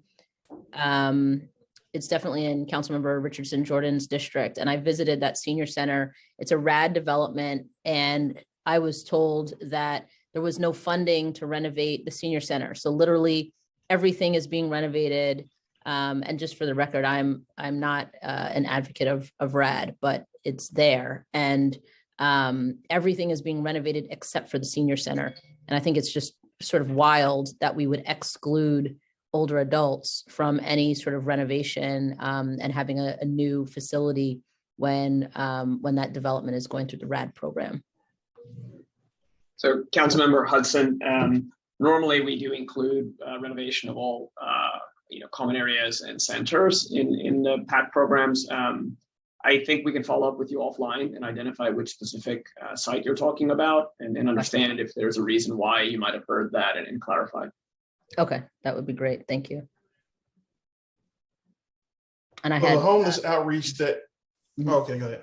No, go for it. For the homeless outreach on our properties, it's a collaboration between NYPD, NYCC, and Department of Health and Human Services. Generally, we've been reaching out to these individuals, but the issues we're running into now, because it was successful at first, but DHS can't send people out earlier during the day. So they're coming out when most of the homeless individuals have went back to the neighborhood shelters to get their food and other services.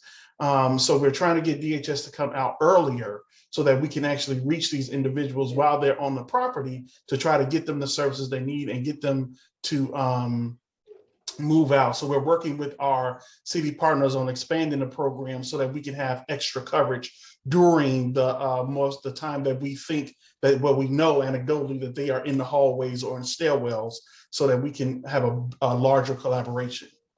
Okay, and is that just for clarification, is that a funding issue, like a personnel issue, or it'll just take the conversation to ensure that the DHS folks come out earlier? It's going to be probably a combination. I can't speak to DHS's numbers, but on our side, we are ready whenever they can actually expand the program.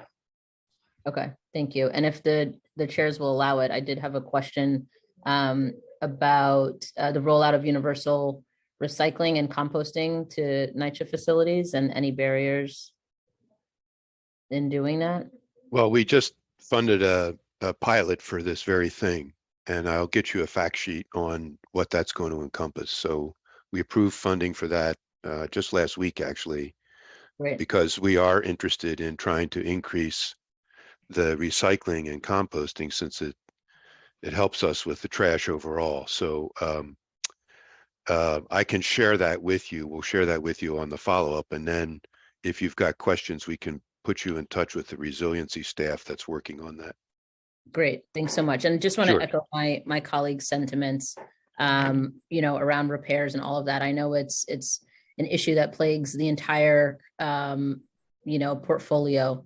But I think anything we can do to increase response times and, efficient work being done is something that I would support. So thanks again. Thank you, Councilmember Hudson. Next, we'll turn to Councilmember Barron. Thank you very much to Chair Vilas. I want to thank you for your line of questioning, but let me just be straight and to the point. First of all, I want to clear up some deceptions and some downright lies. And I say lies because I know that the Chair Russ understands what we're saying here. It is privatization. So what he tried to do is to deceive you into thinking because Nycc still owns the property, it's not privatization. But the property management has been turned over to private companies like L&M and Hudson. This is privatization. Privatization.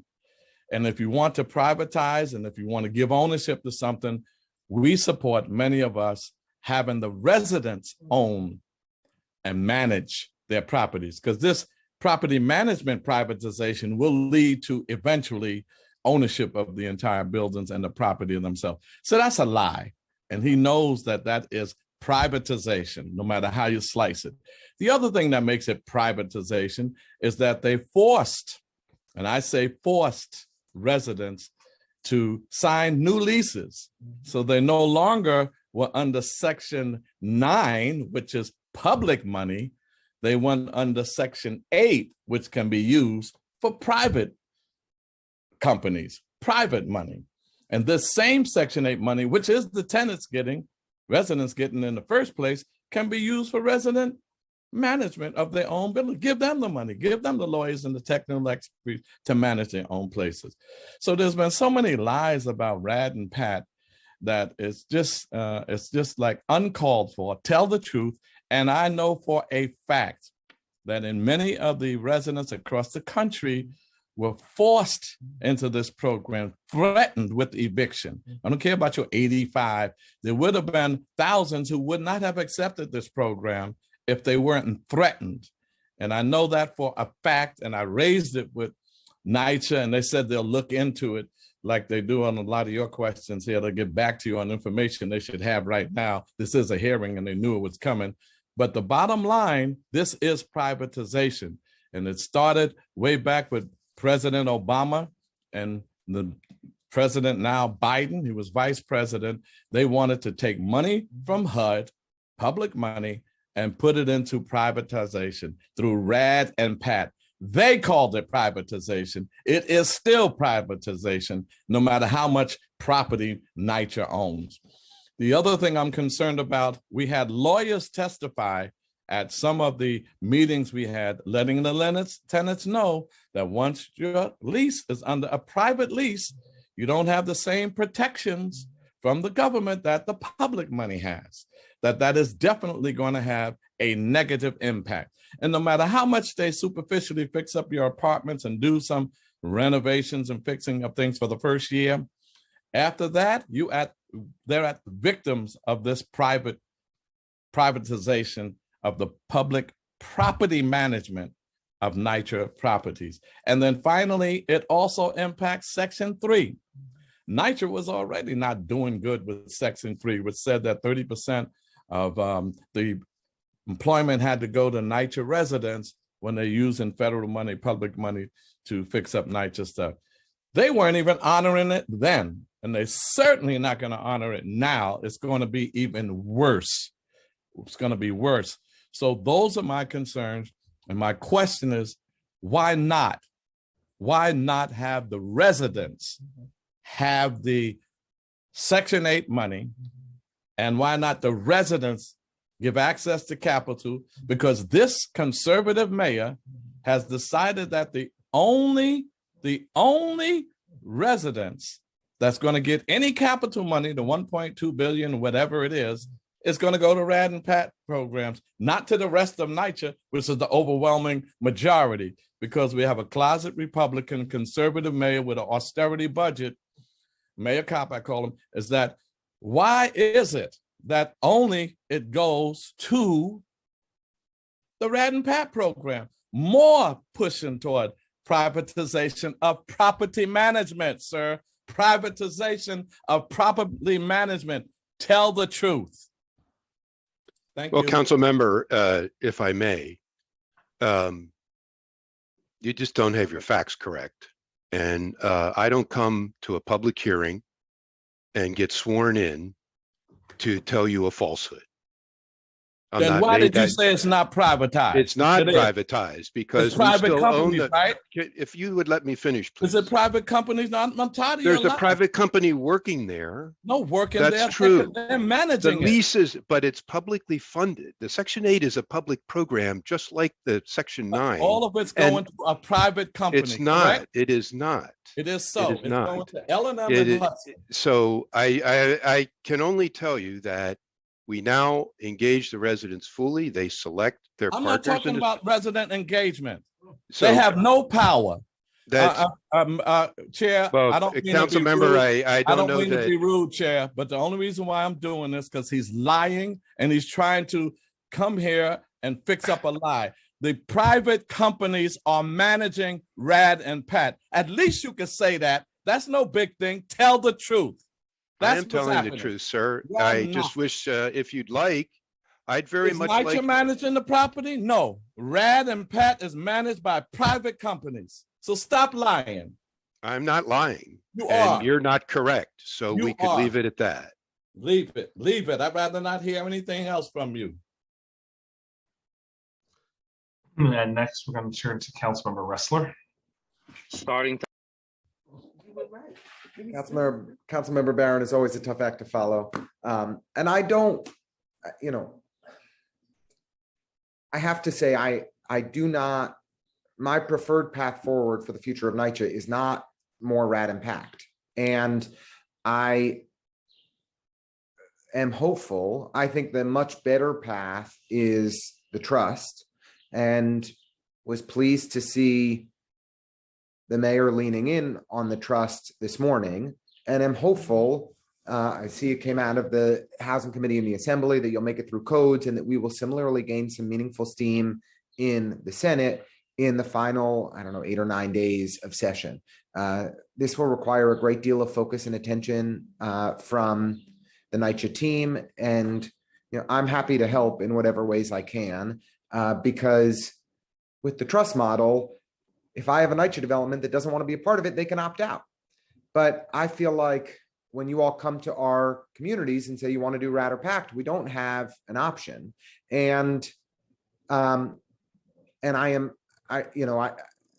trying to be helpful on the trust. I will continue to try to be. If there are ways that I can be put in play that are of assistance, please let me know, because I think it is a much, much, much preferred route than RAD and PACT. I do want to just thank the chair, Chair Russ, and thank the Chief Operating Officer, Mr. Sherrod, who have been impressively responsive and hands-on to each of the issues that our office has brought to their attention over these handful of months that we've been in office. And I have been truly appreciative of that. I think it's the leadership you all demonstrate, the responsiveness, and the results has been impressive. And I just want to thank you for your hard work. I'm hopeful that it will trickle down across the breadth of a complex bureaucracy and a tough agency. But it's good to see from leadership. And I also want to just shout out Andrew Kaplan, who is superb. I just like one of the best public servants in all of the city of New York, and we're lucky to have him at Nycc. And I should have started with this, but I think we have exactly the right council member leading this committee in Chair Aviles, and I just want to thank you for your leadership and clarity of values and vision in holding Nycc accountable, because our tenants deserve nothing less. And I really appreciate the caliber of the work that you've been bringing to this committee. It's been superb. The two questions I wanted to focus on, and I apologize for my long preamble, were firstly, where Wyckoff Gardens sits in the Build to Preserve initiative with the $200 million that we have allocated for both developments. While it does not meet the full capital needs assessment, I'd like to hear again from Nycc leadership that it is no longer under consideration for market rate development on our campus. Is that something that you all are prepared to commit to at this time? Or is there any additional insight you can offer on your current thinking? Thank you, Councilmember Ressler. So currently, the former project proposal at Wyckoff is still on hold. We appreciate the allocation of funding through the Gowanus rezoning, and as you know, have been engaging with you and your office and tenant leaders and others very closely on trying to push that work forward to improve the property and to meet residents' needs. But currently, the Build to Preserve initiatives are on hold, given the resident feedback that came in several years back. Okay, well, look, I'd like it to not be on hold. I'd like it to be dead. So I appreciate that it's on hold, but it's not the outcome we're looking to hear. We're going to continue to push until we hear that. We've gotten a good response on Wyckoff. We've been meeting every few weeks with the Nycc team. I think we're finally supposed to start meeting at Gowanus this week. I'm very, very eager to get that moving as well. The other question I have is, I was deeply disappointed to see the $1.2 billion capital allocation in the HPD budget for RAD. And again, I would have preferred you all to put all of your energy and efforts into the trust. If we are successful in passing the trust, will that $1.2 billion be reallocated for capital improvements across Nycc? I think it's too early to say. I mean, I couldn't speak for the city on this particular one, but we certainly don't want to lose it. But I can't tell you, council member, that I know what would happen if we had the trust in play. And to your point earlier, though, first of all, thanks for your help. Secondly, we just received word that in the State Assembly, the Codes Committee voted out the trust unanimously. Good. So that's a piece of good news. I'm going to talk to Andrew and have him give you a call if there's other things you can do. So I talked to him yesterday. I know he's he always keeps us up to date. But I would rather say that if we do get the trust bill, we have a lot of choices that we currently don't have, and that could affect how we think about the money that we currently have. So I will just say just want to keep it open. I want to keep an open. I would very much like to see the trust be the path forward, and I'd like to see that $1.2 billion be reallocated for other developments and for us to no longer move forward with additional RAD and PAC conversions. That would be my strong preference. Sure. And thank so you noted. Thank you. Thank you. Thank you. Excuse me. And next we'll turn to Councilmember Mealy. Starting time. I want to thank you for this hearing today. One thing I wanted to ask, with the memorandum of understanding, why after all these years, as soon as you started to do the RAD PAC, that's when you gave the tenants an opportunity to sign off on a memorandum of understanding? And secondly, before RAD and PAC was initiated, why was not the unions involved in this? You knew you would have to have plumbers, electricians. Why were they not in the first proposal in this whole RAD PAC? And I would love to know how much you have spent on your budget in regards to overtime with all these private contractors. And I'm totally with Councilmember Barron with Section 3, in which Nycc was supposed to give some of these positions, jobs, Nycc residents jobs, whenever you do have a project. And that has not, that's been void almost 10 years or more. And my last question is why you haven't reached out. Well, I didn't reach out to your office as of yet. I was waiting to see the trust. To this day, I believe I have a package.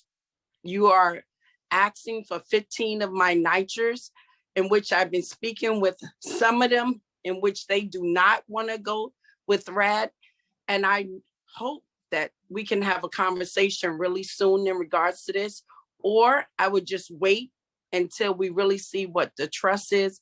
And it should be, after all these years, the community should be able to own those apartments. So could you answer something in regards to that? And one thing, why we haven't had a conversation on it as of yet, what is going on with my 5 developments? I would love to know. So we can schedule, hang on, we can schedule time to sit with you, council member. With respect to the unions, when a property is converted, there is a union that represents a good number of the folks who work there. It's just not a union that currently represents Nycc staff. And those staff that are at the site are moved once it's converted into the rest of Nycc's property, so that we're not displacing a worker as a result of the RAD conversion. And then with respect to your properties, we'd be glad to get time with you, obviously. Be glad to do the trust, and we can provide you with an update on Section 3, which we are still implementing even under the new rules. And we could show some very good activity in that area. And I'll let Sherrod speak to the memorandum of understanding that we have with the residents. Thank you. Hi, council member. So the reason it took so long to get the MOA signed is literally it was a derivative process between myself and the CCOP, Central Citywide Council of Presidents, for 2 years. I met with them on my own time each night, almost 3 to 4 times a week, going through creating that document, getting them comfortable with the language that they were drafting for that document. So it was a very intensive process because they had to overcome all of the wrong that had been done to them by Nycc in the past. So it took me about 2 years to get them to a point where they were comfortable signing that MOA with Nycc. When it was presented to Nycc, I think they made all of 3 word changes, and the rest of the document was driven 100% by the residents. So that's why it took so long. Why, I believe, well, my understanding was, why hasn't Nycc brought the residents to the table years ago? And only when you started RAD, that's when all of a sudden you want to invite the residents to the table to make decisions for themselves. So this is really a reaction just for RAD, really, and not to really bring the residents to the table to defend for themselves in regards to making their own decisions in regarding where they live. So this MOA actually was not a derivative of RAD. It was actually a derivative of the Federal Monitoring Agreement. In the monitoring agreement, Nycc was required to re-engage the residents. And this was part of that re-engagement, drafting that document that had not been drafted since 1993. Thank you. I thought so. So going forward, if the tenants do not want to sign off on their leases, will they be able to stay in their apartments? Well, we need a lease. We need a contract. If they don't want to transfer over to RAD. Well, the lease is identical except for a rider that talks about the form of Please don't subsidy. say that, because It I is. have a senior who afterwards he said his rent went up and he can't afford to live in one of the reds. They were not in my district, but I'm trying to stay abreast on how the Sure. leases are. And thank you to our chair, Avalez, I'm sorry. That May 3rd hearing was so phenomenal. It gave me a bird's eye view exactly what's going on. And we have to start thinking after they sign their lease, they can't transfer. That's a problem. Domestic violence is prevalent in Nycc development. And if they cannot move, or one thing I'm gonna start really focusing on, the succession rights to their children living in these rad apartments. So going forward, I'm looking forward to being aggressively looking into this and looking forward to sitting down speaking with you. Sure, we can arrange the time and we can make sure that the lease requirements are spelled out so you can see what it looks like pre and post.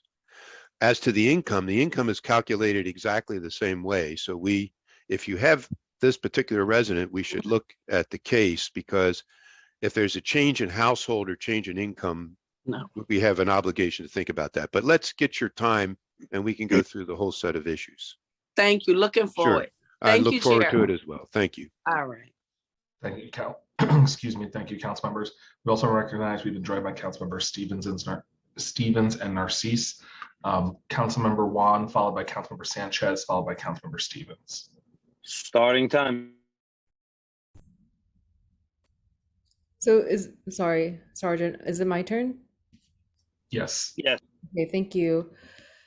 Thank you so much, Chair Aviles, for all the work that you're doing. My question is building off of all of my colleagues, building on the neglect in the conditions that Nycc residents are currently living in. Right now, as a council member for District 26, I have Queensbridge houses, which is the largest Nycc complex in the entire country, as well as Woodside houses and Ravenswood houses. I'm very concerned. For the last 6 months, I am still getting the same response from Nycc every time we reach out about an issue that we have. So for example, Queensbridge houses has had issues with their doorbell intercoms for more than a year now. And I still continue to get the same answer back about the vendor or the contract being an issue. But when I ask questions about the contract, I get no answer. So my question, and same thing with Woodside houses, we've had heat and hot water outages, and we keep on hearing the same thing back about procurement, how certain pieces are missing, whether it's a broken window or it's about the heat boilers. I seem to continue to get questions about the contract. So the first question is for Anika. What percentage of the Nycc budget is set aside for contracts, and what percentage of that is actually for vendors that are doing the repairs? And the second question is, what protocols do you have in place for vendors who fail to deliver what they're contracted for? And what accountability is there for all of these procurement issues that you have? And how do I also get in touch with Nycc to actually help me understand which contracts are being held up so that I can actually help? Because it seems to be, I'm talking to a black hole. Great. So thank you, Councilmember Juan. Happy to answer your first question. So in our 2022 budget, we have $487 million set aside for contracts specifically. So that amounts to around 12%. And that is in our operating budget. So there might be some questions that you're asking here about capital. I'm not certain, so I don't want to misspeak on that. Yeah, it's for capital. So for the actual contract, so if you have $487 million, can you help me understand why there are outstanding issues with these contractors, and what accountability protocols do you have in place to keep these contractors accountable for what they're supposed to deliver for our residents? Sure. Sherrod, do you want to speak to our work with the vendors? Yes, so we have a quality assurance department that goes around sampling the contracts across Nycc and gives us a report on the status of the actual quality, if they met the contract terms, or if there are any outstanding issues. So for a recent example, we are actually tasked them with looking through Queensbridge intercom system to figure out what precipitated the failure. If the failure is on our side, if the failure is a NYCC related failure, meaning that we didn't spec out the contract correctly, or if it was on the vendor side. And then once we know which side it's on, then we have QA dig deeper to say, well, why did it fail? Was it a performance issue? Was it a supply issue? What was the failure? And then we document those so that if we find after all of that analysis that it actually is a vendor failure, we set them up for the contracting process with procurement to start to go through our enforcement options in that contract. So right now, that's the exact process that we're doing at Queensbridge, because we know that there are intercoms out, and we're getting to the bottom of why the intercoms are out, if it's a NYCC fault or if it's a contractor fault, and we'll determine what was the failure, what's the appropriate response. On top of that, we are also actually in the process of simply getting those repaired, getting the equipment and the pieces necessary to actually do those repairs. So that's what happens on the operations side. I can give it to Sean to speak to the contract enforcement on the capital side. But COO Sherrod, can you also help me understand the timeline? Why is it over a year that the intercom is still broken? And I understand the vendor is Verizon, but why have we not figured out during the process that you've laid out whose fault it is, what the issues are, and why is it still an outstanding issue? People cannot get into their own homes. Because in each of one of those situations is not a common problem.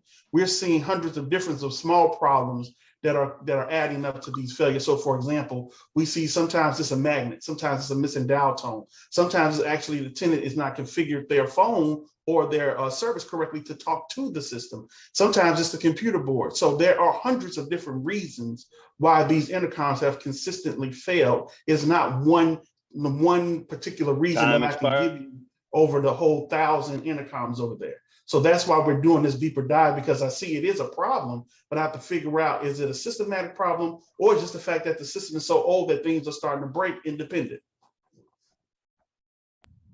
It's a brand new system, by the way. But that's what we're doing analysis on.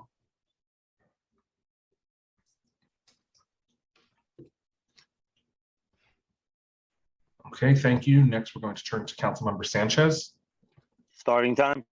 Thank you. Thank you so much, Malcolm. And thank you so much, Chair Aviles and Chair Brannon. I just want to co-sign onto so much of what Councilmember Ressler said, especially about Andrew and other staffers in the leadership. I have a lot of respect for the team. But I am going to share frustration today. So I'm picking up from the conversation that you were all having with Councilmember Aviles about the RAD program, the trust, and how the trust legislation now includes a provision that would allow tenants to opt in or opt out, of what kind of future they want to see in terms of their capital repairs. So I am a fan of the Fulton process. As you all know, I was there. We were in the trenches. We went through a very deep community engagement process with the residents, with community organizations and others, and it was robust and it had a great outcome. And yes, of course, if there's going to be conversation like that about future conversions, then let's do it. I also am with you, Chair, that I wouldn't be surprised if more and more tenant associations and residents opt into RAD if the process is like that. But I am currently going through the Northwest Bundle. We are in current conversations, and I have buildings in my district. There's 3,500 residents that are going to be affected by this Northwest Bronx RAD bundle, and we have buildings in our districts that don't have TAs. And I'm not getting the work from Nycc in terms of the outreach. We have folks that have no idea what RAD is, and we're months into the process. We've received the RFEIs.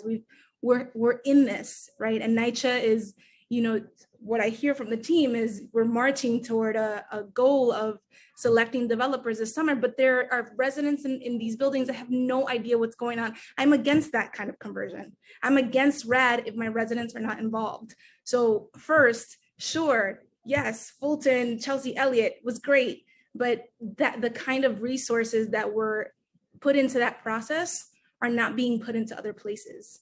And that is very frustrating to me and very troubling. So that's one, expressing that. And two is to pick up also from what Councilmember Aviles said and phrase it into a question. if the trust does pass, knock on wood, we'll make calls. I also support the trust. If the trust does pass in Albany, do we revisit the question for existing tenants that are in RAD bundles that have not yet converted? Do we allow them the choice of saying, do you want to go through RAD conversion, or do you want to opt into seeking repairs through the trust?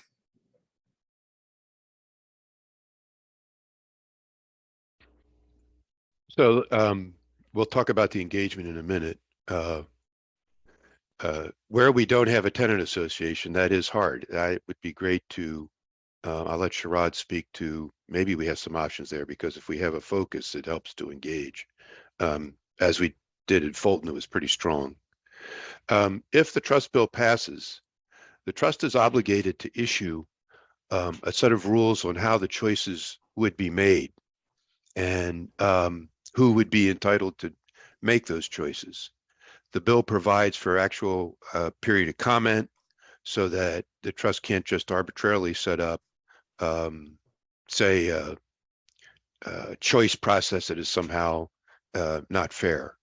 So I think if we get the trust as a choice, if it passes this session, then we could have the discussion about some of the farther out RAD sites and how to think about them.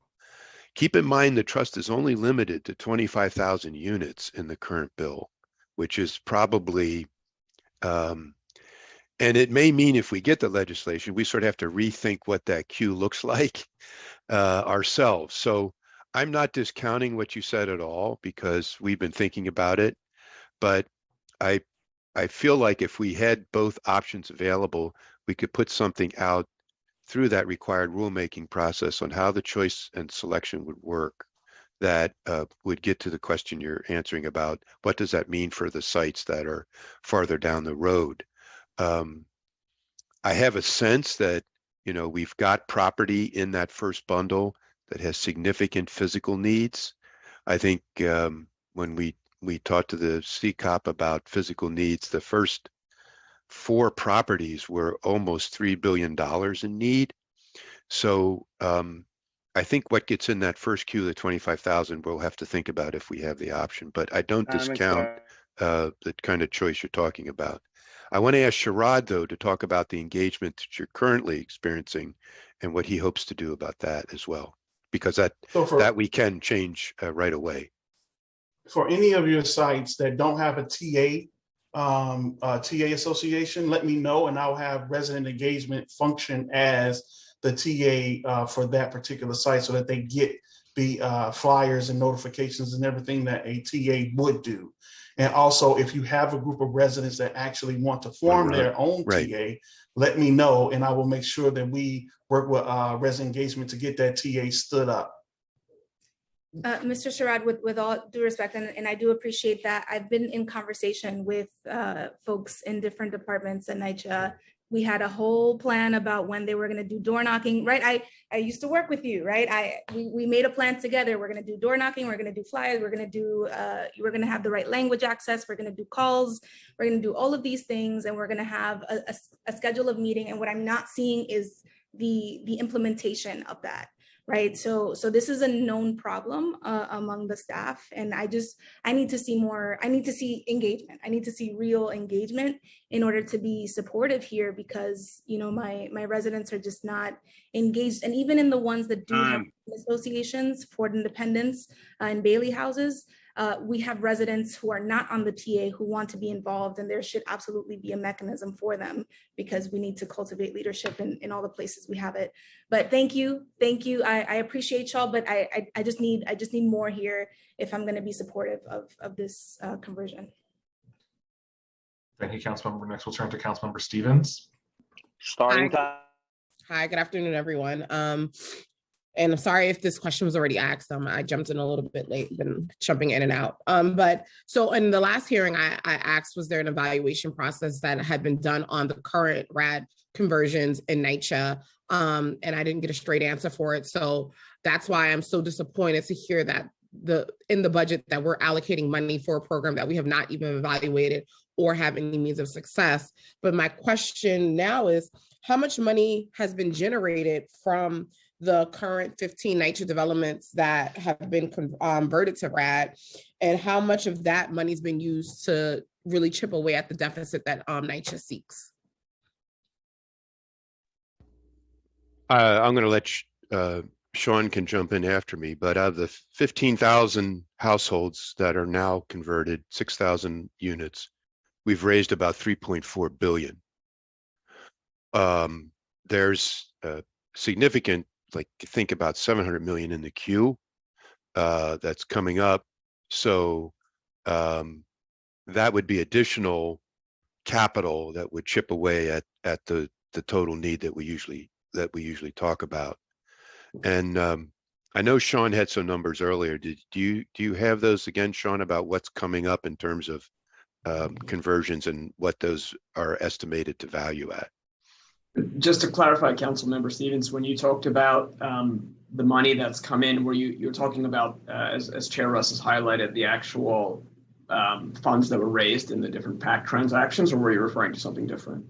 Well, I'm referring to that in addition to like the money that's being generated from the RAD conversions, right? Like, is that money being raised? How's that now being put towards NYCC and the deficit that we continue to seek? So Anika, do you want to jump in and cover, outside of the actual funding that goes back into the PAC RAD properties and funds the renovation there, additional funding that's been brought in and how that compares to our capital needs? Sure, absolutely. And so across the projects that have been converted, we received around $275 million, of which 182 or so million has been committed and or spent. And we are using that funding to help us close our deficit this year. So we've anticipated that we would use $80 million worth of PAC proceeds to help us with our maintenance and operating costs. In addition, PAC funding is also used to help support other deals.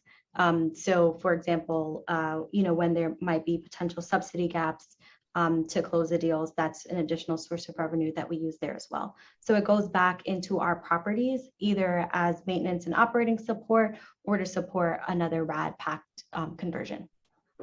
Okay.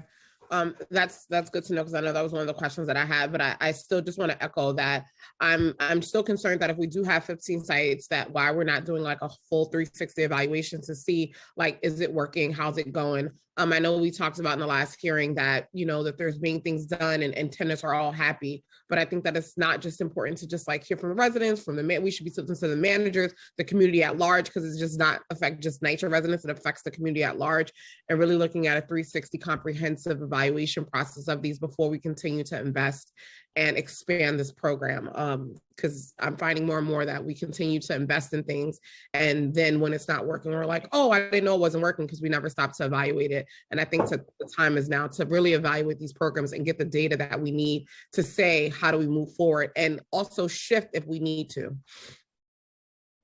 Thank you. Thank you. Thank you, Councilmember Stevens. I'll now turn it back to Chair Aviles for her closing comments, and then to Chair Brandon for his.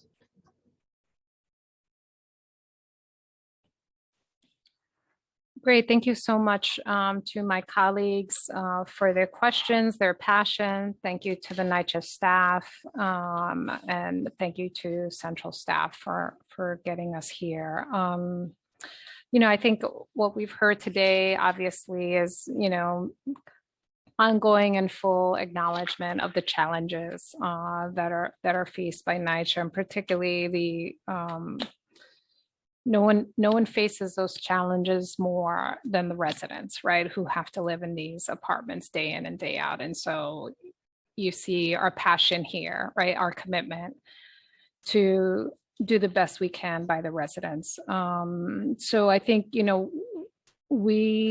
what we are seeing here also is some real challenges with the RAD PACT program and what it means, and questions around implementation, funding transparency around those contracts and what they look like and their profit margins, and a lot of outstanding questions around assessment and accountability. I think, as I said in my opening statement, I would like a fuller investment in our public housing that is not relegated to RAD and PACT, but that is an open funding that we can allocate to our most troubled housing that does not leave residents behind.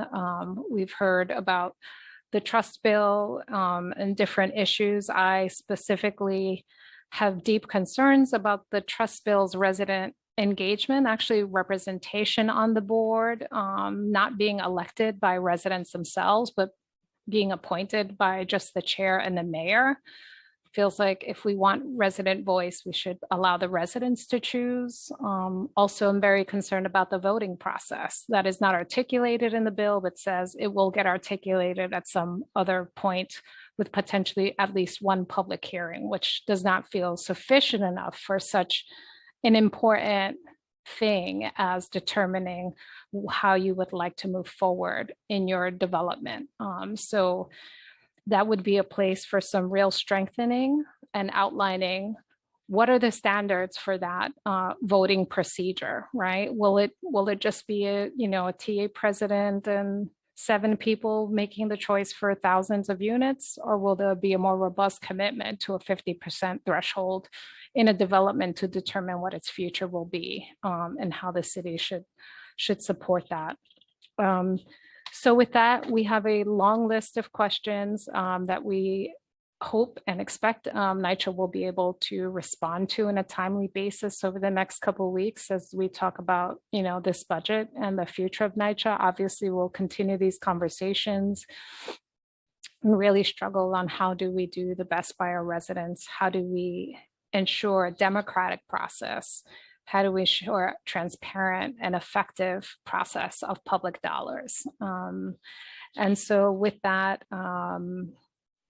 I will close this hearing and pass it over to the chair of finance. So thank you all for your time. Councilmember Brennan. Thank you, Chair Villas. Thank you, Chair Russ and your team. We appreciate it, and we look forward to getting any of the outstanding information that we requested back, especially like Chair Villas mentioned, the converted units. I'm especially interested in the converted units, and as far as the estimated capital need as it relates to that. There were some other outstanding issues. I know I made a note of the timeline, all that stuff. You know the deal. Sure. So No, we we'll want to have be a partners list. with you. I mean, these are our constituents. We care about this just Sure. as much as you do. We're passionate about this because we care about it, right? If we didn't care, we would be indifferent. We're passionate, we're angry, we're upset, we're frustrated. We want to get things done because we care. That's what this is about. So, but we have another long hearing coming up, so we're going to let you go. We appreciate it very much, Chair, and we'll follow up with you. Thank you so much. Thank you, and we'll get our list, and then we should make sure we compare so we can get all the answers and that it satisfies. Great. Thank you, Chair. Thank you, everyone. All right, Chair Brandon, just give us a few moments and we'll switch over to Department of Correction.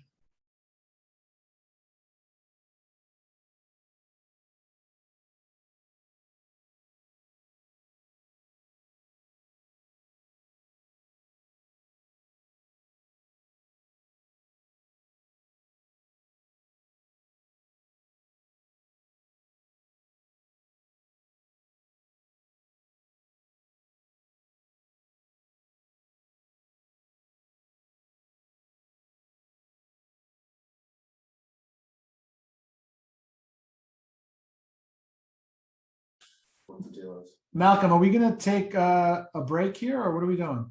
No, we're just waiting for Department of Correction to log on. Okay. And then we're just going to get started right away.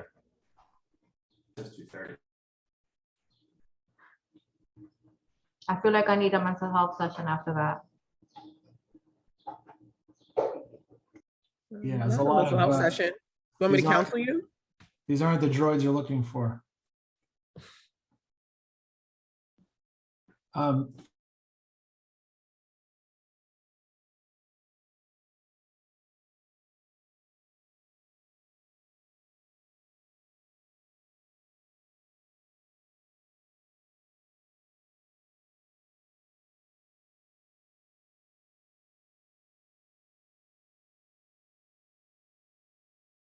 So Chair Brannon, it is the ninth day, so I'm allowed some mistakes. Department of Correction isn't until 2:30 actually. That's why I said that. I know, and I just told you you were Come wrong. on, man. So you know what? I'm gonna ping because they are time limited. See We're if going to they're free pause now. for station identification. This is WNYC Radio.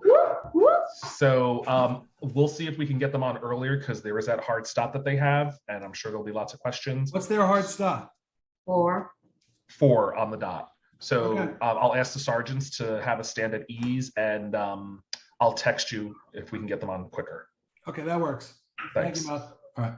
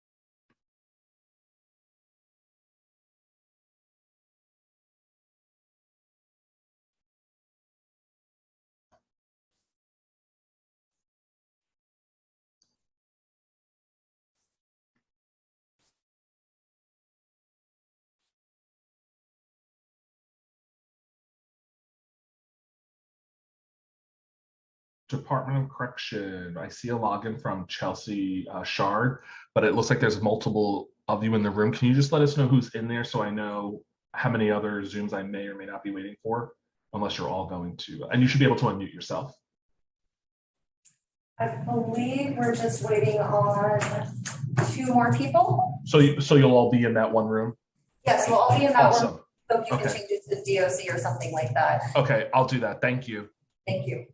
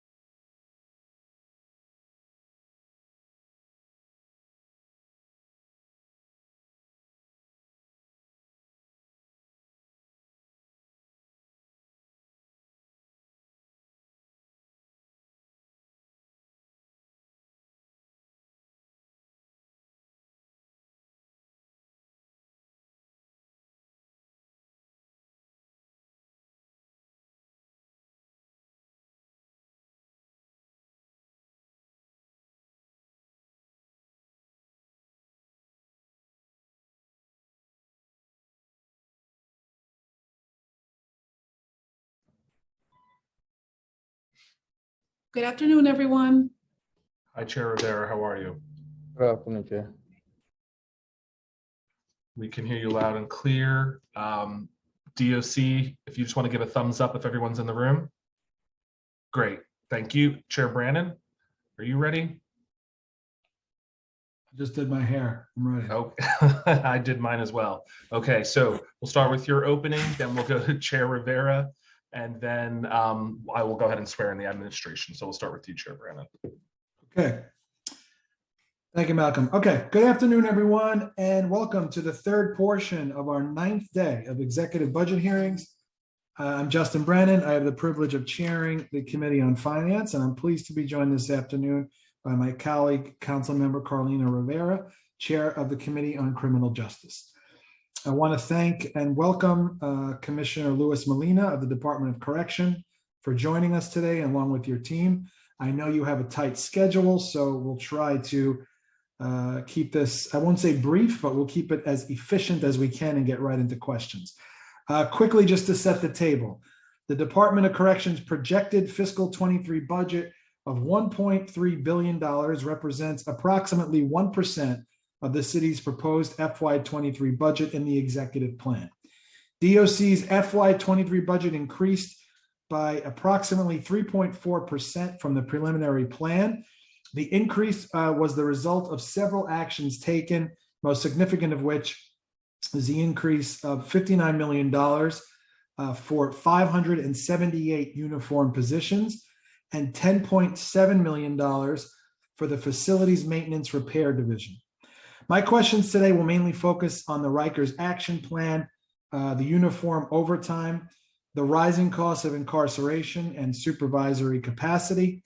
I want to thank Jack Story for his hard work on today's hearing and all of the finance team behind the scenes that work so hard day in and day out to keep this train on the tracks. I now want to turn it over to my colleague, Chair Rivera, for her opening remarks. Thank you, Chair Brannon. My name is Carlina Rivera, Chair of the Committee on Criminal Justice, and this afternoon we will review fiscal 2023 executive budget for the Department of Correction. As was mentioned, the Department of Corrections fiscal 2023 executive budget totals $1.3 billion, an increase of $125 million from the fiscal 2022 adopted budget. The executive budget supports 9,600 employees, approximately 3% of the city's total workforce, and there are around 5,500 people in the department's custody.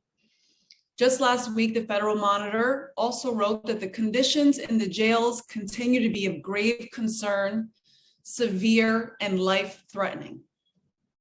For decades, people at Rikers Island have suffered a lack of access to medical and mental health care. Last week, we tragically lost Mary Yehuda, the 5th person to die in custody since the start of the year. She was the 21st person to die in city custody since the beginning of 2021.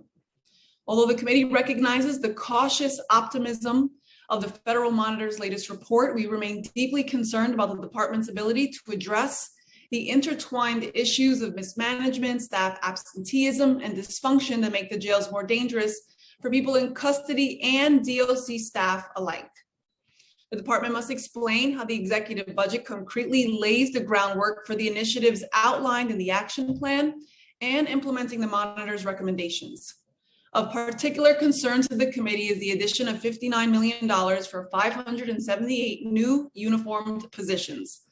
The committee has serious concerns about the department's ability to effectively manage and supervise its current staff, and the department must explain why new officers will help the department address the profound challenges it faces now and in the coming fiscal year.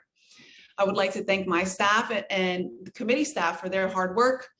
Senior Finance Analyst Jack Story, Unit Head Quillian Francisco, Deputy Director Isha Wright, Senior Policy Analyst Kishore Denny, Senior Counsel Agatha Mavropoulos, my Legislative Director Isabel Chandler, and my Chief of Staff Katie Loeb. I'd also like to thank Commissioner Molina and his team for being here today to answer our questions. And I will turn it back to Chair Brannon. Thank you, Chairs Brannon and Rivera. Good afternoon and welcome to the third portion of the executive budget hearing for May 23rd, the Department of Correction. I would first like to acknowledge council members present for the record. Council members Brannon, Rivera, Barron, Brewer, Dinowitz, Farias, Hudson, Kagan, Lewis, Narcisse, Osei, Sanchez, Ayala, Schulman, and Powers.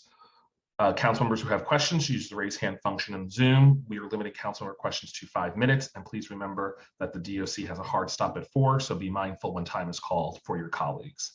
The following members of the administration are here to testify and or answer questions.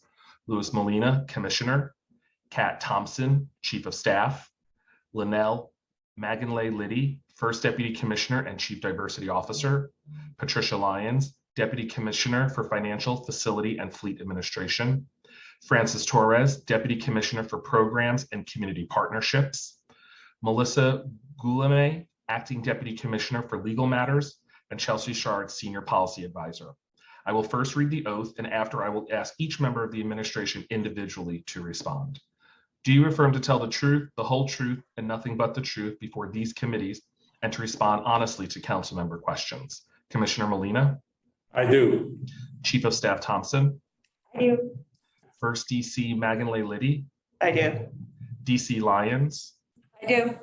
DC Torres? I do. And I apologize if I'm mispronouncing any names. Acting DC Guillaume? I do. And Senior Policy Advisor Shard? I do. Thank you. Commissioner Molina, you may begin when ready. Good afternoon, Chair Rivera, Chair Brannon, and members of the Committee on Criminal Justice and Committee on Finance. I'm Louis Molina, the Commissioner of the Department of Corrections. I'm pleased to be joined today by the dedicated members of my leadership team. We meet today when this department is on the precipice of great change to discuss the executive budget of fiscal year 23. I intend to show this council in our city that I, as Commissioner, with the support of Mayor Adams, the Rikers Island Interagency Task Force, and this council, can lead the Department of Correction out of dysfunction and chaos that have plagued our agency for far too long. Before I begin, I must acknowledge the recent loss of life. Deshaun Carter and Mary Yehuda passed away this month while in the department's custodial care. We are heartbroken for their families and loved ones, and my deepest condolences go out to them. Since we last met, I have lost active duty members of service, including Officer Edward Roman, who tragically took his own life this past week. Our thoughts are with his family and loved ones as well. The dysfunction and resulting heartbreak that has become pervasive over the past several years within this agency troubled me profoundly. As I have shared with this council, the impact of incarceration on my family has instilled in me a deeply rooted and firmly held commitment to criminal justice reform. My commitment was not born out of naivete and is not dulled with time. It is a commitment that has driven me throughout my career, a commitment that has been challenged by both professional and personal experiences and by events that have unfolded over the past few years in our city and our country, but has never wavered. This commitment brought me to Westchester County, also under a monitor at that time, which I successfully transitioned out of federal oversight. And it has brought me to this agency twice, first as the Chief Internal Monitor and now as the Commissioner. We have a challenging road ahead, but my commitment to reform remains relentless and persistent. I will not be satisfied until we successfully turn this agency around. The serious issues facing the department were not created in a day and were not created in a vacuum. It was clear to me as I assumed the role of Commissioner in January that the same foundational issues persist today as when I was the department's Chief Internal Monitor in 2016. Deeply flawed security practices, inadequate supervision, ineffective utilization of staff, and an absolute lack of accountability. I documented these issues in a report published in December of 2016 and noted that if they were not addressed, things would likely worsen. I could not have imagined 5 years ago that the department would have reached the state of dysfunction it did in 2021. Rather than face the facts of what existed then and seriously consider what was proposed, leaders of the department went on to further ignore correctional best practices and policies, which produced poor outcomes year over year. Instead of addressing these issues, the city systemically disinvested in the jail system. We ignored the crumbling infrastructure in our jail facilities and expected them to remain intact and safely house the incarcerated population. We disregarded the needs of staff, yet expected members of the service to remain fit for duty and engaged in their work. A global pandemic upended every agency, every business, every person across the city, but we closed and disinvested in the jail's facilities and expected this department to work towards the goals of the borough-based jails programs as though nothing had changed. The department's ability to effectively operate has been crippled and has resulted in the tragedies for officers and people in custody alike. Last week, the federal monitor filed an action plan for the city and the department to address the decades of mismanagement that have brought us here today. I want to emphasize, as the monitor did, that the conditions in the jails today are not only the result of failures within the department, the failures of our jails represent the failure of a whole system. Accordingly, it will take a concerted effort to move us forward.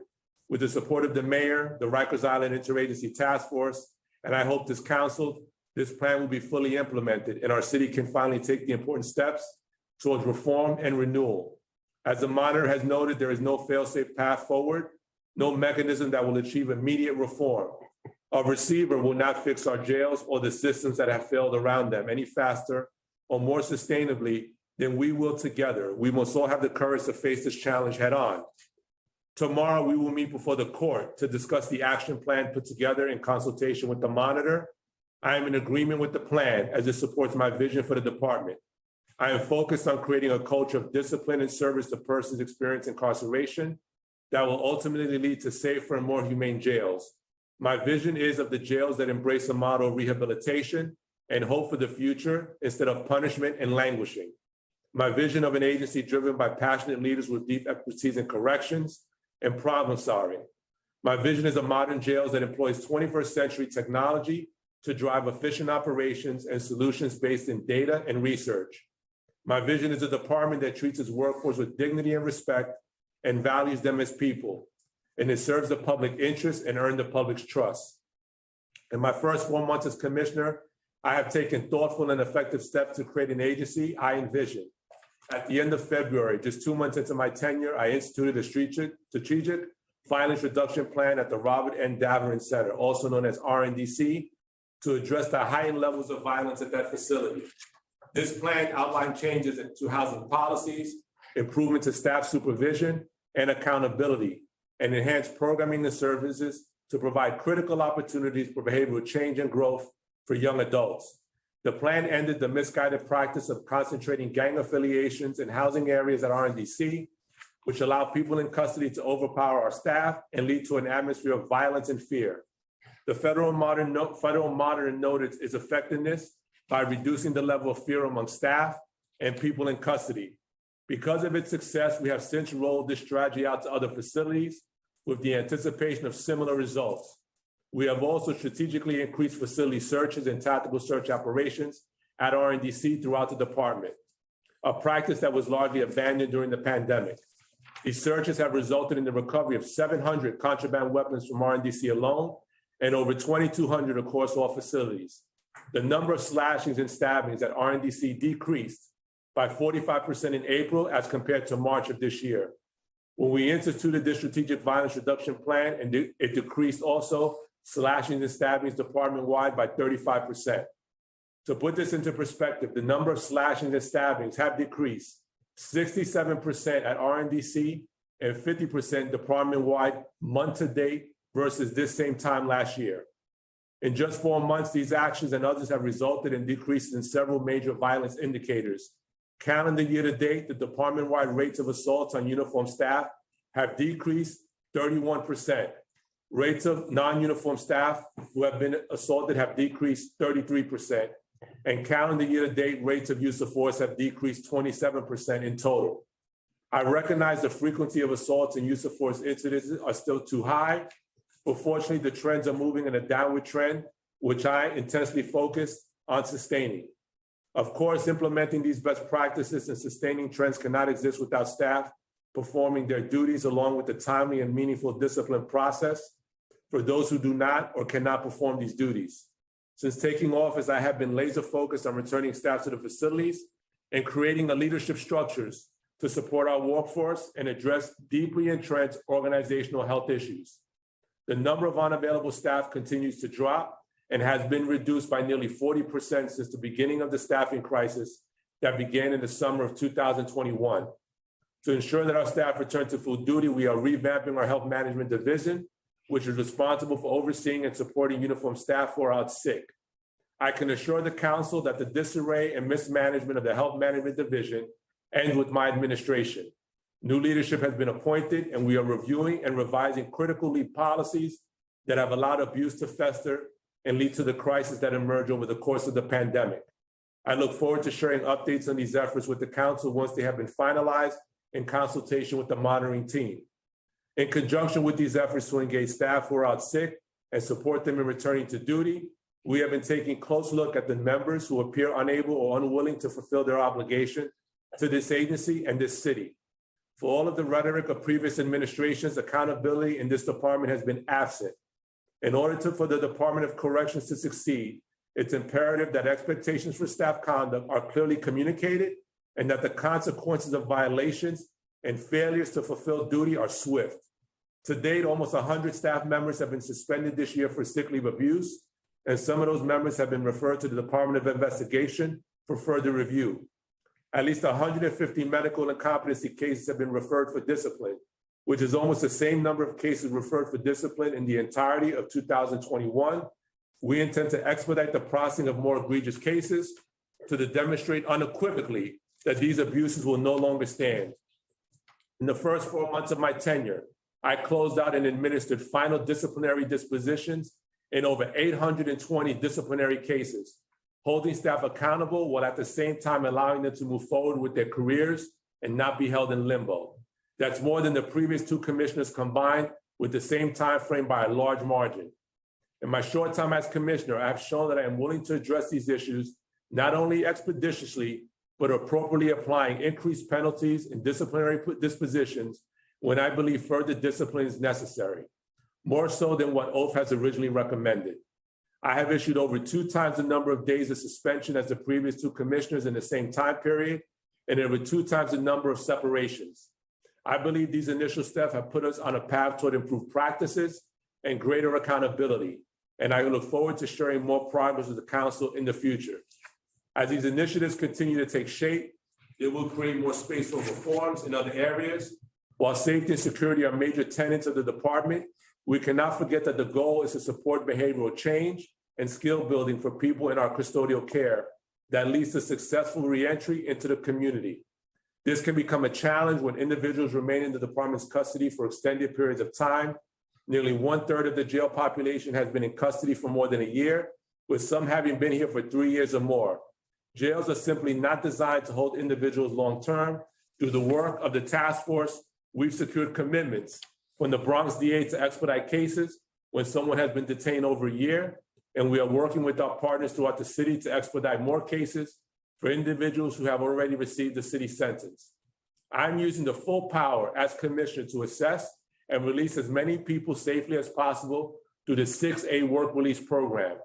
Last week, we released a cohort of 19 individuals through 6A and are evaluating an additional 9 individuals for release. I intend to continue to exercise this power to the fullest so that no one is languishing unduly in our jails.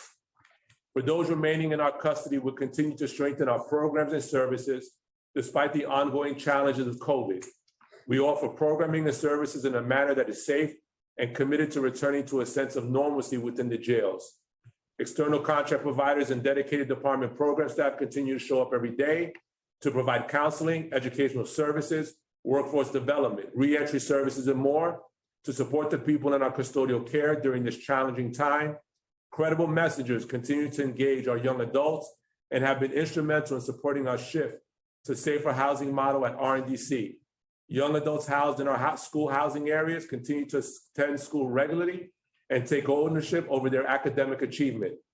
To support these efforts and improve the quality of other services within the jails, we continue to move forward with technological innovations and initiatives.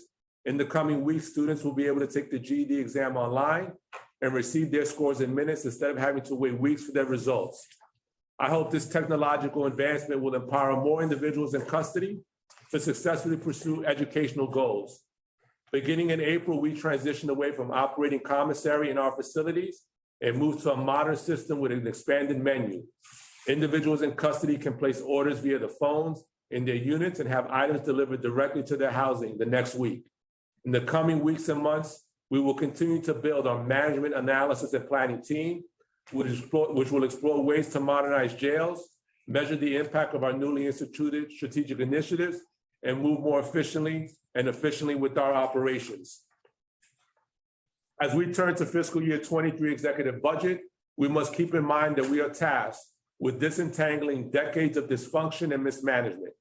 I fully agree with the monitor and with this council that this department needs more efficient operations and safer, more humane jails. I have demonstratively begun to work that will make this happen and will continue to relentlessly pursue all of the goals laid out in the action plan. However, as the monitor noted, reform of this department cannot happen in mere months. As the monitor has talked about, the department cannot sustain changes, takes time. We will not be deterred by failures of the past. We must do whatever it takes collectively to move forward with this important work.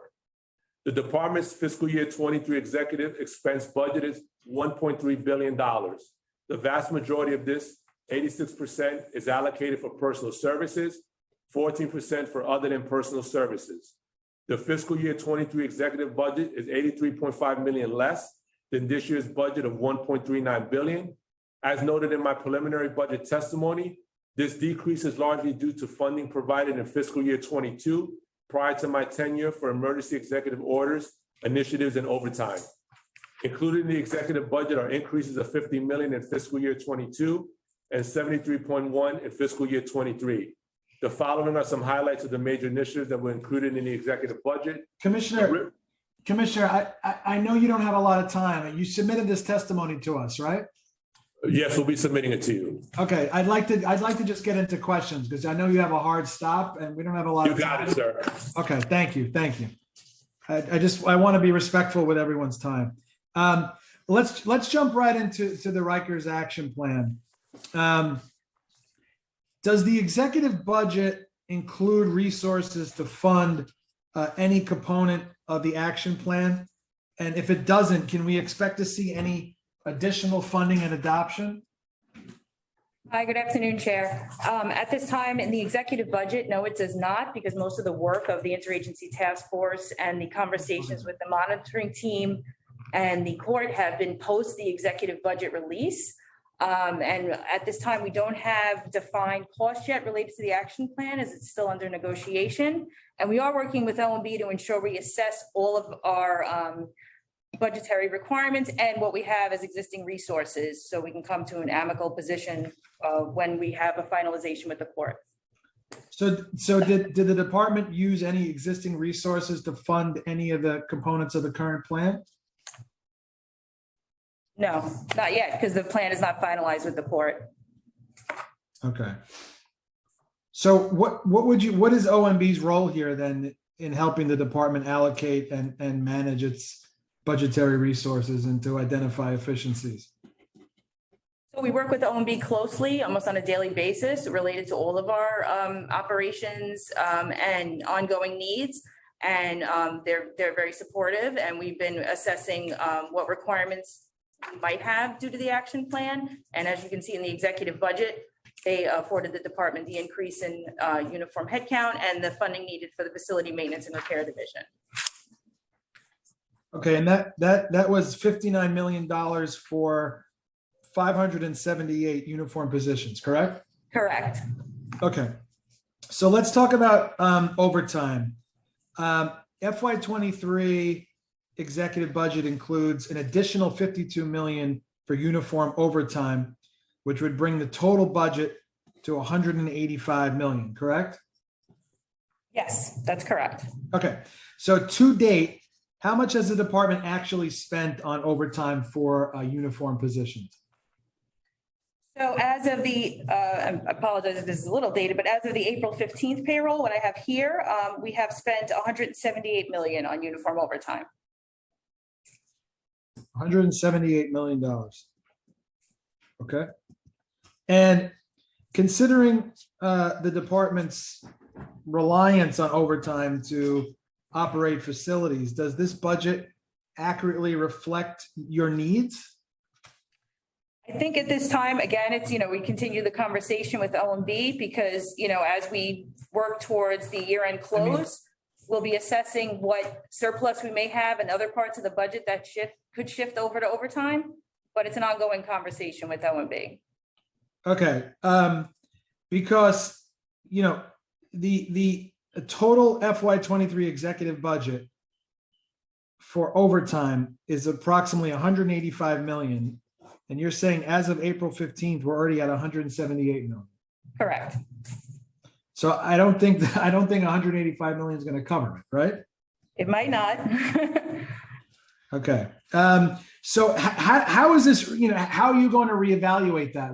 How does it work that you're going to go to OMB and say, we're going to run over here?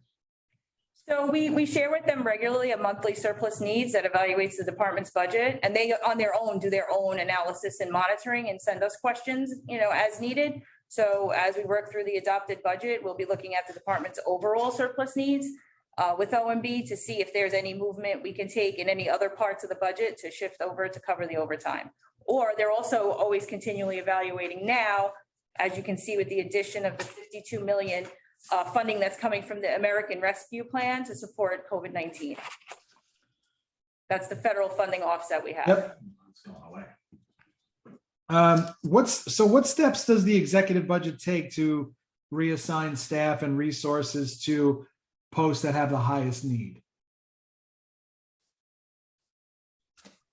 So the 578 positions that we have been increased by, that'll be going towards future recruit classes. So those individuals don't actually exist yet on DOC payroll. So that is. So how are you triaging now with the staff you have now? How do you prioritize? Yeah, so if I could take that, Chairman, thank you for the question. So we prioritize first all of our A and B posts within our housing units, so all of our detainee-facing posts, where we have to provide services to the custodial population, as well as our medical posts as well, to make sure that our clinics are operable with our partners at CHS. So we have been identifying and prioritizing posts for the deployment of staff. All right, I want to move into the supervisory capacity. The budgeted headcount for uniform supervisors is 866. However, the actual headcount as of the executive budget is 761. Is that correct? Yes. Okay. So with regard to what the federal monitor has written about the DOC's uniform supervisors, how does the vacancy rate of supervisors impact the overall agency's operation? So there is an impact, which is what's, you know, also leading to the increased reliance on overtime, because we're short in every rank at this point. Even if you look at our most recent payroll, which would be as of May 13th. So I just have for the headcount information overall for the uniform members of service, we are 320 staff short our authorized headcount. So each rank is now being impacted, and that's why we'll be working on recruitment and putting through not only correction officer classes, but we'll have to put in classes for our supervisory ranks as well. What's the optimal ratio for supervisors to officers? Well, we're in discussions with that with OMB. I mean, currently our ratio is about 10 officers to 1 first-line supervisor. That's a higher ratio than other uniform services at best practices. So it's not only the officers that they're supervising, we also should take into consideration there's multiple different detainees and different housing levels that they also have supervisory capacity over. So we're trying to determine that now. That's what one of the recommendations of the monitor was, to be hiring a staffing manager, and we're going to be looking to do that so that we can do proper evaluation assessments of what these ratios should be. That has never been done in the department. So perfect world, what is the optimal ratio? I don't want to commit to a ratio right now because we haven't really done that analysis yet, and we want to work with our partners at OMB to figure that out. So I guess I'll ask the same question as I did for the uniform overtime. How are we triaging and prioritizing with supervisors how we're deploying folks effectively? So the same thing, you know, our officers that are assigned to housing units are supervised by captains, and our assistant deputy wardens, which is the next line up, are predominantly tour commanders and unit housing managers. What we're effectively doing now is ensuring that there are captains available to tour at all of our housing units, not only to provide guidance if officers need that, not only for themselves, but to address issues of the detainee population. They can be there to provide support as well as manage up. So the detainee facing posts are the priority. And what the department employs approximately 1.3 uniformed staff for every person in custody.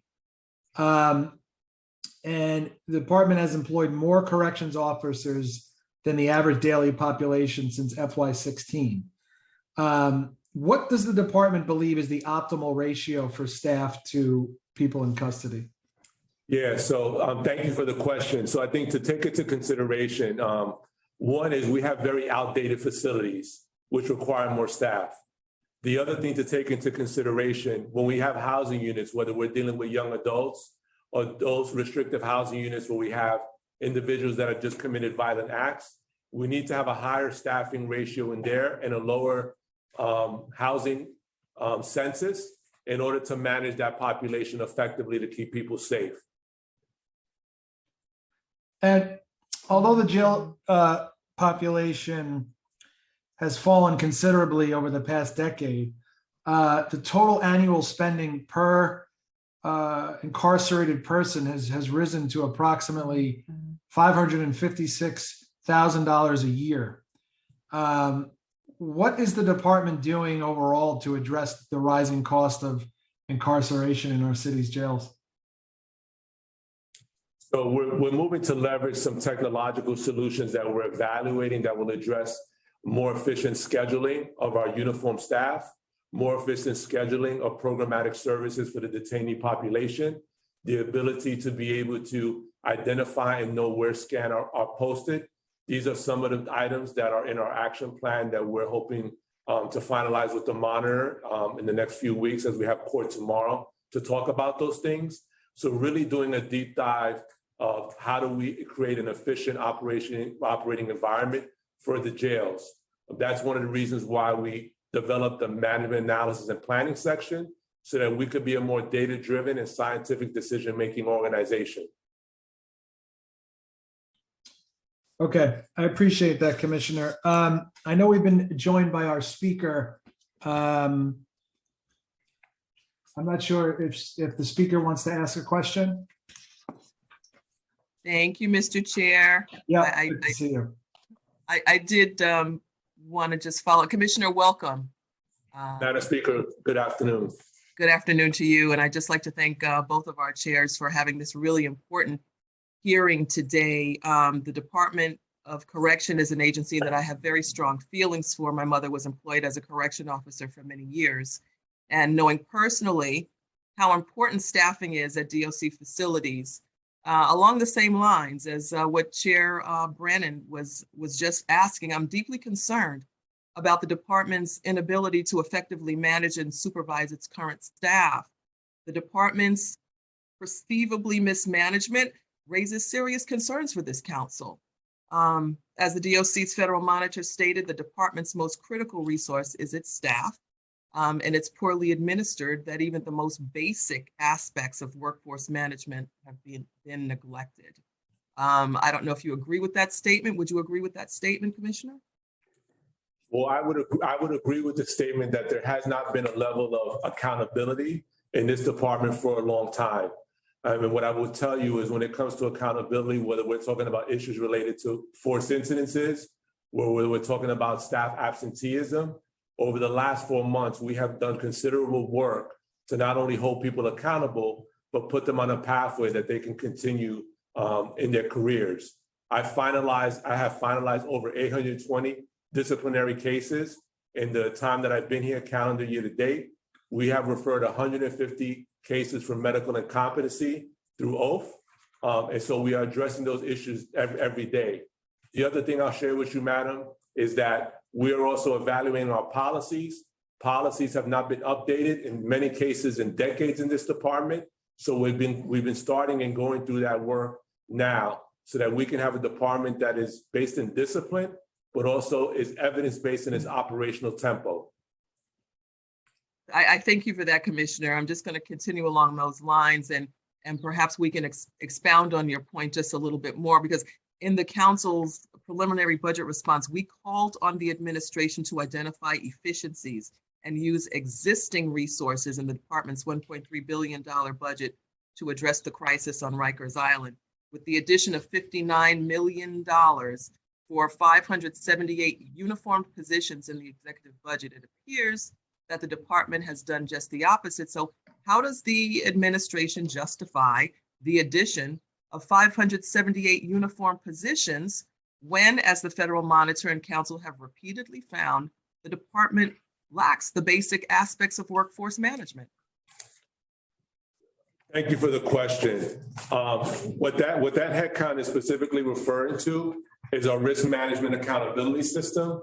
So as you are aware, the Board of Corrections last fall passed a rule that will completely not only end punitive segregation, but completely shift in how we manage our restrictive housing for individuals that have committed violent acts while in custody, in many cases to other persons that are detained or to our staff.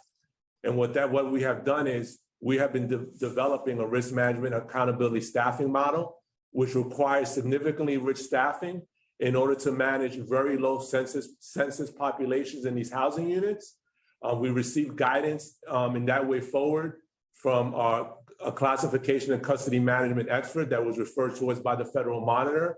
And with the need to implement that rule that was intended to be implemented last fall, those staffing needs is what's needed in order to operationalize the risk management accountability system.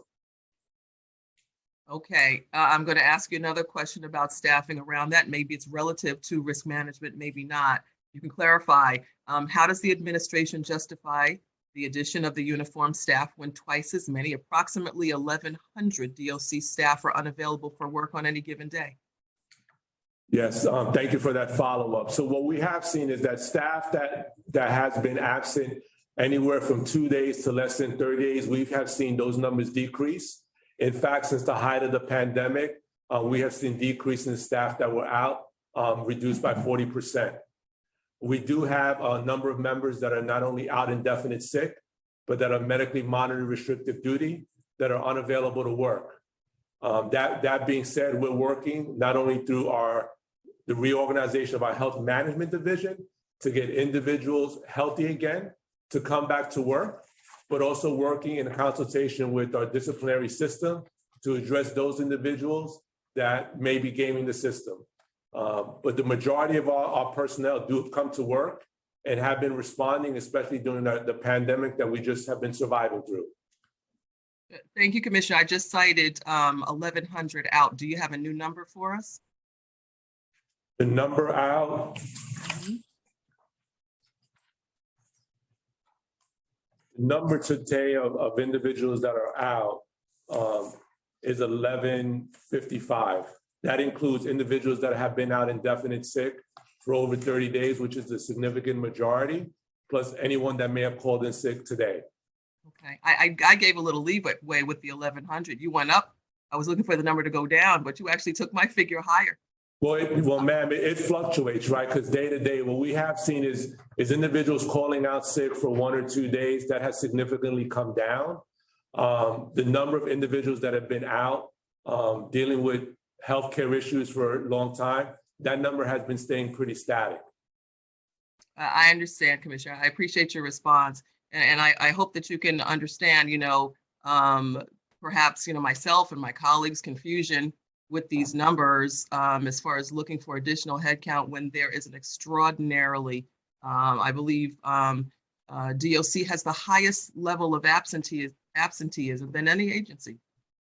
So, I mean, we're looking at right now trying to justify the addition when we can't get, a substantial number of COs to come back to work. But I'm gonna move away from that for now. I want to ask one question. I might have a follow-up on this. When it comes to housing, we have seen and heard of instances of officers being in situations due to I'll say perceivably, due to the way that housing is structured on Rikers Island in creating, in essence, situations where gang activities are exacerbated because of the housing situation, putting not just detainees in peril, but putting officers in peril as well. Is there anything being done about changing the existing housing situation or the way that detainees are housed right now? Yes, we have done that, ma'am, and that started pretty early on in my tenure. What was a common practice, as you may have been aware of, what you described was the former administration would house individuals by their gang affiliation. That not only put our officers in risk, it also put other detainees at risk in the event that one of those individuals might have fallen out of favor with the gang that's in that housing unit. What we have done, starting in RNDC, but we're now doing this throughout the department, is we have rebalanced the housing units. And what we have done is that we have mixed the housing units, and this has had some pretty good, yielded some pretty good lowering of violence indicators. What I'll share with you is when we started doing this at RNDC, in addition to changing up gang housing and rebalancing them and adding additional staffing resources there, we lowered slashings and stabbings in April versus March of this year by 45%. That reduction in April throughout the department was 35%. And what we've seen month to date in May is slashings and stabbings reduced at RNDC, which is our young adult facility, by 67%. And department-wide slashings and stabbings have been reduced by 50%. So that is one, the rebalancing of gang housing is one component to that strategy. There are also other programmatic interventions and other supportive services that not only we're providing the staff, but the detainees in order to quell the violence that has existed here for far too long. Okay, thank you very much for your responses, Commissioner. I may come back in for more questions. I know that my colleagues really want to get in on this, and I'm just going to punctuate again our concern as far as the numbers, the head count, and the trending that, quite frankly, I don't see that trending getting any better, but I'm going to defer to my colleagues at this point, and I thank you for your testimony thus far. Thank you, ma'am. Okay, we're going to turn it to Chair Rivera from here. Thank you so much, Chair Brannon and Speaker Adams. Hello, Commissioner. Hello to your entire team. Thank you again for being here.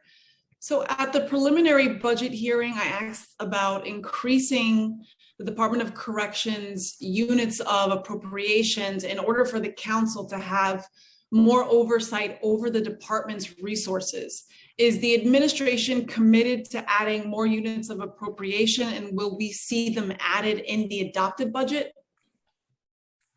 Hi, Chair. Thank you for the question. So we have been doing some back and forth Q&A with OMB just about that, finding out what the right structure would look like and how we would configure it. Since I can't speak for them, since a lot of it relies on their work as well, I don't know that we'll see it in adoption, but it is an ongoing conversation we're actively having with them now. Okay. Well, please let us know, of course, as soon as you can, and we'll be sure to encourage them as well. So Speaker Adams touched on the proposed 8% increase in the department's total headcount. Will all proposed 578 positions be deployed to the RMAS units? And how much funding in total has been baselined for RMAS total? How many total staff? How many are uniformed and civilian? Sure. Yes. So the 59 million, yes, will be dedicated to RMAS. To give you a total number, looking at uniform staffing plus civilian, that's something I don't have calculated in front of me right now, but in previous financial plans, we received some additional staffing for program support. So I would include that in there, and that's non-uniform staff. And then also there were some existing positions already in GRVC where we'd be housing RMAS in its totality, so all 3 levels. So I can follow up with you putting together that total picture. So it would kind of be our existing lines that we already have for uniform staff, plus this addition, plus the dedicated resources programming dot to give you a holistic picture. Okay. Again, if you could follow up, that would be great. I really appreciate it. So we touched on the action plan already, but considering the important role outlined for civilian staff in the action plan, how will the department address these civilian staffing concerns, particularly in key units like the Health Management Division, Trials Division, and the Investigations Division? Sure. So as we're moving forward towards putting out those positions and postings, the department, unfortunately, we do have quite a high vacancy rate on our non-uniform side right now. So as we're reassessing internally those existing vacancies and how to repurpose some and post for the ones we still continue to need, that's kind of the objective we will have so far as we continue to have conversations with OMB. So honestly, right now, it's going to be looking to repurpose our existing vacancies on the non-uniform side. From what I understand, the department has a 23% vacancy rate in civilian positions, as well as a 23.3% attrition rate for civilian positions. So I know there are some challenges there with retention and hiring. So we would love to know kind of, your plans for that. So on the RNDC emergency plan, expanding to other facilities, how were staff and resources reallocated to implement the RNDC emergency plan? Yeah, thank you for the question. So what we did when we came up with the RNDC plan, we worked not only with our security staff at our Special Operations Division, where we moved staff out of there and we assigned them into RNDC to help support our young adult housing units.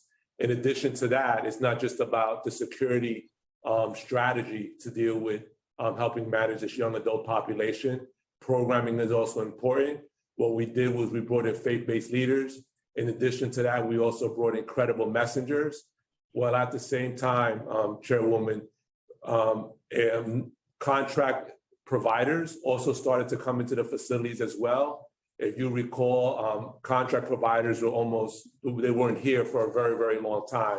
So all of that happening simultaneously is what helped us to address the violence that was at RNDC, which this month, as I stated earlier to the speaker, we see a 67% decrease in slappings and stabbings in May, month to date, compared to May of last year. Sorry about the background noise. So, okay, well, thank you for that. I'm sure we'll have some follow-up after this, and I know my colleagues have questions. So in March, there were 12,745 missed medical appointments, and people in custody refused to attend medical appointments 7,148 times. How many missed medical appointments were a result of DOC staff unavailability?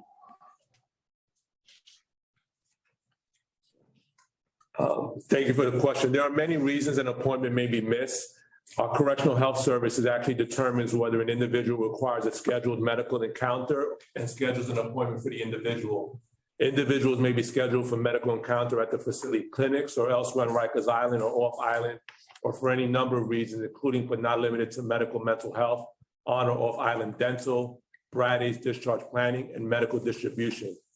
As indicated in the department's public monthly reports, an individual may not be produced to the clinic for a scheduled appointment if they are at court, participating in a program or family visit, as well as a host of other reasons. So the majority of our non-production, which is categorized out by CHS, is really individuals refusing for one reason or another not to go to their medical appointment. I will share that we had approximately slightly over 49,000 scheduled medical appointments in the month of March. Okay, well, yeah, I understand out of 12,745 missed medical appointments, 7,148 is over half. So that would be the majority, but my question was specifically on how many missed medical appointments were a result of DOC staff unavailability. And I'm disappointed that you don't have the number because we did ask you to prep this in advance. The number's 1,200 in March. 1,200. So we had 1,200 scheduled appointments because of staffing challenges that were missed and had to be rescheduled. Okay, 1,200. So how much of the department's executive budget is dedicated to addressing COVID-19 in the jails, particularly to support quarantine housing transfers? We don't have an actual number calculated related to that specifically. I mean, the 52 million we received in overtime funding from OMB, that's the federal funding, the American Rescue Plan, that speaks to that to a degree. And staff that are working overtime and working in facilities that, you know, are remaining to be open, that are not funded in the budget to support COVID-19 and quarantine housing. Okay. In terms of staff absenteeism, and although the monitor recognizes that the administration has reduced the number of staff out sick from its high of 2,500 in December, the monitor writes that approximately 1,100 staff members are out sick on a given day. And that's approximately 15% of the actual head count as of the executive budget. So thank you for providing the number of individuals out today earlier. Thank you for that transparency. How many staff were out sick on Friday, May 20th and Saturday, May 23rd, respectively?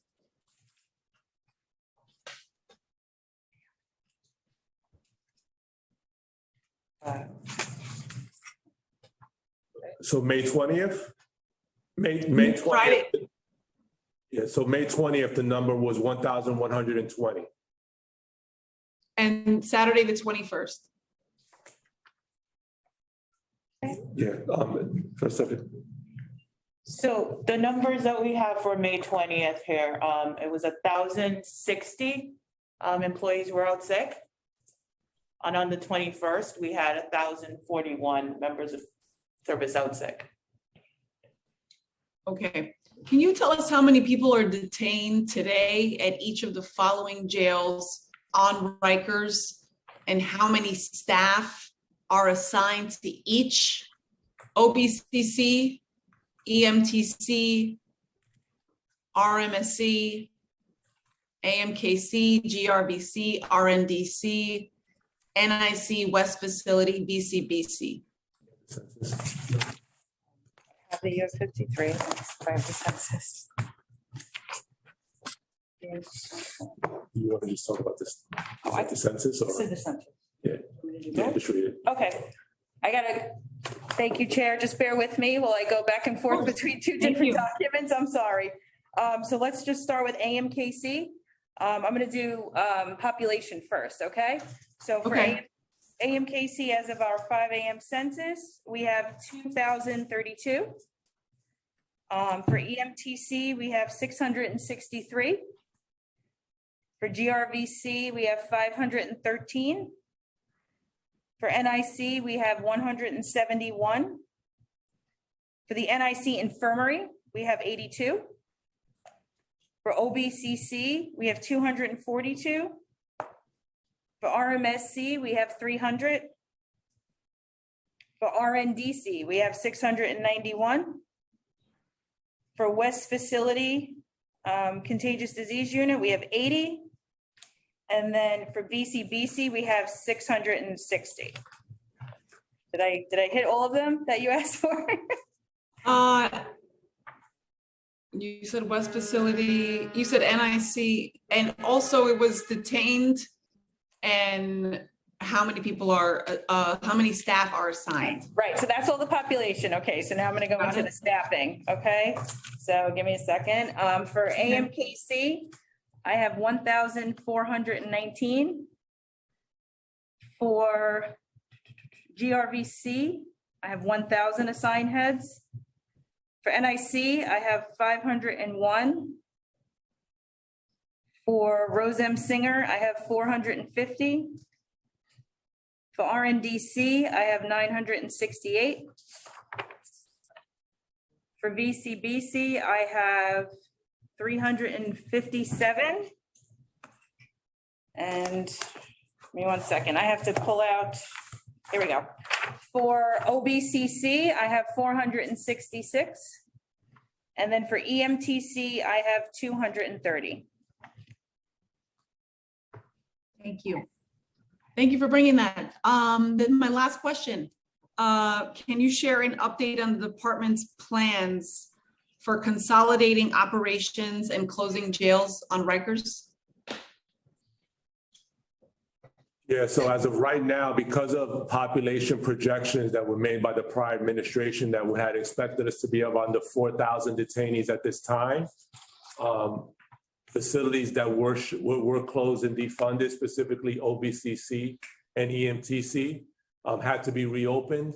They reopened for a couple of reasons. One is because of our census population is at about almost 5,500 today, and not under the 4,000 that was predicted. In addition to different COVID strains and spikes, we had to deal with COVID housing, social distancing challenges, and things like that that prevent us at this time from closing any additional facilities.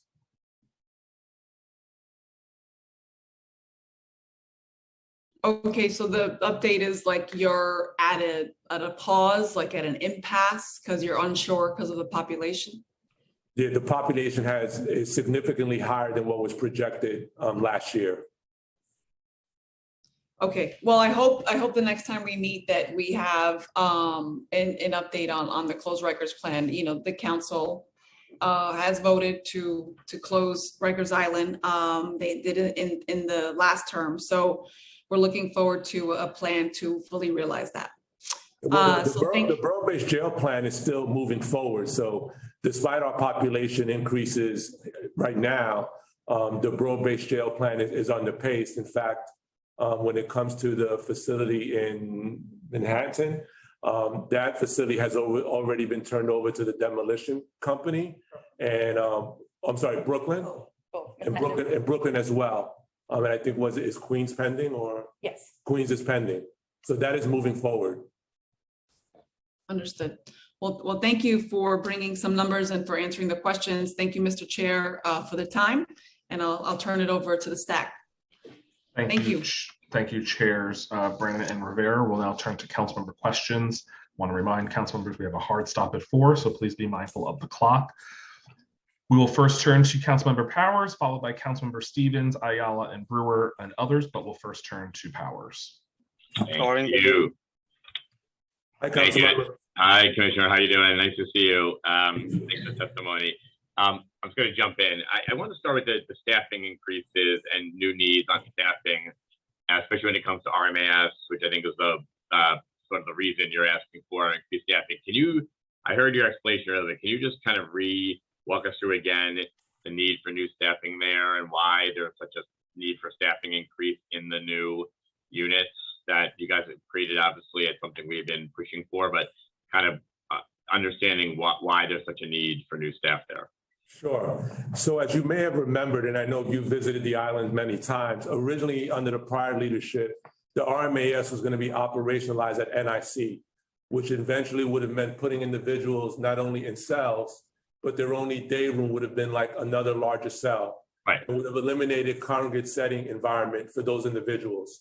What we've done is we rethought the whole RMAS plan because we wanted to be able, our goal was not only to comply with the rule, but to the spirit of the rule. So the reason for the additional staffing is because we're going to have a low census of about 12 individuals in level 1.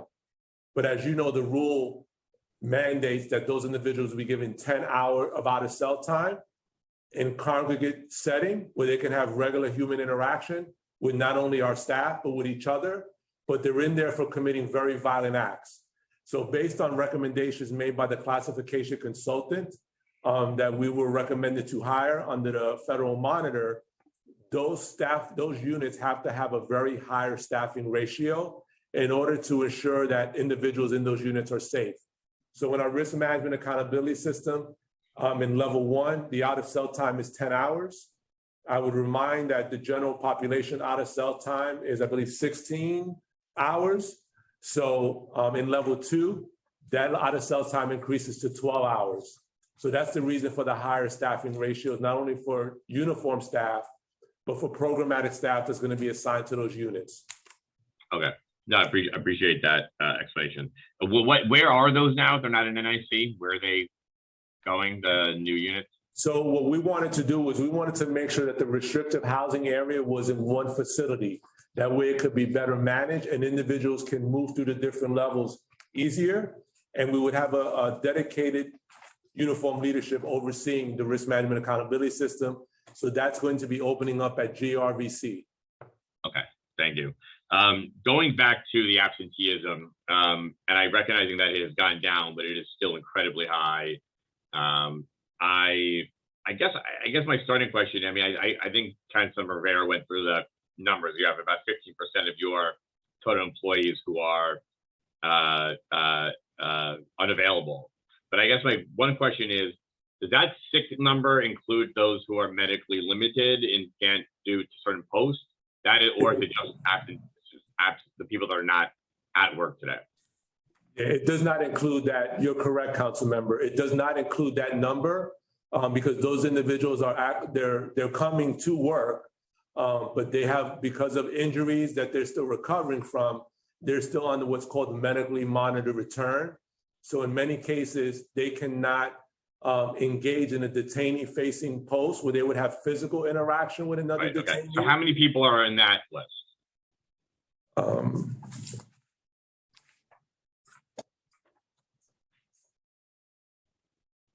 As of today, 921. So you have about 2,000 people who are limited or absent in some regard, which is incredibly high. I guess my question is, like, we have seen this play out over the last 3 years. Yeah, I guess my question is, I mean, I guess this is an honest, but like, it's incredulous to believe that there are 1,100 people out with an illness today relative to when you look at every other city agency. We have brought that number down, but it seems like that is going to stick around that number in my eyes. So do you share that opinion that is sort of going to stick at that number? What are the policies you're going to put in place to go much further beyond that? And looking long term, what policies would you suggest that, whether it's in collective bargaining or in other places, that the council, the agency, the mayor's office, Office of Labor Relations, and others put in place or remove to create certainty that adding new staff in, or what the current number is right now, that people will start showing up to work, because this is not working. And I think we're going to hit a certain number where we're going to have nearly a third of the agency be unavailable to serve certain posts, and that is leaving. And when last time I was there were 2 housing units and 1 individual serving in those 2 housing units that were next to each other. So I guess I'm looking long term. What are the policies? Do you believe that's acceptable? I guess is number 1. 2 is, what are the policies you are recommending, or to us and in your agency and OR long term, to change to get that number to a place where it would reflect a regular, normal sick pattern for an agency, and that includes collective bargaining and everything else, because this has gone on for too long, and it's leading to, as you know, and we've discussed this, lots of other issues within the jails because of the lack of staffing. Thank you for your question. So I'll just first flat out say, this is not for me a collective bargaining issue. The issue is 2 issues for me. One is, we did not have a functioning health management division. And for those that may not know, our health management division is the one that manages and assesses our uniform staff's ability to be able to do their core function as a correction officer for the majority of the uniform workforce. And what I've done is I've removed and put in new leadership at the health management division. We're doing a better job at the health management division to make sure that we're better assessing and ensuring people have an opportunity to get appointments and get evaluated so that they can return to work. On the other issue for me is an accountability issue. So the issue of staff absenteeism has never really been addressed for a number of years. And on top of that, with the height of the pandemic, and that exacerbated a already weak system that wasn't in place, and our own policies related to medically monitored return, as well as sick leave, were just not enforced. We are enforcing those now, and that's what has caused us to see reductions of 40% to date. We still have a long way to go, so I agree with you there that the numbers are high, but it took 8 years to get to this point, right? But what I can tell you is that this leadership team is committed to not only assisting and supporting staff to make sure that they're healthy to be able to perform the function of their job, but also hold staff accountable that we think are not acting appropriately. Thanks, Guy. Well, let's ask one more last question. How many individuals has the agency, starting since your tenure, let's just say, terminated based on abuse of sick policy? So I've signed over 820 disciplinary cases. I don't have a breakdown of what different violations there were. Some were related to sick leave policy abuses. Some were related to medical incompetency that we took to oath and we won those cases and they were separated. Some were maybe related to other incidents where they were not separated, but they may have been issued suspensions. So I think we could share with you a follow-up on what that breakdown was of those 820 cases. Okay. In respect to the time here, a lot of colleagues are all end there, but we appreciate getting that data. Thanks so much. Got it. Thank you, Majority Leader Powers. Next, we'll turn to Councilmember Stevens. Starting time. Hi, good afternoon, everybody. And thank you to our chairs for leading the charge on this hearing, and we appreciate your hard work. And some of my questions already been answered, but one of my huge and major concerns is just around overtime, because it's interesting that I feel like a number is given in overtime and it seems to be tentative, and I'm not really sure what other agencies throughout the city is just allowed to kind of just say, hey, we're just going to go over it over and over again. And just looking at like the past couple of years at overtime, this agency is consistently going over overtime. And so one, are you guys committed to working with council to look at like, how do we have real oversight over this to manage this? Because I think the whole point of our budget is for us to think about what is it that we need and how we put a budget in there, and not just saying like, well, we're just going to not look at it or adhere to it. So are you guys committed to working with council around really managing and getting overtime under wraps? Because at this point, Chair Brennan asked earlier, where you guys were at. And I think it sounds like you guys are maybe at like 80% of your overtime for the year already. And that's very concerning and alarming to me. Thank you for the question. So I'm always committed to working with the committee as a group or council members individually on these very important issues. I can tell you that when I started here in January, and it predates me, the department was put on 12-hour tours, not only to deal with the staffing crisis because of COVID and other staffing issues. So that inherently having the entire uniform workforce on 12-hour tours significantly impacted the overtime budget. We have put 5 of our 8 facilities back on 8 hours. We have 3 that are still on 12 hours because we're dealing with some staffing challenges. But I agree with you, improving efficiencies. And we think with the technology advances of our scheduling, scanning, and the more efficient deployment of staff is going to help address the overtime issues that have plagued this agency for a very long time. Yeah, I definitely would love us to continue to work and making sure that there's true oversight, because I think that it becomes a point where we have to say like, wait, why is this agency allowed to blow through overtime when we have all these other agencies throughout the city who have a budget and they have to stick within that budget and make it work? And so like, even with you guys, I believe that you get a budget and you should be sticking within that and not just saying like, oh, well, now we have to figure it out because we're over budget because of, so-and-so instances, because that is not the case for other agencies. So I'm very committed to like following up with you so that we can definitely come up with a plan where we are looking at being more efficient throughout the budget season and throughout the city. Thank you, Councilmember. Thank you, Councilmember Stevens. And for the record, we've also been joined by Councilmembers Carr, Areola, Adams, Hanif, and Juan.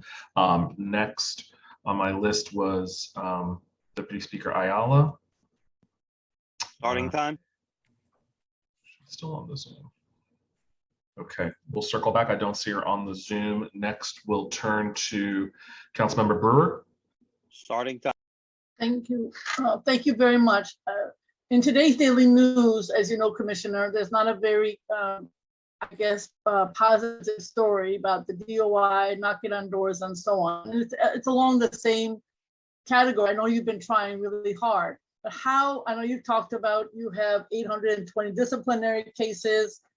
You have a plan to figure out how to get people back to work.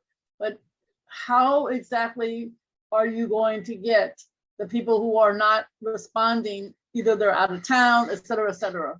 How is it a funding issue? Is it a management issue? What is it that can break the cycle of people just feeling that they don't have to be there? And it is hard to understand. And for those of us watching the outside, we know you're trying, but it is very hard to understand, particularly when you read an article like that, which doesn't seem to be getting much traction in terms of people responding. Thank you, Councilmember Brewer. Thank you for the question. So I think it's a number of different approaches, right? One is we're reforming our health management division to make sure that individuals that are out sick are better managed so that we can get people back to work as quickly as possible when they're healthy. It's peer-to-peer engagement. So this department has not had an organizational health strategy to support its staff. And I think that feeds into the psychology of individuals that are out. And then for those individuals that we believe may be gaming the system, we are making revisions in our home check policy to be able to check to see if people are home. So we're engaging with our staff. We have, in the 4 months that I've been here, unfortunately, have had to suspend 100 staff members for issues related to not being home while they should have been sick or other sick leave related issues that we had issue with. So it's also a discipline and accountability process as well. So I think all of those things are beginning to take hold, and we have gotten over 1,300 people back to work. But I think it's a collection of strategies that help to have a workforce that not only feels supported, but an ability for us to be able to hold people accountable when we need to do that. Okay, I mean, I hear you. I think it's like you said, it's still a project that is in motion. The other question I have is in terms of education and so on and so forth. People are not there. I had a lot of young people in my home who went to Rikers, so I'm familiar with it. But what is the status of education in terms of cost and applicability? In other words, people actually participating in the educational programs, particularly the high school. I know you said people are getting their GED, but what's the money that's allocated towards that, and how successful is it? Sure. So I'll turn it over to Deputy Commissioner Torres. She's our Deputy Commissioner for Community Partnerships and Programs. Thank you for your question, Member Brewer. If I may, I cannot comment on the budget that is allocated for educational services for the population 18 to 21, only because the provider for educational services happens to be the Department of Education, East River Academy to be exact.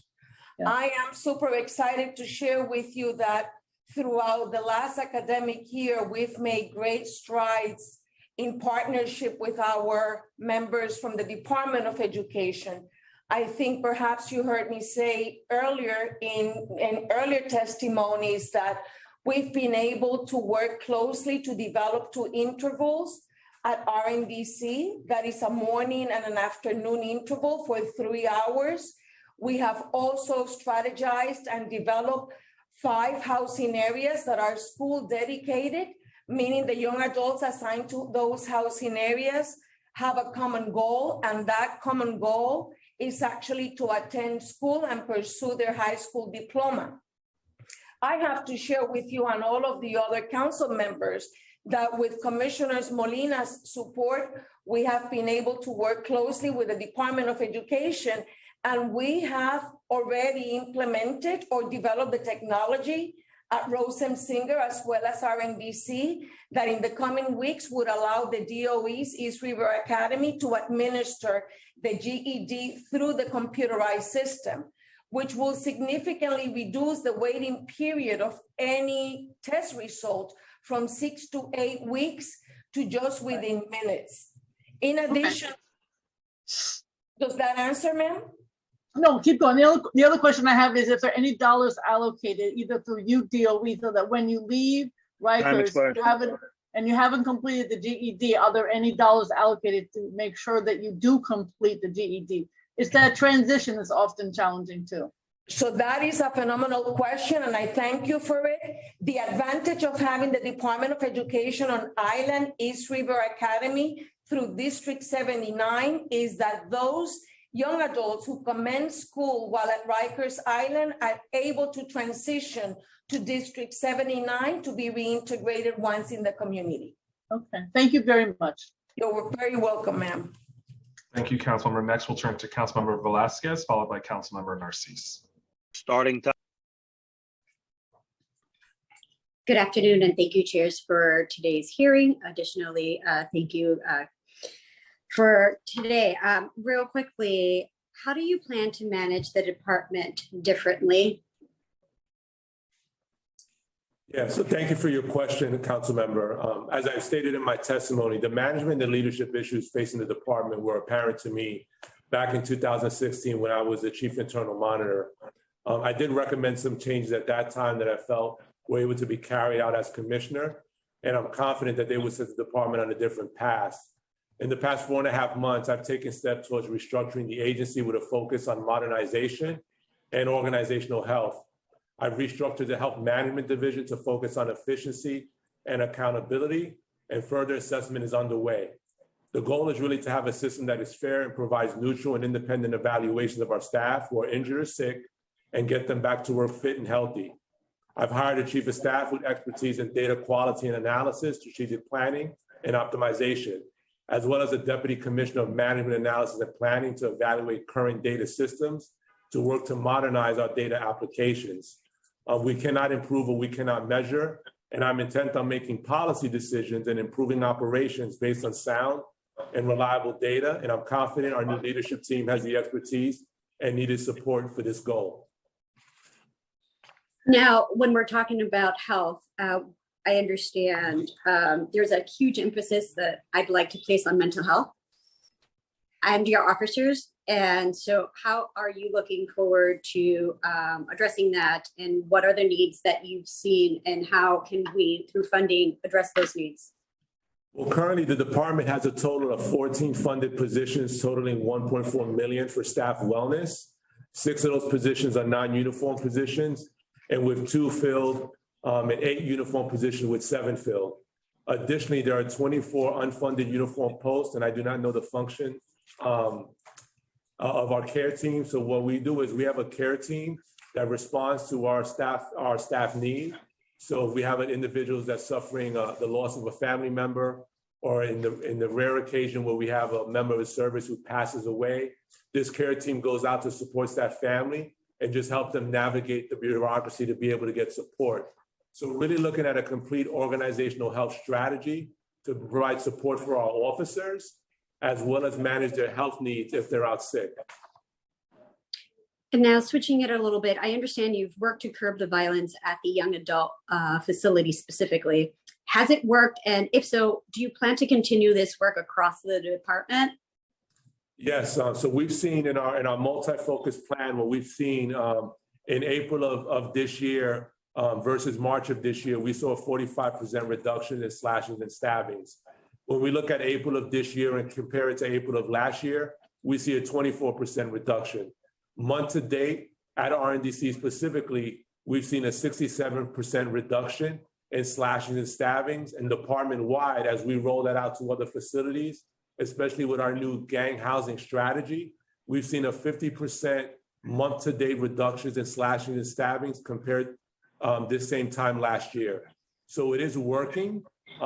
Things are taking hold, but it's not just about security. It's also about our programmatic interventions, our credible messengers, our increase in our young kids and encouraging them to participate in school programming. All of that is having an impact in addition to our faith-based volunteers that are working at RNDC. Are there any separate funding requests for that specifically? Not right now. We have our contract providers that are assisting us with credible messengers. And, we do have a lot of volunteers, and our faith-based community has rose up to the challenge, and they're assisting in finding private funding to be able to support their needs at RNDC. Perfect. Thank you so much. Thank you. Thank you, Councilmember. Next, we'll turn to Councilmember Narcisse, followed by Councilmember Carr. Starting time. Good afternoon, Commissioner. Thank you. And Madam Chair, both Chair, Justin, thank you. And all my colleagues, all the staff, thank you and good afternoon. I like to reimagine, reinvent, to see how the jail can change. But this is not my imagination right now. I cannot walk it the way I would like to walk it with 1.3, I think $1.3 billion. I think we can do a lot with 413 acres of land. But coming to what the reality is for us, budget documents show that a contract related to the Prison Rape Elimination Act, PREA, for $1,169,000 is being eliminated entirely. What has this contract covered, and what is the reason for cutting it? Thank you for your question. So that was a consulting contract that actually got paid approximately, I want to say $9.2 million over the life of its contract with us. And a large part of their work was not only PREA, but to provide leadership training. I can tell you that based on what I have saw as relates to PREA and the leadership training that was provided, I don't think we got our bang for our buck. So I'm wholly committed to PREA. We are rethinking how we do PREA as far as our operationalize it, but making sure that we're PREA compliant. So that's why the Moss Group's contract was discontinued. Mm-hmm. There have been no PREA reports posted to the board's website since January 2020, reporting on 2019 data. How does the department plan to maintain compliance with anything or PREA standard and address issues of sexual assault in the city jails? Yeah, so I don't have control of what reports get posted to the Board of Corrections website. We do post PREA reporting on our website. So I'm not sure why the PREA information on the Board of Corrections website is not up to date. I'm sorry. What information can you share today about the number of sexual assaults reported by incarcerated people in the last year and the status of those investigations? I have to consult with my investigations division to get back with you on that number. We do track that. So we'll get that number to you. I don't know it off the top of my head. Okay, Commissioner, I cannot blame you for everything that's been taking place in the island, but we're still having people dying. So that is very close to my heart as a nurse, seeing people killing themselves or any way or form. I think is something that we look into, and how we spend our money, how we bringing, even in jail, prison system, we have to bring the equity that we're talking about. Because right now, I heard my colleagues ask a lot of questions about education, about rehabilitating people. That's what I'm looking for. So I hope this budget that you have right now, we can see the improvement that we're looking for. Since you make it a promise that that's what you're here to change, and you like to see things improve in the island. So I'm looking forward for that. But Thank you, ma'am. Thank you. Thank you. Thank you, Councilmember Narcisse. Next, we'll turn to Councilmember Carr. Starting time. Thank you, Chairs Brannon and Rivera, for holding this important hearing. Commissioner, it's good to see you today. I was really saddened to see the loss of a corrections officer who took his life, jumping from the Verrazano Bridge right by my district. And you talked about it a little bit with Councilmember Velasquez, but can you discuss a little bit about what you're doing to sort of improve and address, mental health challenges faced by corrections officers and corrections staff? So thank you for your question. Officer Roman's passing is a tragic loss that we are all feeling deeply. My thoughts go out to his family and his loved ones. Our staff have gone because there was no real organizational health strategy, unsupported for far too long during a very difficult time with what I will describe as few opportunities for professional development and very little way of staff wellness initiatives. If this agency is going to succeed, we must support our most valuable resource and reform our frontline staff. I plan to create more professional development opportunities for uniformed members of service to support them in their work. and trained to help maintain correctional best practices and have the tools that they need to succeed in a very difficult job. I've returned the Employee Assistance Program that OLR really manages very effectively back to our department. And we are in the process of identifying staff that can work with our care team, which provides supportive services to all of our staff.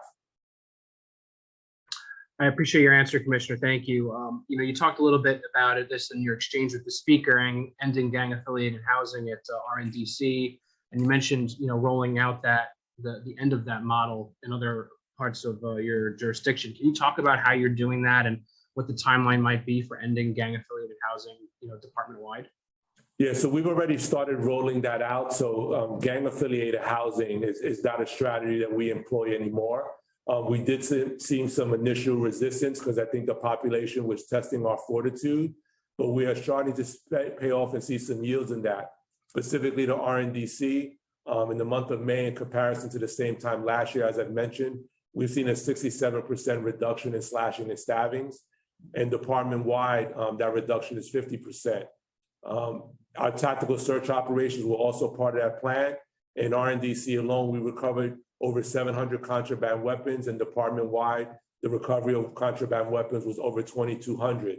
So it really has been a really strategic focus. Our Special Operations Division officers have been working inside RNDC and providing support to our housing floor officers so that we can have multiple officers on those posts. And we've seen a really new calm within our young adult housing unit. And we've also seen reductions in slashings and stabbings in this month at our GRBC as well. Appreciate your answer. You mentioned some stats just now, but in terms of use of force numbers department-wide and assaults on staff department-wide, do you have those figures in terms of their trends going downward or remaining static? Yes. So every month starting in January, we have experienced double-digit decreases in use of force incidences from 15% all the way to 35%. What that has translated in calendar year to date is a 27% reduction in use of force incidences in the department. Specifically to RNDC, since March, we have seen decreases in use of force incidences since March, since the RNDC violence plan has been put in place. Thank you for that. Just my last question. I believe that you're budgeting 578 new positions in the exec budget, and I just want to make sure I understand this correctly. Am I understanding it that there were 400 one-shot funded positions in the FY22 budget, and that this 578 increase is merely baselining of 400 positions filled over the course of the ongoing budget year? So we're really only looking at a net increase in staffing of 178. Am I understanding that correctly? DC Lyons. Yes, yes, sir, that's correct. So the 400 was funded, 400 new recruits in fiscal year 22 only. And then, so our headcount drops by that 400 July 1st. And then, the 578 comes in July 1st. So you're correct. Okay, I appreciate your answers. Thank you so much for your time. Thank you, sir. Thank you, Councilmember. Next, we'll turn to Councilmember Ariola.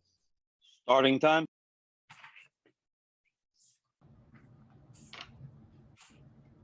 Actually, my questions were already asked and answered. Thank you so much. Okay. All right. Thank you. Next, we'll turn to Councilmember Sanchez. Starting time.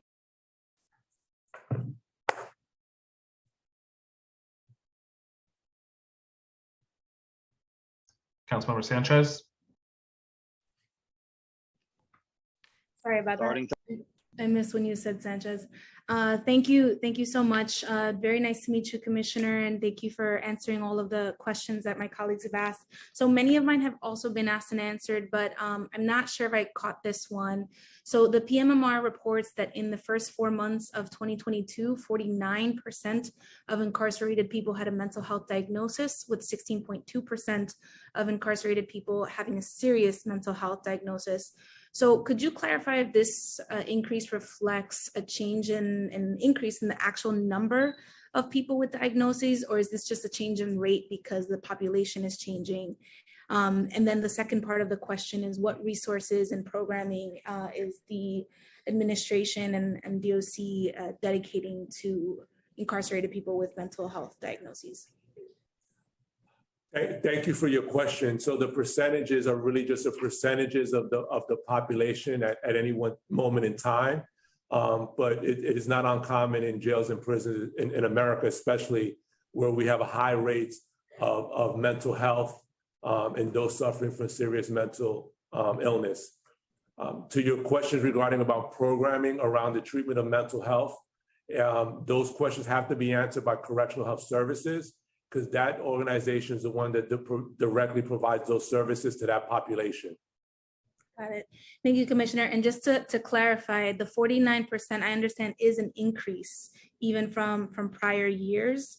And so that's why I'm wondering, is there a change, because the population has been changing. So is it a change in the proportion of people, or are we seeing more individuals with mental health illness? I think that we probably have improved our ability, and I'm not a medical professional, but I think that we have gone doing better at identifying people's mental health needs.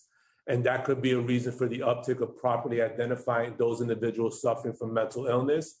The other issue is the pandemic. And we've seen what the COVID-19 pandemic over the last 2 years has had a big impact just on every community in our city. And those that are justice involved, we're not immune to that either. Great. All right. Thank you. Thank you so much, Commissioner. And then the last question is on just serving women's, trans, and gender nonconforming people. We know that they are lower safety risk than men and have lower rates of recidivism. And so my question is, what resources is the department and the city investing in proven diversion and anti-recidivism programs geared towards women and gender expansive people? Hi, thank you. So yes, we are one of the only correctional systems in the nation to employ a full-time staff of individuals who are focused on supporting our LGBTQ+ population, which does include individuals who identify as transgender, gender nonconforming, intersex, and gender non-binary. So we have staff that meet with them in the facilities and offer them supportive services and help them navigate our housing systems. We also have dedicated discharge and reentry processes for those individuals. So our staff work diligently with community-based organizations who focus on supporting individuals who identify in the LGBTQ+ spectrum and make referrals as appropriate and connect them to those organizations so that they can get gender affirming support once they enter the community and stay connected with those organizations and with the community that they find supportive. Great. Excellent. Thank you. Thank you so much for that. And Commissioner, nice to meet you. Look forward to Thank you. Nice meeting you as well. And our final two council members' questions. Three. Next we'll go to Councilmember Schulman, followed by Councilmember Osei, and then conclude with Councilmember Ressler. Councilmember Schulman. Good, thank you. Starting time. Thank you. I want to thank the chairs for this important hearing. Hello, Commissioner. So 16, you can hear me, right? Yes, ma'am, I could hear you. 16% of, I had asked this at a previous hearing, so I want to see if we have answers to this. 16% of people at Rikers have a serious mental illness, including 27% of women. As part of the council's vote in 2019 to close Rikers, the city committed in a points of agreement to double the number of PACE units at Rikers for people with serious mental illness by the end of 2020. PACE units where correctional and healthcare staff train and work closely together to provide intensive care have far lower levels of violence than most units on Rikers, despite the challenging population. So one question I have is, how many PACE units are currently online and how many people do they serve? What is the status of the promised increase in the number of PACE units? And if the new units haven't been brought online, when will they be and why haven't they been as of yet? The number of PACE units. Want me to go over that again, or? Just know we have one month to open, and it's been on hold due to staffing issues for us and CHS. Can you get the total number? We're trying to look it up for you now, ma'am. Okay, I appreciate it. I don't remember the total. Just doesn't tell me. So I can answer for you that we have one unit remaining to open, and I believe it's RNDC. And it's just been, we've been waiting on that due to staffing concerns for both the Department of Correction and CHS. How many people do the PACE units serve?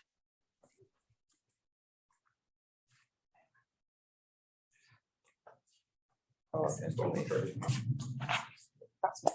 the PACE units. Yeah. So we have approximately 10 PACE units. We'd have to follow up with you with the exact census, but I would want to clarify that those units are not necessarily always fully at bed capacity. That's a determination that's made by Correctional Health Services. So they will determine when an individual may need that higher level of care and will place individuals in those housing areas as appropriate to meet their mental health needs. No, that's understood. I just want to make sure that we're moving forward with having these units because they're proven to lower the level of violence in the facilities. So. Yes, and you know, we're working with CHS with the therapeutic outpost units, which will also increase bed capacity for that population. So that is part of sort of like working in concert with our borough-based jail plan. Right. Anyway, that was the only questions I have because I wanted to give time to my other colleagues so they can answer that, so they can ask their questions. Thank you very much, Commissioner. Thank you, ma'am. Thank you, Councilmember Schulman. Not seeing Councilmember Osei, we will conclude with Councilmember Ressler. Starting time. What do they say about the best for last? I guess it isn't always true. But it's always good to see you, Commissioner Molina. I really appreciate your hard work. Hold on just one second. Sorry about that. Commissioner Molina, it's always great to see you. I really appreciate the opportunity to engage.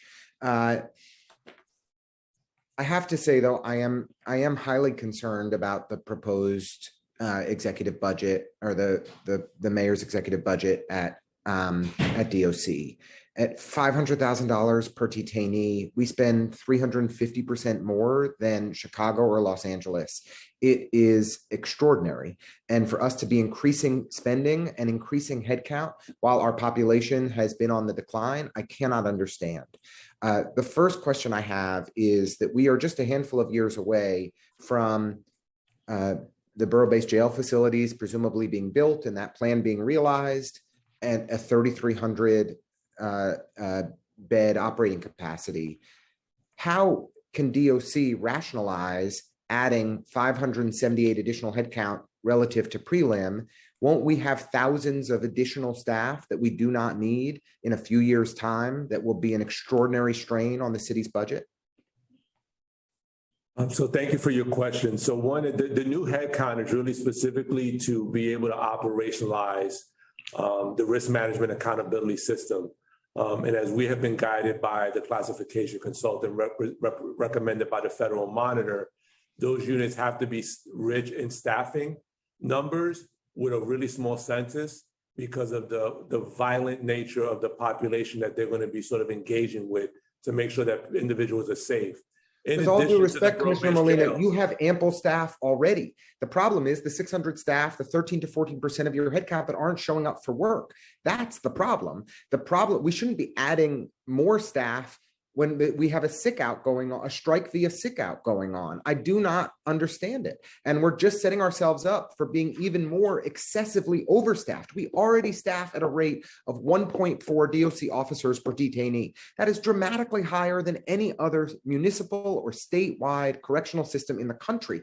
I cannot fathom how it is responsible fiscally to be investing in more corrections officers when we are so severely overstaffed already.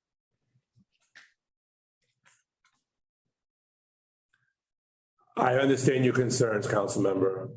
Look, and it would save us significant resources if there were consolidations and closures of facilities. Are there any consolidations? Are there any closures planned for the upcoming fiscal year? No, because the population estimates of the detainee populations are not where they were projected to be. We were projected to be at or under 4,000. And we are close to 5,500 right now in our average daily population. As a result of that, are we investing in population review teams and other efforts that could significantly reduce the populations and get people out? So one of the things that I committed to this council was to make sure I exercise my power under 6A. So last week I did release 19 individuals under 6A. I'm releasing we're evaluating another 9 to possibly be released this week. The other thing is that we have our executive order was issued by the mayor regarding our interagency task force, and working with that task force, we're working with MOCJ we're working with the respective district attorney's offices to identify individuals that have been in our system for very long periods of time to help accelerate their criminal process so that they can move on. I appreciate the efforts on 6A. They are good, modest as they may be, but the dramatic majority of our population in Rikers, of course, are pretrial detainees, not city sentenced individuals. And we've seen a tremendous reduction in the parolees. So the key is to actually get our court system functioning. And we need the mayor to step up and help push OCA to do its job. We need DOC officers to show up and do their jobs to deliver people for court. And I really want to encourage you to help bring Nycc and others to the table to double down on the population review teams so that we can much more expeditiously get long stayers out of our system and wherever they are rightly appropriate to go. The last question I just want to ask, if I may, is around the staffing for the closure of Rikers Island. Could you speak to what team the DOC has in place for that is dedicated to working on the closure and planning for the future borough-based jails? Sure. Thank you for your question. So actually, when I got here, there was only one individual that was leading that work with the borough-based jails. And what we're doing now is we're putting together under the Office of Management, Analysis, and Planning, a project management team that's going to really be the governance team to ensure that we stay on pace for the borough-based jail plan, as well as the therapeutic outposts that are going to be opening in the future. Look, I just want to say, Commissioner, I have deep concerns going back many, many years now about what's happening at DOC. But I do want to commend you for taking on this role and for, as I think I've said before, being one of those guys who's running into the fire to try and help. And so, as serious and as deeply felt as my concerns are, I appreciate your efforts, and we'll continue to try to be a good partner in addressing the deeply, deeply troubling situation on Rikers Island. Thank you, Council Member. Thank you.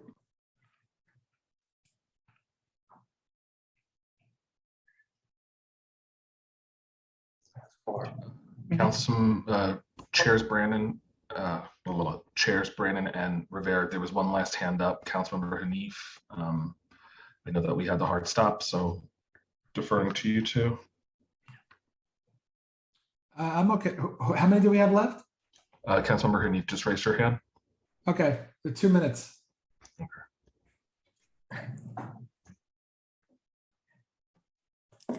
Starting time.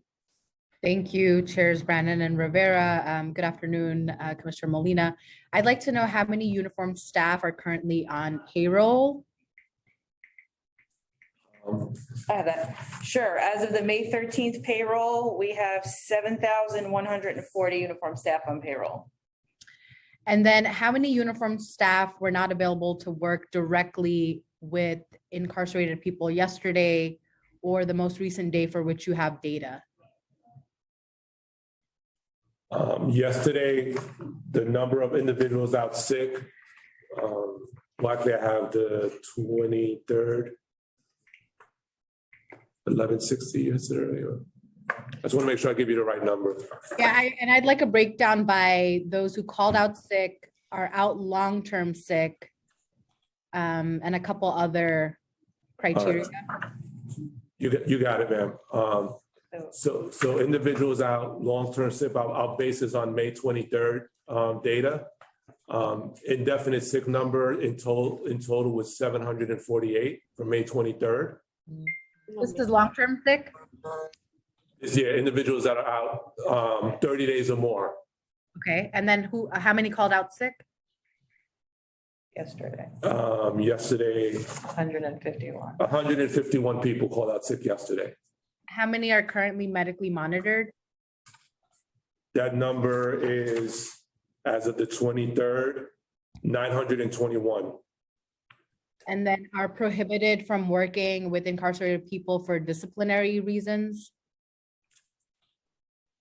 So that would be staff that's modified. I don't have that number off the top of my head, but I can get you that number. Got it. And then are on other approved leave? Like FMLA? Yeah. I'm expired. We don't have that. Yeah, I don't have the FMLA number because it fluctuates. Certain FMLA is driven by a health issue with the family or something else like that. And then how many do you believe are actually sick? Well, I'm not a medically doctor, so a doctor is putting them out sick. So we have a health management division that evaluates each person on a case-by-case basis. We have done a lot of reform as it relates to our health management division. So we have seen individuals coming back to work, and we've seen a 40% reduction in those that have been out sick from the height of the crisis last year. And then lastly, of those out sick, how many are assigned to a post that does not involve direct contact with incarcerated people, whether that's in the mailroom, laundry, their bakers, wardens, secretaries, etc.? You're talking about people that are medically monitored, restricted? People that are out sick who are not working directly with incarcerated people. It would be hard for me to, I don't know if an officer, like I couldn't tell you right now if a particular officer that may work in a bakery is out sick today. I don't have that granular information by memory. Okay. Thank you, chairs. Thank you. We'll turn to Chair Rivera for her closing remarks for today's for this portion of the hearing.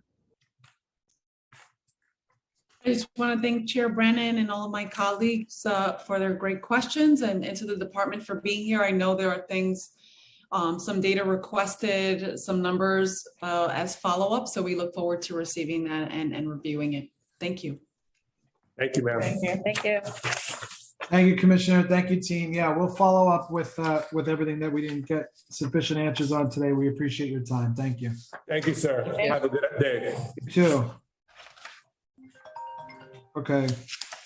So we have Executive Director Masters on for the Board of Correction. And so just everyone bear with us a moment. We have the same two chairs. So we will just test her audio and then we can begin as soon as she's ready. Hi, I think my audio is working, but I'm not sure the video is. Got your audio, but I don't see you. Okay. I think I may hop out and hop back in again and see if that works. Sure. Okay.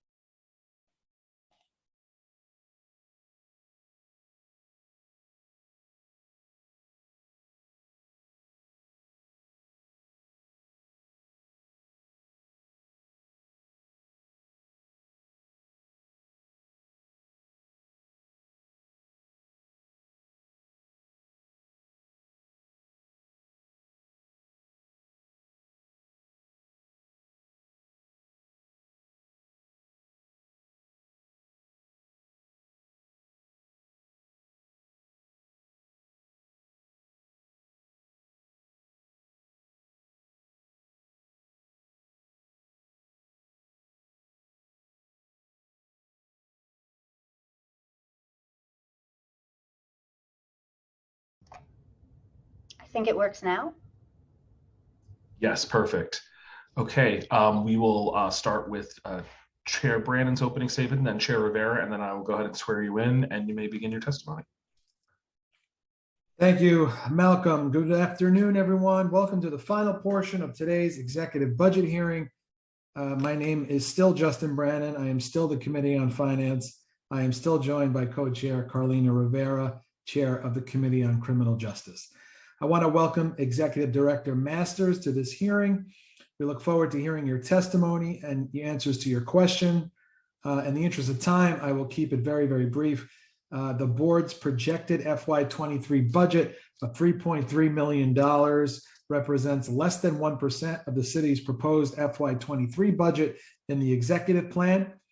BOC's FY23 budget increased by 16.8% from the preliminary plan. The increase was the result of an increase in the board's PS budget, personal services. My question today will focus on technology needs at the Board of Correction, closing Rikers, and the borough-based jail plan. Special thanks again to Jack Story for his preparation for today's hearing. Everyone behind the scenes who made this happen, Malcolm, Jonathan. I'll now turn it to my co-chair, Carlina Rivera. Thank you, Mr. Chair. We're going to hear from the Board of Correction. I want to thank them for being here. The Board of Correction plays an incredibly important role in monitoring, informing, and overseeing the Department of Corrections management of the city's jails. In addition, the board's ability to engage with the department over policy and practice through public meetings is an incredibly important tool for all criminal justice stakeholders. Increasing violence and uses of force in the city's jails continue to pose challenges that require effective and robust oversight. This is particularly true as the city transitions to new jails and the borough-based jail projects move forward. The board plays a central role in the criminal justice system, and today we're interested in hearing about how the executive budget impacts the board and its oversight mission at this critical moment for the criminal justice system and the city's jails. We would like to welcome everyone who is here to testify. We'd also like to thank the board staff for all of their work and to echo Chair Brannon's gratefulness to our staff as well. Turn it over to Malcolm. Thank you, Chairs Rivera and Brannon. Today we are joined by Council Members Brannon, Rivera, Ariola, Barron, Brewer, Carr, Hanif, Sanchez, Schulman, Stevens, Adams, and Velasquez. I will first read the oath, and then I will ask Executive Director Masters to individually respond. Do you affirm to tell the truth, the whole truth, and nothing but the truth before these councils, these committees, and to answer council member questions honestly? Executive Director Masters. Oh, you're muted. Yes, I do. Perfect, thank you. You may begin when ready. Thank you. Good afternoon, Chairs Brannon and Rivera.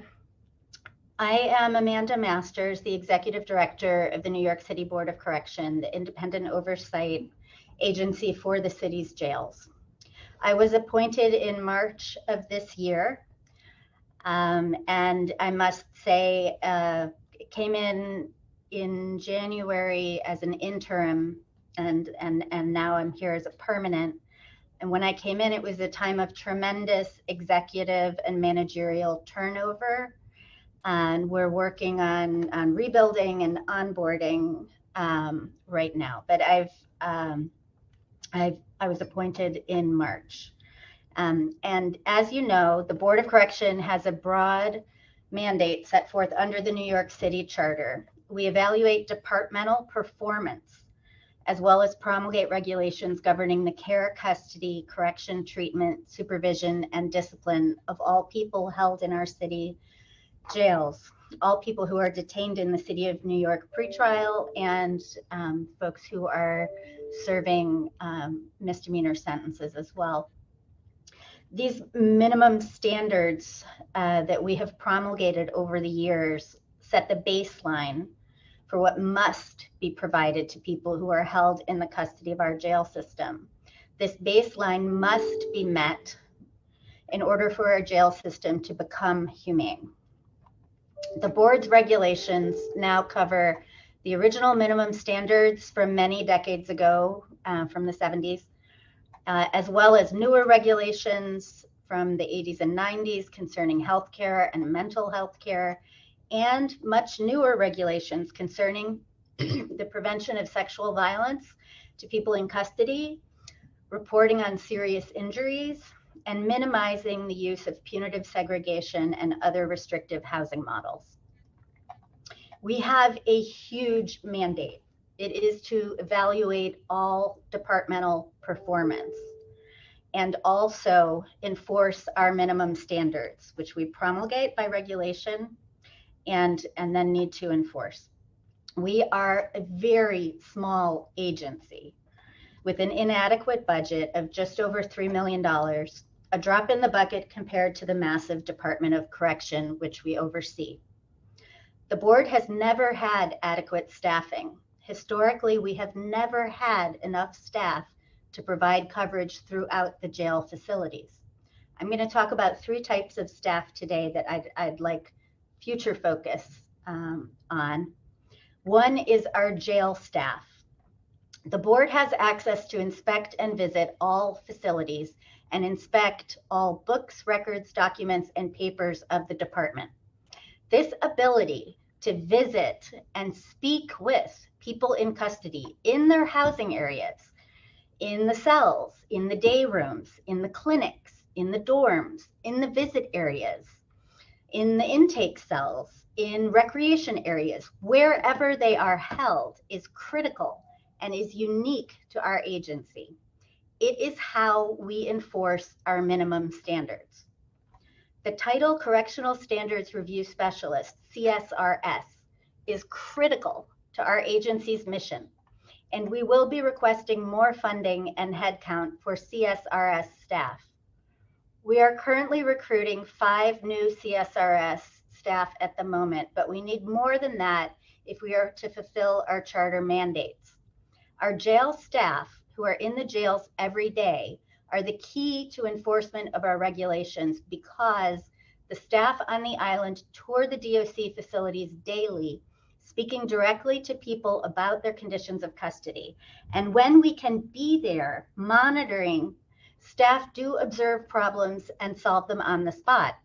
They help the people who live and work in the jails. They work collaboratively with corrections staff, both uniformed and not uniformed, and health staff to obtain compliance with our regulations, the minimum standards.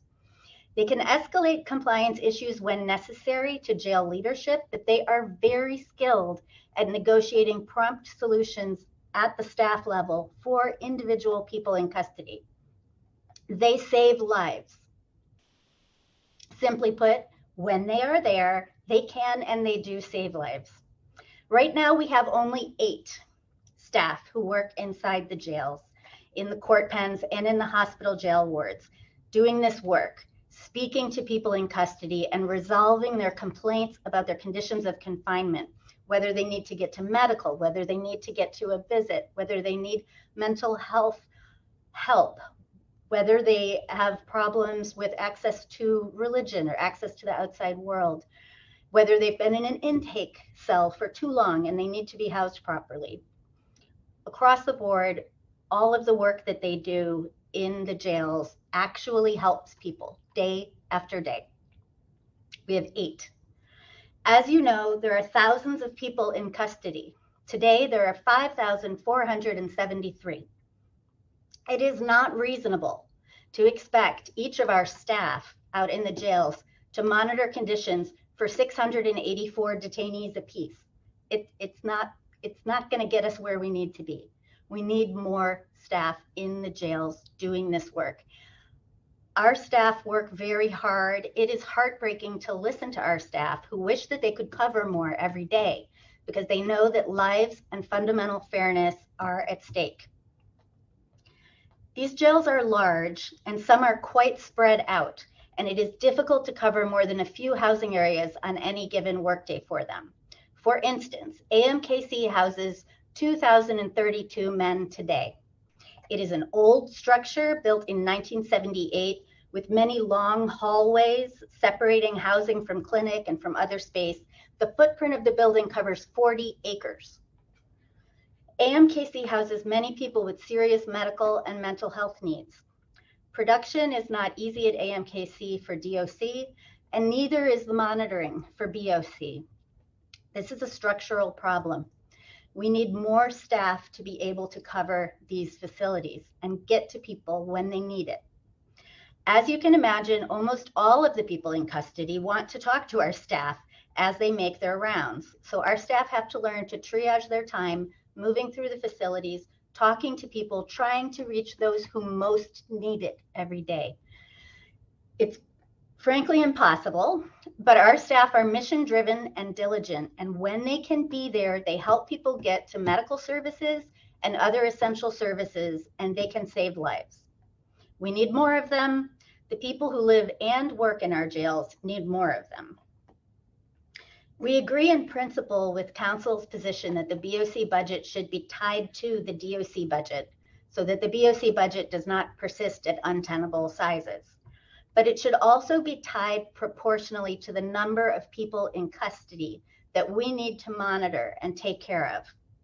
The size of the custody population and the special needs of the population are also critical benchmarks we should always bear in mind when looking at the BOC budget. The second type of staff that I'm going to talk about today is medical staff. We don't have any. 16 people died in DOC custody in 2021, and 5 have died so far this year. Serious injuries from slashings and stabbings are happening at an enormous and frightening rate. BOC has a new special investigation team that reviews deaths and near-death incidents, and also convenes the Correctional Health Service together with the Department for Joint Death Reviews.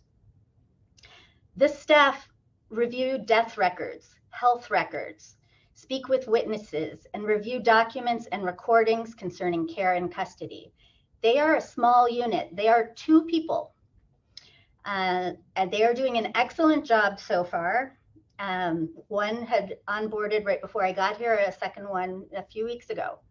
As you know, we put out a report about 3 of the deaths that happened in jails so far this year a few weeks ago. I think it was an excellent report. They're doing a wonderful job.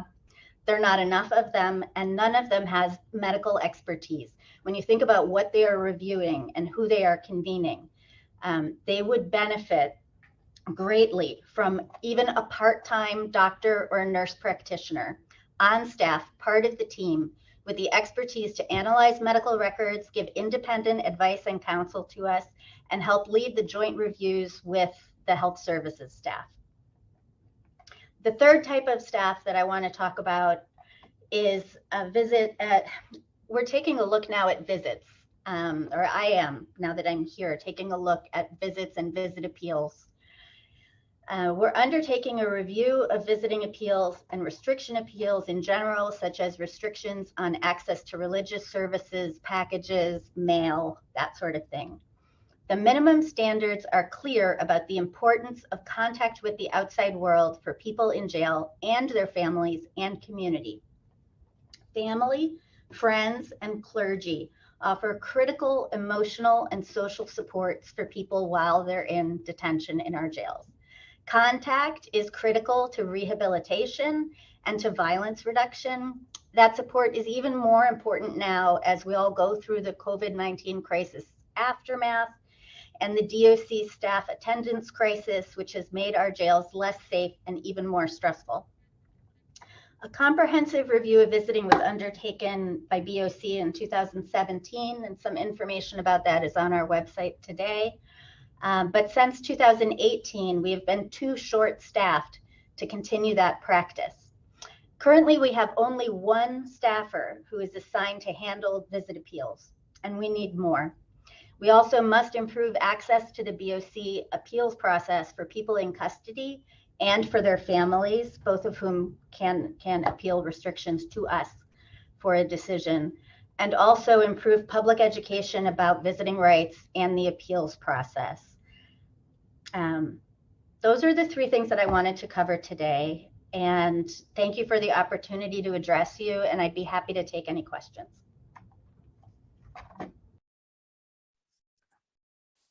Thank you, Executive Director Masters. I want to jump right into the technology needs.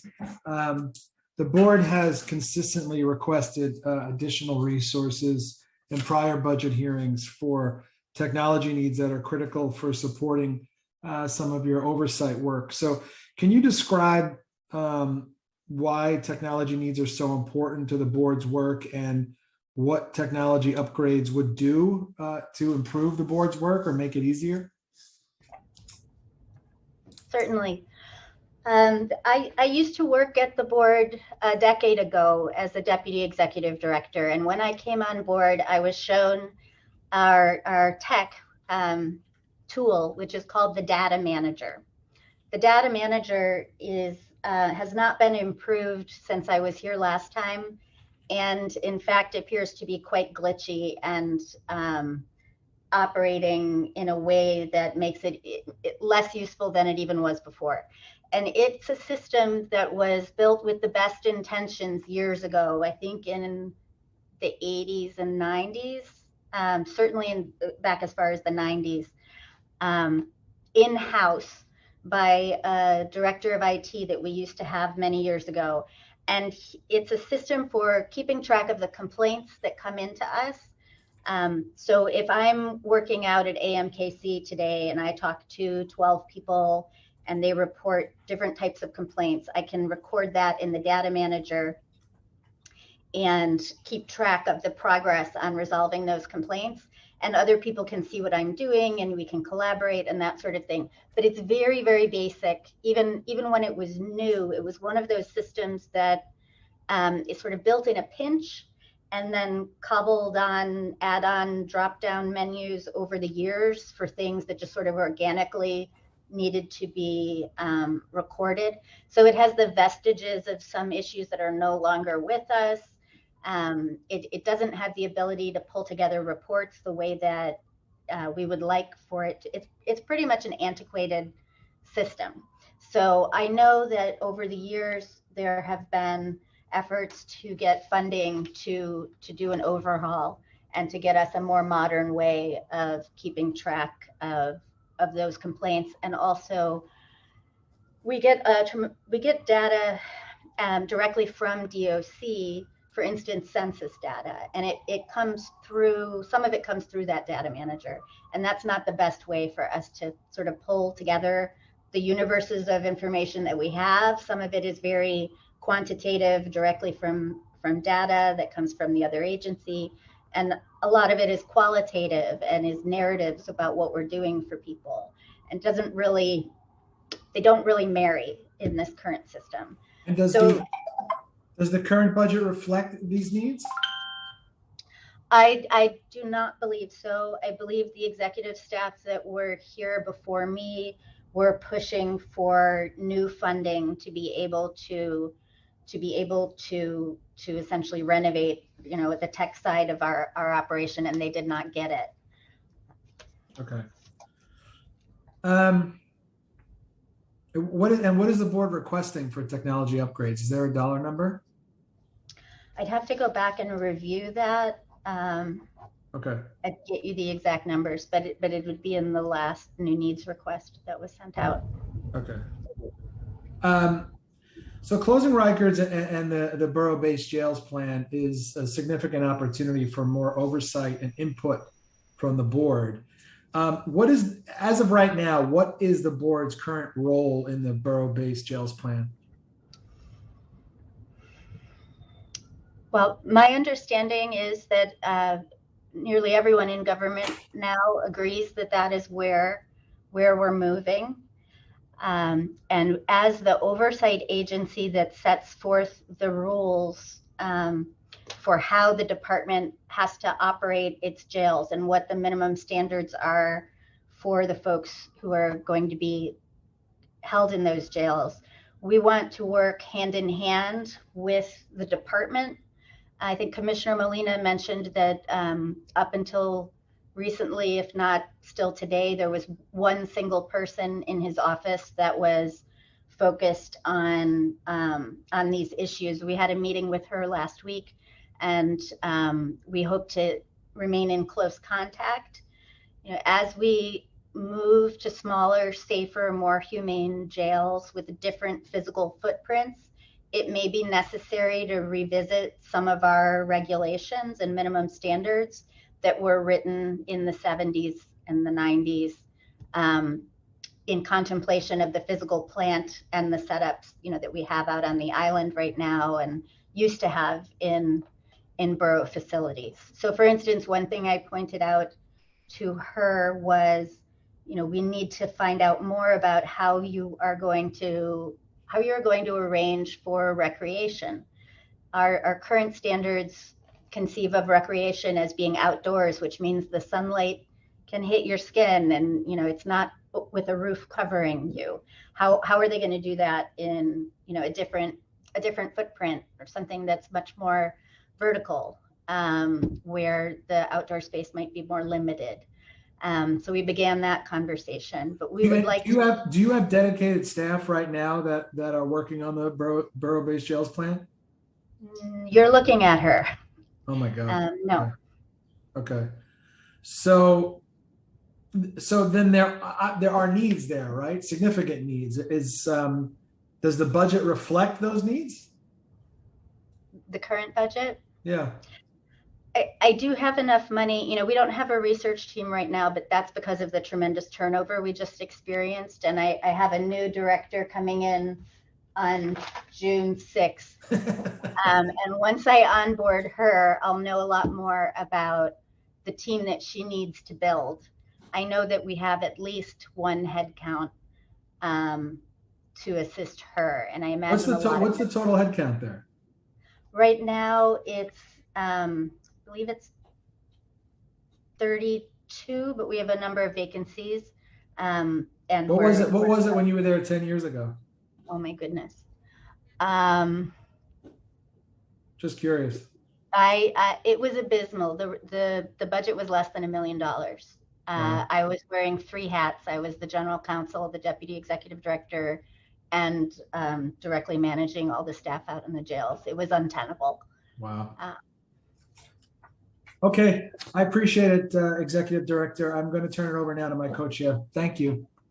No problem. Thank you. Thank you, Amanda. I just want to thank you for all that you've done and like your commitment to public service and doing this work and wearing many, many hats over the years. You mentioned before, I just want to make sure that I have it clear that BOC's budget is tied to the population. What do you think, what does the Board of Corrections think that ratio should be? I'm not sure we've had that discussion, or at least, you know, not I in the past month and a half. But I think the point I was trying to make is that it's one thing to tie our budget to the budget of DOC, but as some have noted, you know, that's a budget that, you know, in a more perfect world would not be so large, right? And there would be more efficiencies with it. And so I think that the even more important thing to my mind to bear in mind is that we have a lot of people to serve. And that number, you know, if we were to get to a point in the future when the staffing ratios between corrections officers and people in custody were more like other cities, that would not be a reason to diminish our future budget, because really we need to serve however many people there are in the jails. So, I mean, have you talked to OMB about this? Kind of, I know you've kind of mentioned that it isn't necessarily like you don't have a ratio in mind, but how have you discussed this with OMB? What does the administration say? We're going to need to put together a meeting with them. You know, I am new here, and like trying to repair the plane while it flies, and haven't had time to have all of the planning conversations that I want to have, but I am looking forward to having them. I understand. So with the announcement of the formation of the Rikers Island Interagency Task Force through Executive Order 16, it states that the Department of Corrections efforts will be enhanced by the full commitment of City Hall leadership and all relevant city agencies. However, you know, it appears that BOC is not part of the task force, and clearly you're a very, very relevant agency. So what is the board's position on the interagency task force? And is it concerning that the board has been excluded, and have there been any updates since then? I haven't heard any updates with regard to the composition of that group. I also thought it was notable that the Correctional Health Service didn't seem to be in the mandatory list, but I'm not aware of what plans City Hall has to expand the list of invitees. Well, we don't have a ton of info ourselves. It was announced without notification to the council, from what I understand. can you describe how additional resources would enhance oversight efforts of the Rikers Action Plan? Additional resources to whom? To you all. Well, okay, and also to, well, in describing additional resources to enhance the oversight efforts, some of the stuff that you've mentioned to me in the past include having someone with medical expertise, so that way you can better conduct investigations in a timely manner. So just generally, I know that you've gone over some of the what the enhancements could be and should be, but is there anything else you want to mention? Yeah, I think the three areas that I tried to highlight today, most importantly, getting more boots on the ground and human beings out into the jail facilities to enforce our minimum standards and to problem solve in real time is critical. And I think over time, if we can get that staffing level up to where it ought to be, it will make a real difference in people's lives. The medical review part, I think, would enhance our ability to have conversations. You know, part of what we're doing is, after a death, convening the department and the Correctional Health Service together to sit in a room or in a Zoom and talk to each other about what happened and what went wrong and what could be better to prevent future deaths. And you know, I think without having medical expertise at our hands, it's harder to lead that kind of a conversation. So I think it would improve the dialogue with Correctional Health Service if we had some of that expertise on board. And it would be independent expertise. You know, I mean, right now we rely a lot on outsiders to tell us what the medical records mean.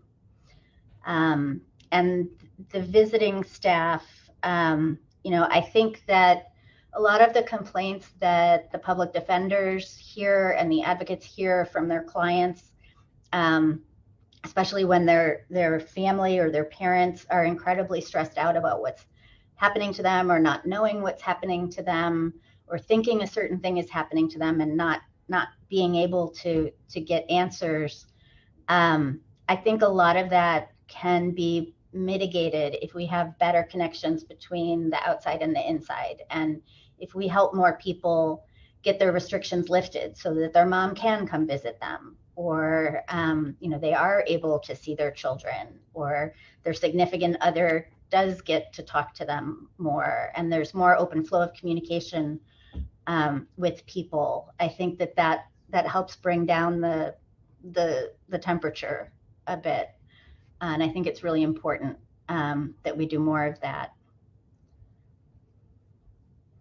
Well, I certainly hope we can pass a budget that reflects the needs of the board with regard to, you know, your very important role of monitoring and overseeing oversight, especially of the Rikers Action Plan. So I just want to thank you for being here and answering our questions, and appreciate our partnership.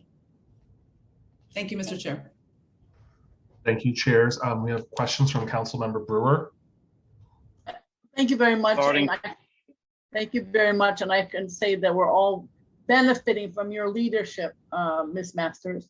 The first question I would have, I don't know if the board takes positions on what is the public press issue of more staff, less hiring from the correction officers, you know, money for overtime, et cetera. Do you get involved in those issues, or is it mostly focused on minimum standards as you have outlined so articulately? You know, we do have the obligation under the charter to look at everything performance-wise with the department.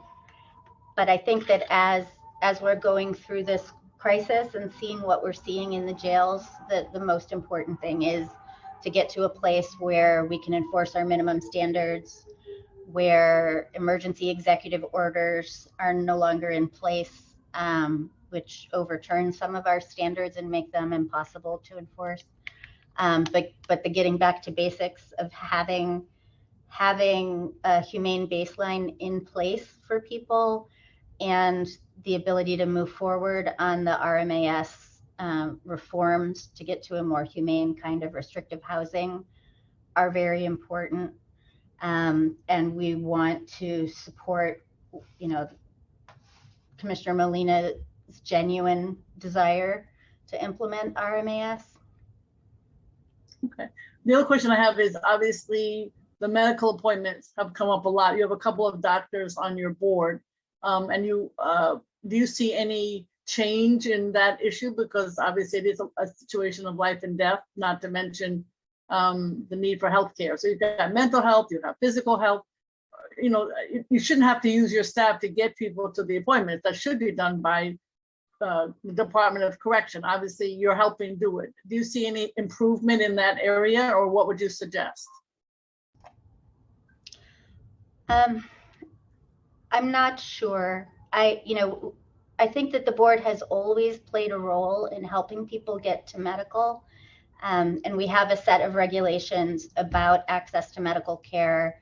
And when I was here last time and before then, I know that the staff play a critical role in helping people who need to get attention from the clinic get it, or helping educate the clinic about what's happening in the housing areas. So I hear what you're saying.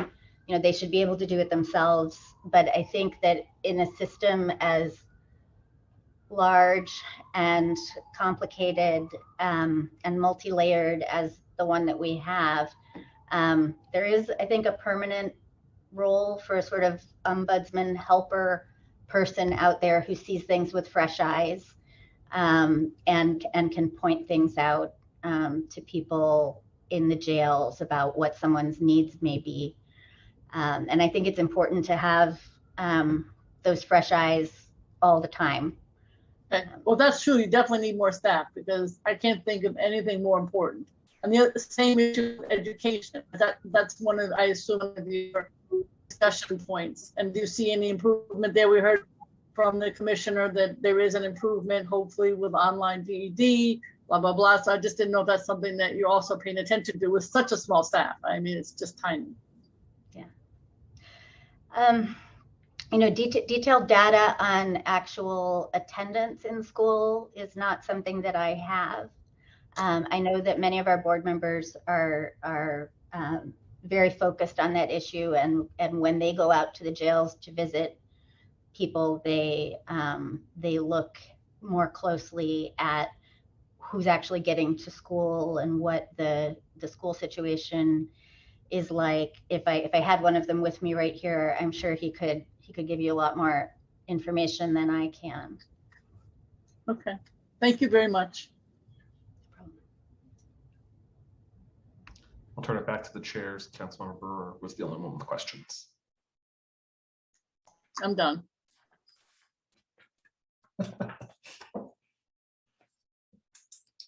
Chair Rivera? I think I'm all set, Chair Brennan. Thank you. You're good? Okay.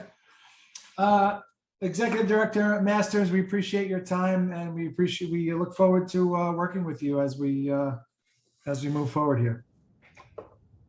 Thank you. Thank you for your time. Okay, with that, I will close out this, I think, 9th day of executive budget hearings. Thank you, Chair Rivera. Thank you to all the chairs who joined us today. And we will see you tomorrow. This meeting is adjourned.